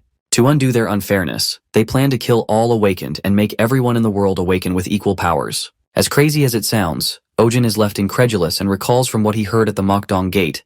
The Dark Society possesses the power to turn the non-awakened into awakened. He realizes that they're clearly trying to use the hatred of the non-awakened to their advantage. However, Ojin thinks nobody would actually believe in this insane idea, and this is just an excuse to expand their influence. Guessing that even Jiang didn't know their true goals, one thing is clear for sure, that these guys need to be eliminated as soon as possible. Nonetheless, he also finds out some info on a few other branches of the society and the Owl faction. He stumbles upon the data about a guy Cheon Wusong, the son of Owl King, Cheon Do-yoon, called the agent of the kid and manages Dark Star Society. Our guy speculates that this might be the guy Ashad Khan was talking to on the phone back then, thinking that he should tell Junman. The next day, at the association, Ojin tells everything to Han, and the guy is stunned by the news when he gets to know that Cheon Wusong is part of Dark Star Society. Our guy then asks him what kind of person Wusong is, and that's when Han discloses that the association is split into two factions right now. One side is the one Han himself is on. They support the association president, whereas the others support the executive team, and the head of the executive team is Cheon Wusong. Hearing this, Ojin gets to know the reason why he was scouted. Junman continues to tell him that they offered him the position to revive the association's image, but it was also to bring someone who's a disciple of Polaris onto their side. Ojin finally gets why he offered this awkward position rather than being an official member of the association, because he became an official member, the other faction would have the power to give him order too. Since they don't know who's on which side, he only ever gets to meet Han, who's a clear supporter of the association president. After that, Ojin asks him if there is anything he could help with, but Han assures him that they will take care of this. Nonetheless, our boy pulls out his broken spear from the bag and requests Han for another weapon, staring at the weapon in disbelief. Han then asks him if he wants to meet the artisan instead, which would help receive a more customized weapon, and our guy couldn't let this chance slide. Heading to the Holy Relic Research Center, Han explains to him it's where they create and research weapons and equipment made from myrrh crystals. Entering the research center, Han informs Ojin that the in charge of this place is a little artisan boy, Kim Sihu, who comes running towards them. While Han pats his head and praises him that he's the best in the field, Kim Si-hoo is delighted to see the lightning wolf and asks Ojin if he's getting use of the wire shooter he made for him. Telling that it broke, Si-hoo lets out that it's good since he didn't put much effort into it because he was busy back then. He assures Ojin that he will make a much better one this time, leaving our boy in awe as he didn't know that his world still had people this wise, polite, amazing, and great as him. However, things take an unexpected turn when Si-hoo says that he's going to need a lot of money, and Ojin, unpleased after the money talk, changes his remarks, thinking what an evil bastard full of greed he is in this damned godforsaken world. Being a nice kiddo, Si-hoo says he can fill the rest of what he can't pay with his money since making for Ojin weapons is fun after all. While our boy is filled with joy and calls him God Si-hoo, Ojin reminds him that the spear broke too, but the little guy clarifies that he has to pay for it because it was not fun to make. After that, Si-hoo takes him to his testing area to make him check something and asks him to hold a metal bar and swing it like he would a spear. Meanwhile, Ojin swings the bar and uses the Pixis's spear art. Si-hoo stops him after a while and gets on his computer. He begins to analyze Ojin's movements and strikes, deducing that a spear that's shorter but has a longer blade than his old one would be nice. Our guy gets shocked that he can tell all that just from looking at that, while Si-hoo anticipates that he's more of a close-range fighter, given that he doesn't really use distance to his advantage. With that, he concludes that a Guandao-type spear should befit him more since it has a shorter handle part and a longer blade. Looking at the spear on his tablet, Ojin seems deeply moved as this is much greater than he expected. After that, Si-hoo informs him that he will go into making this and the wire shooter, so it'll take weeks, and in return, he asks Ojin to look after Mr. Gorilla, referring to Han, as he's been having a real hard time recently because of the executive team guys. As the little guy waves them goodbye, our boy thinks that he's a good kid, and Han agrees with him even though he's a bit weird. Soon after, Han asks Ojin if he has plans once he gets those weapons, and our boy lets out that he's going to farm as many myrrh crystals as he can. Whilst Ojin presumes that he needs to focus on the Black Heavens quest for now, Junman informs him that there's a pretty popular gate right now for that purpose, revealing that the monsters in that gate have 2 myrrh crystals instead of 1. Upon hearing this, a bolt of happiness hits our fella as he seems to have hit the jackpot, and before Han can express the problem about that gate, Ojin tells him to go there right away as he can't see anything but money. 1 week later in Busan, the place seems to be bustling with people. Ojin lets out that they've gone crazy after the rumors that monsters here have 2 myrrh crystals inside them. On the other hand, our guy who has come along with Vega, Hyun, and Liark ponders that a constellation, a holy spirit, Draco's metahuman, and Polaris disciple are all in one party is kind of iconic. Even if they search the whole world before Lee Shin-yuk's regression, they'll never find a party like this. Filled with pride, Ojin now has his new shooter and spear Kim Sihu made, recalling that Sihu said that for portability, the spear only assumes the shape of a guandao when he pours mana into it. Thrilled, our boy looks forward to fighting inside the gate. Moving inside the dungeon, Vega seems to have heard that 5-star or higher monsters come out, and Ojin thinks that it's because of the difficulty, but thankfully there aren't too many people in the inner part. While our boy presumes that he will have to farm a lot of myrrh crystals in order to complete the quest, at that moment, they spot a guy who has killed many monsters, who seems delighted to come to the gate that prints myrrh crystals. Peeking at the guy, Haeun recognizes him and lets out that he's Jerry Kim, a pretty famous Sagittarius, 6-star metahuman, adding that he's also a streamer who broadcasts hunting gates by himself. As soon as Ojin hears about the independent 6-star metahuman, he asks Haeun if streamers make a lot of money as he's totally inspired by Jerry, and Haeun tells him that they do earn a lot, but they're mostly doing it for fame. Shortly, Jerry witnesses their group, and of course, the Lighting Wolf. He rushes to Ojin and says that he's a big fan. Thinking that it's fate, Jerry asks him to be the guest on his livestream as his viewers are curious about Mr. Ojin. Our boy gets confused, and that's when Jerry pulls him in for a bet like who can hunt more monsters in a period of time. Meanwhile, his viewers go crazy as they think Jerry is challenging a 4-star, which kinda insults our boy. Just as Jerry mockingly says that he will give him a handicap, Ojin catches his true intentions of inviting him on the show to get more views out of him, and wants to show off in front of his viewers. Well, if that's the case, our guy puts on a smirk and gladly takes the bet. He tells Jerry to add more stakes as it won't be fun with just a bet while Haeun is freaking out at the back. Laughing, Jerry says that he does know a thing or two about streaming, and just as he is asked how many myrrh crystals they should bet, our boy without a flinch bets all of the myrrh crystals in. Meanwhile, the viewers are left in utter shock to see a 4-star being this confident. Jerry nearly loses his shit as they are talking about the myrrh crystals that he worked so hard to gather. Deciding to bet all the myrrh crystals, Ojin proudly pulls out his pouch of myrrh crystals that looks like nothing compared to Jerry, who has a huge pouch filled with crystals. Watching him, the viewers are laughing their ass off thinking that the Lightning Wolf is deranged, and he has nothing to lose in this bet. Just then, they point towards Jerry, commenting that he's scared, but to maintain his reputation, he agrees on the bet. Before they start, Jerry begins the viewers' point betting where they will bet on who they think will win. The viewers are exhilarated to bet while our boy is confused to see all this. That's when Haeun explains to him that it's like sports betting. They buy points and bet on who will win. Concluding that it's gambling, Ojin is totally smitten by this idea, wondering how much he'd make if he could bet too. The current betting percentage begins, and as expected, Jerry takes the lead with 92%. However, suddenly it drops to 73%. The viewers think that the guy has gone crazy, and after making the calculations, that person bets 460 million won on Kwon Ojin. While our boy is taken aback and thinks who it is, the bets get closed. After that, Jerry Kim elucidates that the time limit is 30 minutes. They will form a party and hunt monsters, and whoever hunts more wins the bet, with whoever takes the last hit being the winner. Just then, Jerry asks Ojin where his weapon is, and our boy pulls out his new spear that looks sleek. However, Jerry, giving it an alien look, thinks his weapon is petty, and reckons that the conditions of the bets are favorable to him, who uses a ranged weapon. He wonders if Ojin has something up his sleeve and gets cocky as he dreams of standing out in front of all his viewers. He gets determined not to let this opportunity slip.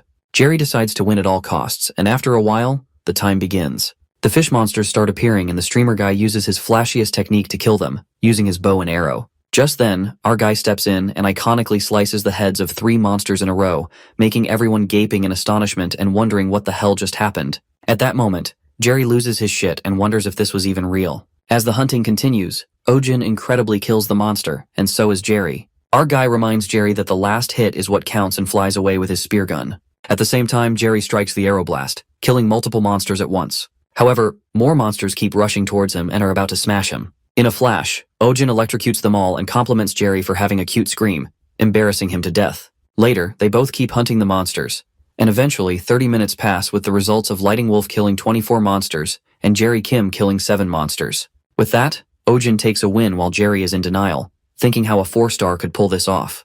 That's when our guy comes in, saying he never said he was a 4-star and reveals that he's a 5-star. After hearing this doesn't make sense to Jerry, wondering even if Ojin's a 5-star, how can he close the gap between them this easily, making him think if he's nothing compared to the Polaris. Eyes on the prize, our guy takes the pouch of myrrh crystals from Jerry, who's on the verge of a breakdown. During this, they decide to divide up the points, and Jerry lets out that he will announce the username of the person who got the most points. Abruptly, Haeun gets panicked and asks Jerry why he's announcing usernames. Clarifying that it's the rule of streaming, Haeun seems to be freaking out and asks him to cancel her bet, saying the viewers voted without knowing what star Ojin was. Just then, Ojin sneakily holds her back and tells her that no one can cancel the bet.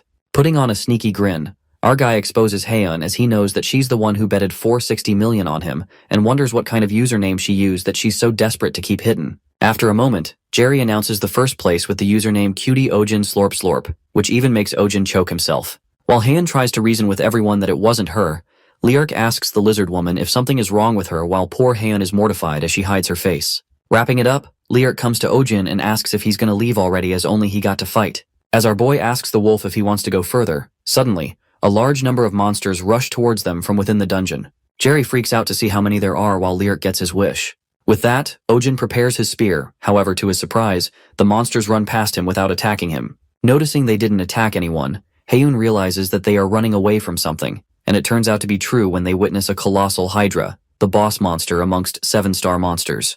Thinking about what a Hydra is doing here, Ojin lets out that Hydra and mermen aren't related in any shape or form. Either way, Ojin looks at the positive side, reckoning that a boss rank monster drops the highest quality myrrh crystals when killed, and since it appeared in this specific gate, he will be able to get 2 instead of 1, hitting a home run. Presuming he can't run away with a deal like that, our boy braces himself to fight the boss monster while Vega seems done with him, and Liark asks if he can do it. Feeling pretty confident, Ojin assures them that he can do it, and Loki feels that can deal with Hydra as it's nothing compared to the overwhelming energy he felt from Ashad Khan. With that, our guy leaps toward the boss with his spear and uses lighting flames when shortly he is joined by Vega, Liark, and Haeun, who assist him in the fight. While they all manage to slice their heads off unexpectedly, the Hydra regenerates at the speed of the limit, and Jerry is scared to death as he's never heard of a Hydra regeneration that fast before. However, Ojin holds his spear and utters that he's not thinking he can win just because it can regenerate. While Haeun asks him if he has a plan, Ojin lets out that it takes 5 seconds for the monster's head to regenerate. Within those 5 seconds, he plans to cut off all the heads. Vega, who seems to be hurting because of the restraints, tells Ojin that she will bless him, but our boy refuses, saying that it's the most painful when she's affected by the restrictions. He affirms that he won't see her hurting, and the goddess is deeply moved by his words. Low-key, Ojin did mean what he said, even if it's only partial. At first, she was just someone he was scamming, but he grew attached to her. Just then, he proceeds to attack the monster, activating Exceed. Within 5 seconds, he breathtakingly slashes off the 3 heads with his spear. As they begin to regenerate, Ojin attacks with explosive lighting that destroys 2 of the heads. With only 2 seconds left, he decides to go even faster. Fast enough that levels up his Exceed skill, and he even earns a clue to Divine Lighting Physique. That's when Ojin soars, and charged with immense power, he again slashes the heads of the monster like a ray of lightning passing through. Meanwhile, Liark is shocked to see Ojin transform his legs into lighting. The goddess presumes that's a skill only achievable once he becomes a 9-star. After that, Ojin immediately signals Haeun to attack. Using her stigma, she creates fire, and while it hurts, she shakes it off, thinking that it's nothing compared to the pain Ojin must have felt. With that, she creates a dragon fire and strikes towards the monster, burning it to death. As Ojin pats her for a job well done, at that moment, Haeun's stigma starts shining. Gushing with happiness, Haeun rushes to hug Ojin, saying that she's 8 stars now. While our guy is happy for her, he gets a bit concerned as she is now 1 level away from becoming a 9-star, which is said to transcend human limits. Haeun grabs Liark out of sheer joy while Jerry approaches the lightning wolf and thanks him for saving them. Apologizes for earlier. Our boy tells him that the stream was fun, but low-key in his head he wants to kiss Jerry as he's very grateful for him and for getting all the myrrh crystals thanks to him. Walking towards the Hydra to see what it has dropped, Ojin is delighted with the several myrrh crystals. Absorbing the myrrh crystals, it nearly fulfills the Black Heavens quest rate with the current progress of 42%. Even after absorbing this many crystals, our boy wonders how much more it needs and assumes that he's going to need 1,000 more. Just then, the current rate reaches 50%, and the system informs him that the current rate cannot increase anymore. It appears that he needs higher quality myrrh crystals in order to increase the progress further. He then absorbs the 2 giant myrrh crystals from the Hydra to complete the quest.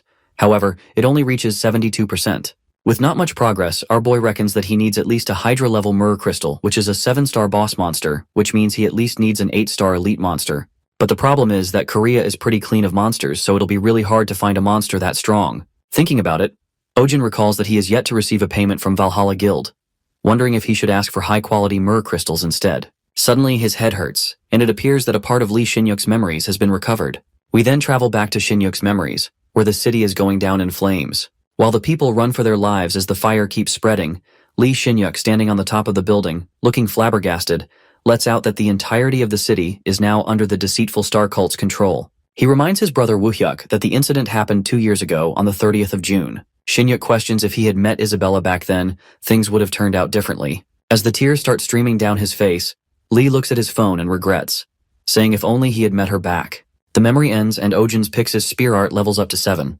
Yanking out the depressing memory, our boy is left shocked and recalls Lee's memory, thinking that the place looks like Rome and something like vampires are attacking the people. The poor guy is baffled as he tries to process, wondering who's the deceitful star cult and Isabella. Checking the date, Ojin speculates that it's 24 June, and he doesn't know what will happen on 30. He questions himself if he has to meet Isabella in order to prevent the disaster he just saw, but then he doesn't seem to care what's going to happen in Italy because it's hard enough to protect his loved ones right now.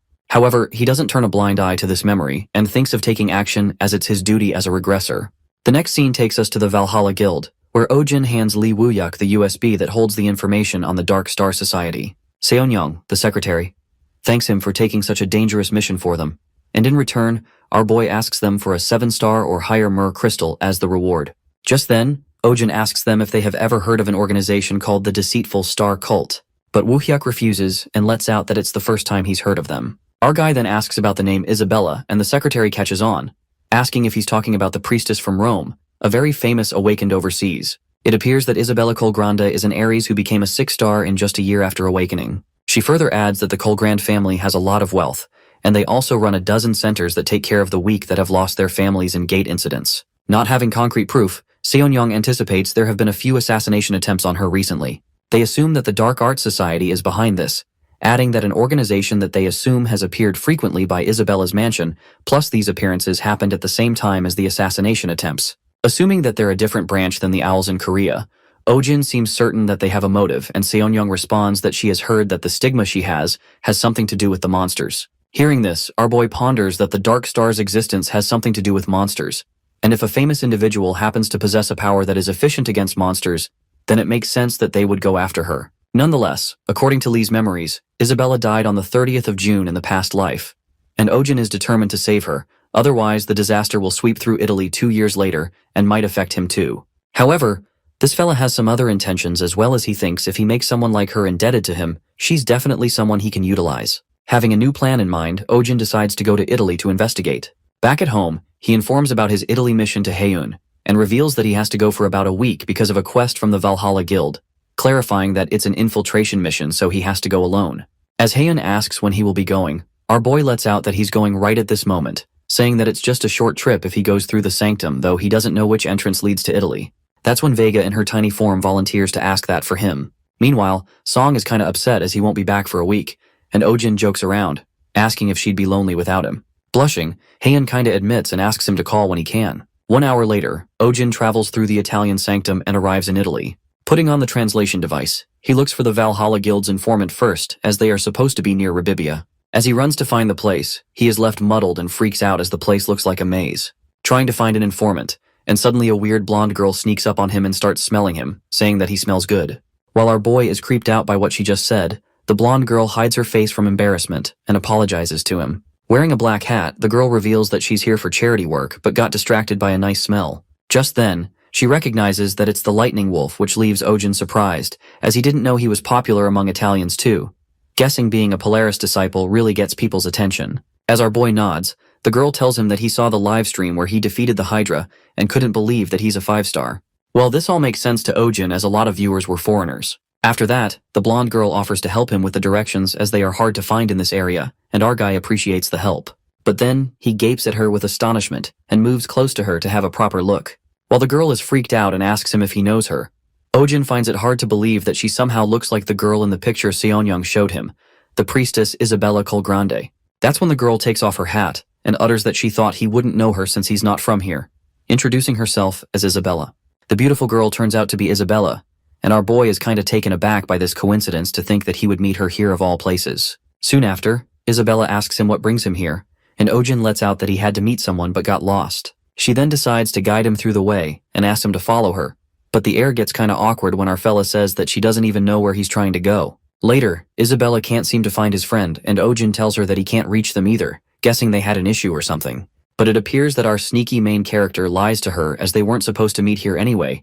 He plans to take this opportunity to grow closer to Isabella if he wants to use her in the future. Acting like a yandere, Ojin strikes his ultimate scamming trick and asks Isabella if they want to have a meal together because he feels bad about just letting her go like this. After that, they buy a nice lunch and Isabella says that it feels bad. However, her eyes land on the place in front of her, and she utters that this place isn't a nice location for a date. Looking gloomy, the girl lets out that Romani are discriminated against since birth in Italy, so whenever she's helping these people, she ends up thinking to herself that it's a relief that she wasn't born a Romani. She feels grateful that she was born with a strong stigma and with talent. She concludes that she's no different from the people who discriminate against them.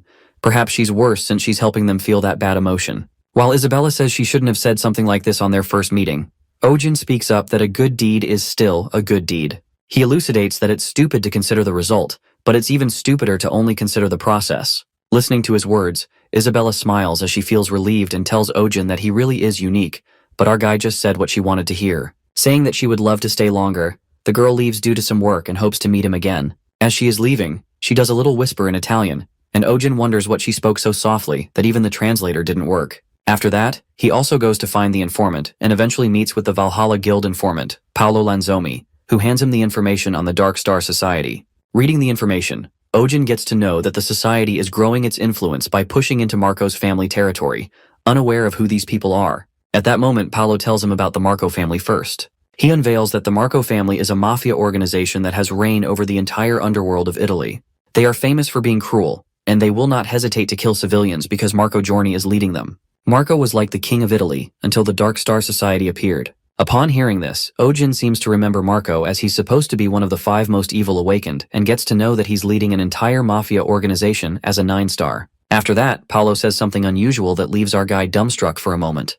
The guy lets out Italy's people have a different opinion on Dark Star Society compared to South Korea's. They all are in support of the society as opposed to Korea. While it sounds crazy to Ojin, he confirms if they are trying to assassinate the Saintess, and Paolo answers that this is what they assume as the timing and location of their appearance are almost the same as the assassination attempts.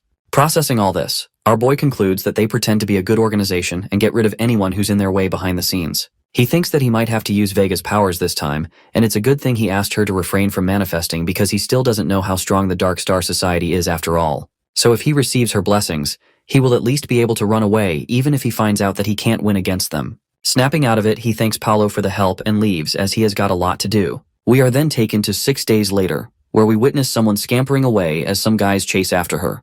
The girl turns out to be Isabella, who manages to outrun them and hides in an alley while the guys search for her like crazy. Scared stiff, Isabella can't seem to move her mana at all and all her communication devices stop working. Meanwhile, she thinks that she completely let her guard down, and knowing the assassins were after her, she didn't expect the owls to get involved too. The girl believes that she needs to get away. However, at that moment, someone grabs her from behind. The guy captures Isabella and thinks that it was easier than expected. After all, they used the curse of the purple forbidden enclosure, a very advanced stigma seal. Trying to release herself, Isabella bites his hand and the guy slaps her hard, calling her a bitch. Furious, the guy instructs his men to knock her out before she tries to do anything, while Isabella, her eyes filled with tears, ponders, there is so much that she has to do, and she can't be killed like this. As she wishes this before her last moments, suddenly, a bolt of lightning strikes the area. Well, we all know who it is. Our main character makes the entry and emerges from the lighting. He annihilates the gang bastards with the spear. Coming to her rescue, Isabella is lost for words and asks him how did he find her, to which Ojin smiles and responds that he was just passing by, calling it a coincidence. While it looks like our boy has saved the day, Isabella points behind him and alerts him that those are the people who are after her, as many of them rush towards them. Ojin could feel the aura of the Dark Star all over the place, and got to believe that it was the Dark Star Society after all. Deciding to escape, he takes Isabella and dashes away, planning to get out of Rome and reach the coast through the Tiber. As he had already prepared a boat to escape, Isabella tells her the direction to downtown, and Ojin, using his spear gun, flies away along with her. Gliding away, Ojin believes that it's for the best that they go into the heart of the city, because if they are somewhere less populated, the assassins will become bolder. However, to their surprise, the assassins mercilessly kill the civilians coming in their way and actually slash them with weapons. Witnessing this, Ojin is flabbergasted as he thought the Dark Star Society was trying to have a good image in public, but they are being hella aggressive, which leaves them to conclude that something's off. As he thinks hard about what went wrong, abruptly, the assassins appear from the front, blocking their way. Ojin decides to give it a thought after dealing with these guys and wipes them out with his lighting power. At that moment, one of the assassins attacks Isabella from behind, who's enfolded in Ojin's arms, aiming his spear at her. However, our guy makes a bold move and halts the spear with his hand, killing the assassin with the lightning shock. After that, Ojin seems to be in pretty bad shape with many injuries, and they eventually get to the boat. He asks Isabella to leave on the boat and get out of Rome while he stalls for time. Worried, Isabella clarifies that she isn't leaving him behind, but Ojin tells her to go, which makes her question, why is he doing all this for her? Our guy, pulling up the ultimate riz, places his hand against her cheek and lets out that he just wants her to be safe and sound by his side. At that moment, Ojin collapses and asks her to get out of here. Meanwhile, Isabella is traumatized as she breaks down in tears. That's when we see our fella smiling from the corner of his lip. While it looks like Ojin has passed out, in reality, our boy planned all this. He low-key feels proud of himself for putting up a damn cool act. Lying there, he waits to receive Vega's blessing and kill all the enemies when Isabella is in danger and becomes a hero in her eyes, gushing with pride to think what a killer story he's come up with. In the meantime, the big group of enemies stride towards Isabella, saying she sure ran like a little rat, but there's no place for her to run away anymore. The enemy appears to be Marco, and while Isabella peeks at him, Ojin also takes a look at him with one eye, wondering if that is their boss as he looks really scary. As our guy thinks he should wake up Vega, Marco utters to stop with the bullshit acting and clarifies that he's not a fall for it now, calling her a bitch. Panicked, Ojin thinks he got caught but realizes that he was talking to Isabella. Just then, Isabella wipes her tears and asks Macro if he still talks to ladies like that, saying that he hasn't really changed. While the girl smiles, Marco tells her not to act coy as they will kill her easily since she can't use her mana due to the curse. Smiling like a weirdo, Isabella gets that the curse is too powerful. However, she reminds them that her stigma gets many times more powerful when it's night. This makes Ojin wonder if Ares had that kind of trait, while Marco freaked out as he is in utter shock, saying that there's no way as he used the purple forbidden and barely managed to complete it with the help of owls that even a 7-star can't free themselves from the curse. Grinning, Isabella answers that, for a lousy 7-star, this curse might be powerful, and Marco tells her to stop acting tough, calling her a crazy bitch. On the other side, as Ojin listens to these talks, he wonders what the hell is going on, and comes to realize that Isabella has been lying this entire time. She's actually a 7-star. That's when the awakened Lee Shinyuk's memories recover, and the scene flips to the day when the city is burning and Shinyuk is regretting, uttering if he had met Isabella that day, and killed that bitch. Screaming in agony, Shinyuk regrets not killing Isabella that day. If only he could have killed her when she was weakened by the curse, calling her a crazy leech stigma bitch. Then he could have prevented all this. After witnessing this memory, things take an unexpected turn and Ojin gets a mini heart attack, thinking if this is for real. Regretting his life decisions, our boy is fucked up as he just befriended a blonde sheik who is the Leech Queen, the third power in the Dark Star Society. Thinking it over, Ojin comes to realize that the cruelty to swing their weapons even with the civilians in the way, that was the Marco family, and the reason they possessed the same aura as the Dark Star was because they were working with the owls, but it was actually Isabella who was from the Dark Star. While our guy acts dead, Isabella can smell the sweet scent and intense taste, happy that Ojin is still alive. Getting furious, Isabella lets out that it's been a long time since she found a high-quality prey like Ojin, and she almost lost him because of these guys. With a sinister expression on her face, she asks Marco and his men if they don't value their lives, attacking them with her stigma. As she kills some of them, it causes mayhem among them, and scared to death, they run for their lives as there's no way they can win against the Leech Queen. Meanwhile, poor Marco is left with one-man army as those crazy bastards run away. He threatens them. Everyone who runs away is dead to him. Realizing that it's too late now, he leaps towards the Leech Queen to attack her, calling her a leech bitch. Not even flinching, Isabella stands still, and as Marco's weapon is about to hit her, she touches the weapon and reminds him that she told him not to call her a leech. At that moment, a dark and powerful energy hits Marco and Isabella leeches off his blood. Licking the blood, she lets out that his blood tastes like garbage compared to Ojin's, spitting it out. Enraged, the Leech Queen took that curse on purpose to seduce Ojin, but Marco messed things up for her, which makes her real mad as she approaches him. As the poor guy begs to spare him, Isabella brutally rips his head off and tosses it away, saying that now she has to take care of the Marco family. Panic-stricken, Ojin witnesses this, and ponders that he'd known they'd be strong since the entirety of Valhalla Guild lost against Cheon Do-yoon, but the Leech Queen is on a whole different level, guessing it's because she's ranked 3rd within Dark Star. In addition, he recalls that Lee Shinyuk said that the Deceitful Star cult took over the entirety of Italy in 2 years, which makes Ojin wonder if the Dark Star Society will change their name to Deceitful Star Cult later. Either way, our guy decides to avoid getting involved with his vicious woman from now on, because he doesn't see a chance to win against her. After the psychotic move, the Leech Queen approaches her little Ojin, saying that he's sweeter than honey and dashing like a prince. Peeking at him with a creepy, sinister smile, she says that she will never let him go while our boy nearly shits his pants, and hopes this to be a dream. Later, Ojin opens his eyes in the hospital, and moments later, Isabella comes rushing into the room, acting emotional now that he's awake. Thinking what the actual fuck, the reality punches his face as he realizes it's not a dream. Asking where he is, Isabella informs him that this hospital is run by the Colgranda family, and his family people came to help after he passed out, adding that the assassins as soon as they saw that they had backup. Knowing that she's lying, Ojin reckons that it's not too late. He needs to cut her off and book it. Getting into the act, our guy utters that he wasn't able to protect her, and he's so disappointed in himself that he doesn't want to see her again. Upon hearing this, Isabella puts on a psychotic smile and reminds him that he said he wanted to be by her side. With a sinister stare, she asks Ojin if he will live in Italy forever, and the fella's soul nearly escapes his body as the Leech Queen scares the life out of him.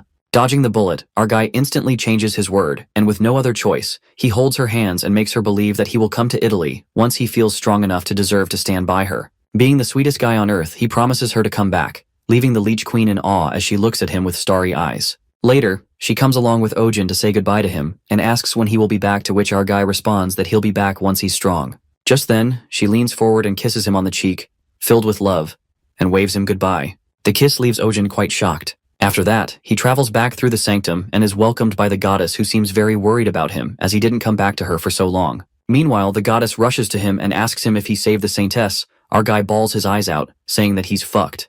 Well, it looks like he got himself a clingy psychotic lover and the poor guy got scammed, being the scammer himself. Twisting the story, Ojin confesses that he did save the goddess, but the situation took a turn for the worse. He reveals that in his past life, he died that day, so he didn't know about the saintess's real identity, and he never expected that Isabella would be a bailiff of the Dark Star Society. While Vega asks if it's not worse now than it was in his past life, our guy lets out that Isabella doesn't know that he knows her identity, which means he can use this situation well and will dig out more about the Dark Star Society, adding that it'd be even better if he uses her like a weapon.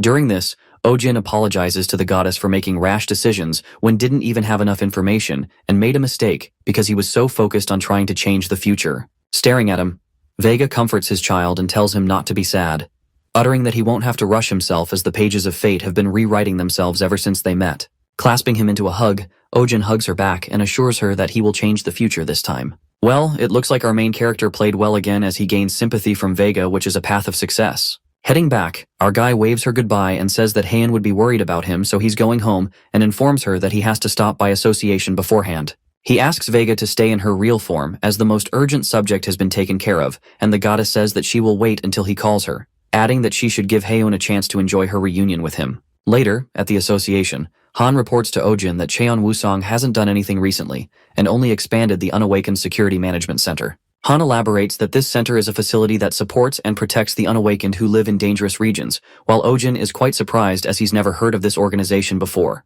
While Han lets out that they don't publicize or market themselves, our boy assumes that they're trying to get on the good side of the unawakened, but not marketing themselves. He realizes that he won't be able to find out right now if their plan is genuine or not. Just then, he gets going and decides to focus on the quest, since there's nothing much going on. Getting on the elevator, Ojin encounters Cheon Wusong, who hands him his card. As Cheon says that he's been wanting to meet him, our fella recognizes him at once, and he recalls that this guy is the Owl King's son and leader of the faction of the Dark Star Society, a little snake that has infiltrated the association. Looking at his card, Ojin concludes that he's pretty young for someone in his position, and Cheon proudly says he has a lot of people who support him. Getting to the point real quick, Wusong asks him what brings him here, and Ojin informs him that he has to leave Korea soon, so he comes to discuss his schedule. As Ojin lies about this, Cheon says something unexpected and asks him if he's going to Italy again, feeling jealous as it might be an invitation from the Saintess. Low-key freaking out, our boy discovers that he knows that went to Italy and laughs it off, saying that luckily Miss Isabella really likes him. Upon hearing this, Wusong is quite shocked, and Ojin instantly catches on that he's wary of the Leech Queen, and it makes sense since his plan to eliminate her failed, believing that he wouldn't be able to do something about him after attempting something like this. With that, Wusong hopes that he will have a good time with her and affirms that it'll be a great help to the association if he has connections to someone that famous. As soon as Ojin departs, the guy pulls out his phone and immediately makes a call to his father, the Owl King. Wusong reports to his father that the Leech Queen is interested in the Lightning Wolf, so it'll be hard to eliminate the Lightning Wolf at the moment. Hearing this, his father tells him he's way too careful and makes him remember what happened to his mother. Getting intimidated, Wusong utters that he has never once forgotten, and Cheon Do-yoon gives him a clear command to get rid of Oh-jin without hesitation if he gets in the way of the plan. As his father hangs up the phone after wishing him a dark star blessing, Wusong gets determined to avenge his mother. On the other side, Oh-jin gets out of the building and ponders that he has to fight with Wusong someday, and anticipates that not many people know about him. But soon enough, he'll be a very infamous man. Our guy decides to be the one to spread the news of how evil he is, but first, he stops by a shop to eat something. He gets 2 burgers and feels nostalgic to think how he bought burgers to go when he first awakened too, wanting to bring it to Hyun right away. However, that's when he again experiences Lee Shin-yuk's memories. Traveling back to his memories, Lee Shin-yuk and Woo-hyuk seem to be running away from the deceitful star cult guys. While Shin-yuk asks about the others, Woo-hyuk tells him that they're protecting the ship. Reaching the shore, someone seems to be waiting for them on the ship while Shin-yuk waves his hand and apologizes for being late. And surprisingly, the girl on the ship turns out to be Haeun. Witnessing the memory, Oh-jin couldn't help but wonder what Haeun was doing here. As the memory continues, suddenly, Haeun alerts the brothers to get down as they are about to be attacked by the enemies. But Haeun burns them with her firepower, even though she's hurt. Soon after, Shin-hyuk rushes toward her and apologizes as he didn't know they had tracked him down. Asking if her eye is okay, Haeun assures him that it's tolerable, and lets out that he used all that money for this eye so it's gotta do its worth. While Shin-hyuk gets a bit shy and says he didn't buy it for her so she'd think that way, Haeun pokes his face and says that she will repay him one day, although not today. Saying that she has to take care of someone, the 3 of them leave Italy. Meanwhile, all the lost memories of Lee Shin-yuk are recovered. Oh-jin comes back to reality and gets to know that Lee bought Haeun the dragon demon eyes, which leads him to wonder what he was doing in his first life. He gets tangled up in the thoughts and wonders if she was referring to him when she said she had to take care of someone, and questions himself why he destroyed the world if she was alive. Going crazy, Oh-jin doesn't seem to have enough information to connect the dots. Arriving at the apartment, Haeun gets mad at him for not staying in touch. However, Oh-jin immediately hugs her.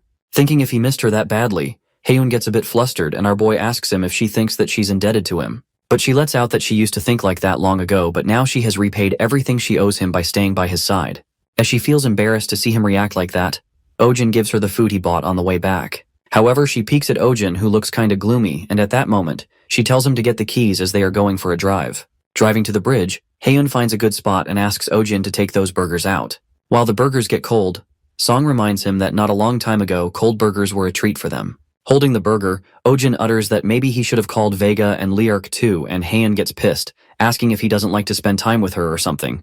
But it's not the case, as it turns out that our main character has grown to like Vega too, recalling how she appeased him with the hug. He ponders that Vega trusts her completely, but the more her trust in him builds, the worse the betrayal will hurt, and this makes him afraid of her finding out about who he really is. To think that he barely managed to earn her affection. But he's the regressor that she thinks he is. And one day when she realizes that, he will have to witness that affection be broken into pieces. Going through a guilt trip, our boy wonders if he will be able to handle that. Deep down, he wants to quit all this. But if he breaks down here, he might not be able to protect Haeun anymore. He might have to live life ignorant to those who might try to come into her life, and he doesn't want that. Pondering, if he were to lose Haeun, how broken he will become. Just then, his thoughts are interrupted by Haeun telling him to chin up as she doesn't know what happened. She assures Oh-jin that it's all right to rely on others when he's hurting. She affirms that she's always by his side, and Oh-jin looks at her, getting reminded of Haeun as a kid who used to be with him and told him to trust her. At that moment, he rests his head on Haeun's shoulder, and she sarcastically asks him how he would live without her. As Oh-jin lets out that he probably wouldn't, she hugs him and tells him that she needs him by her side too. Well, with that, our boy concludes it doesn't matter what happened during his past life. What matters is that she's right by his side right now. He's not the real regressor, but he will strive to protect this world and Haeun no matter what.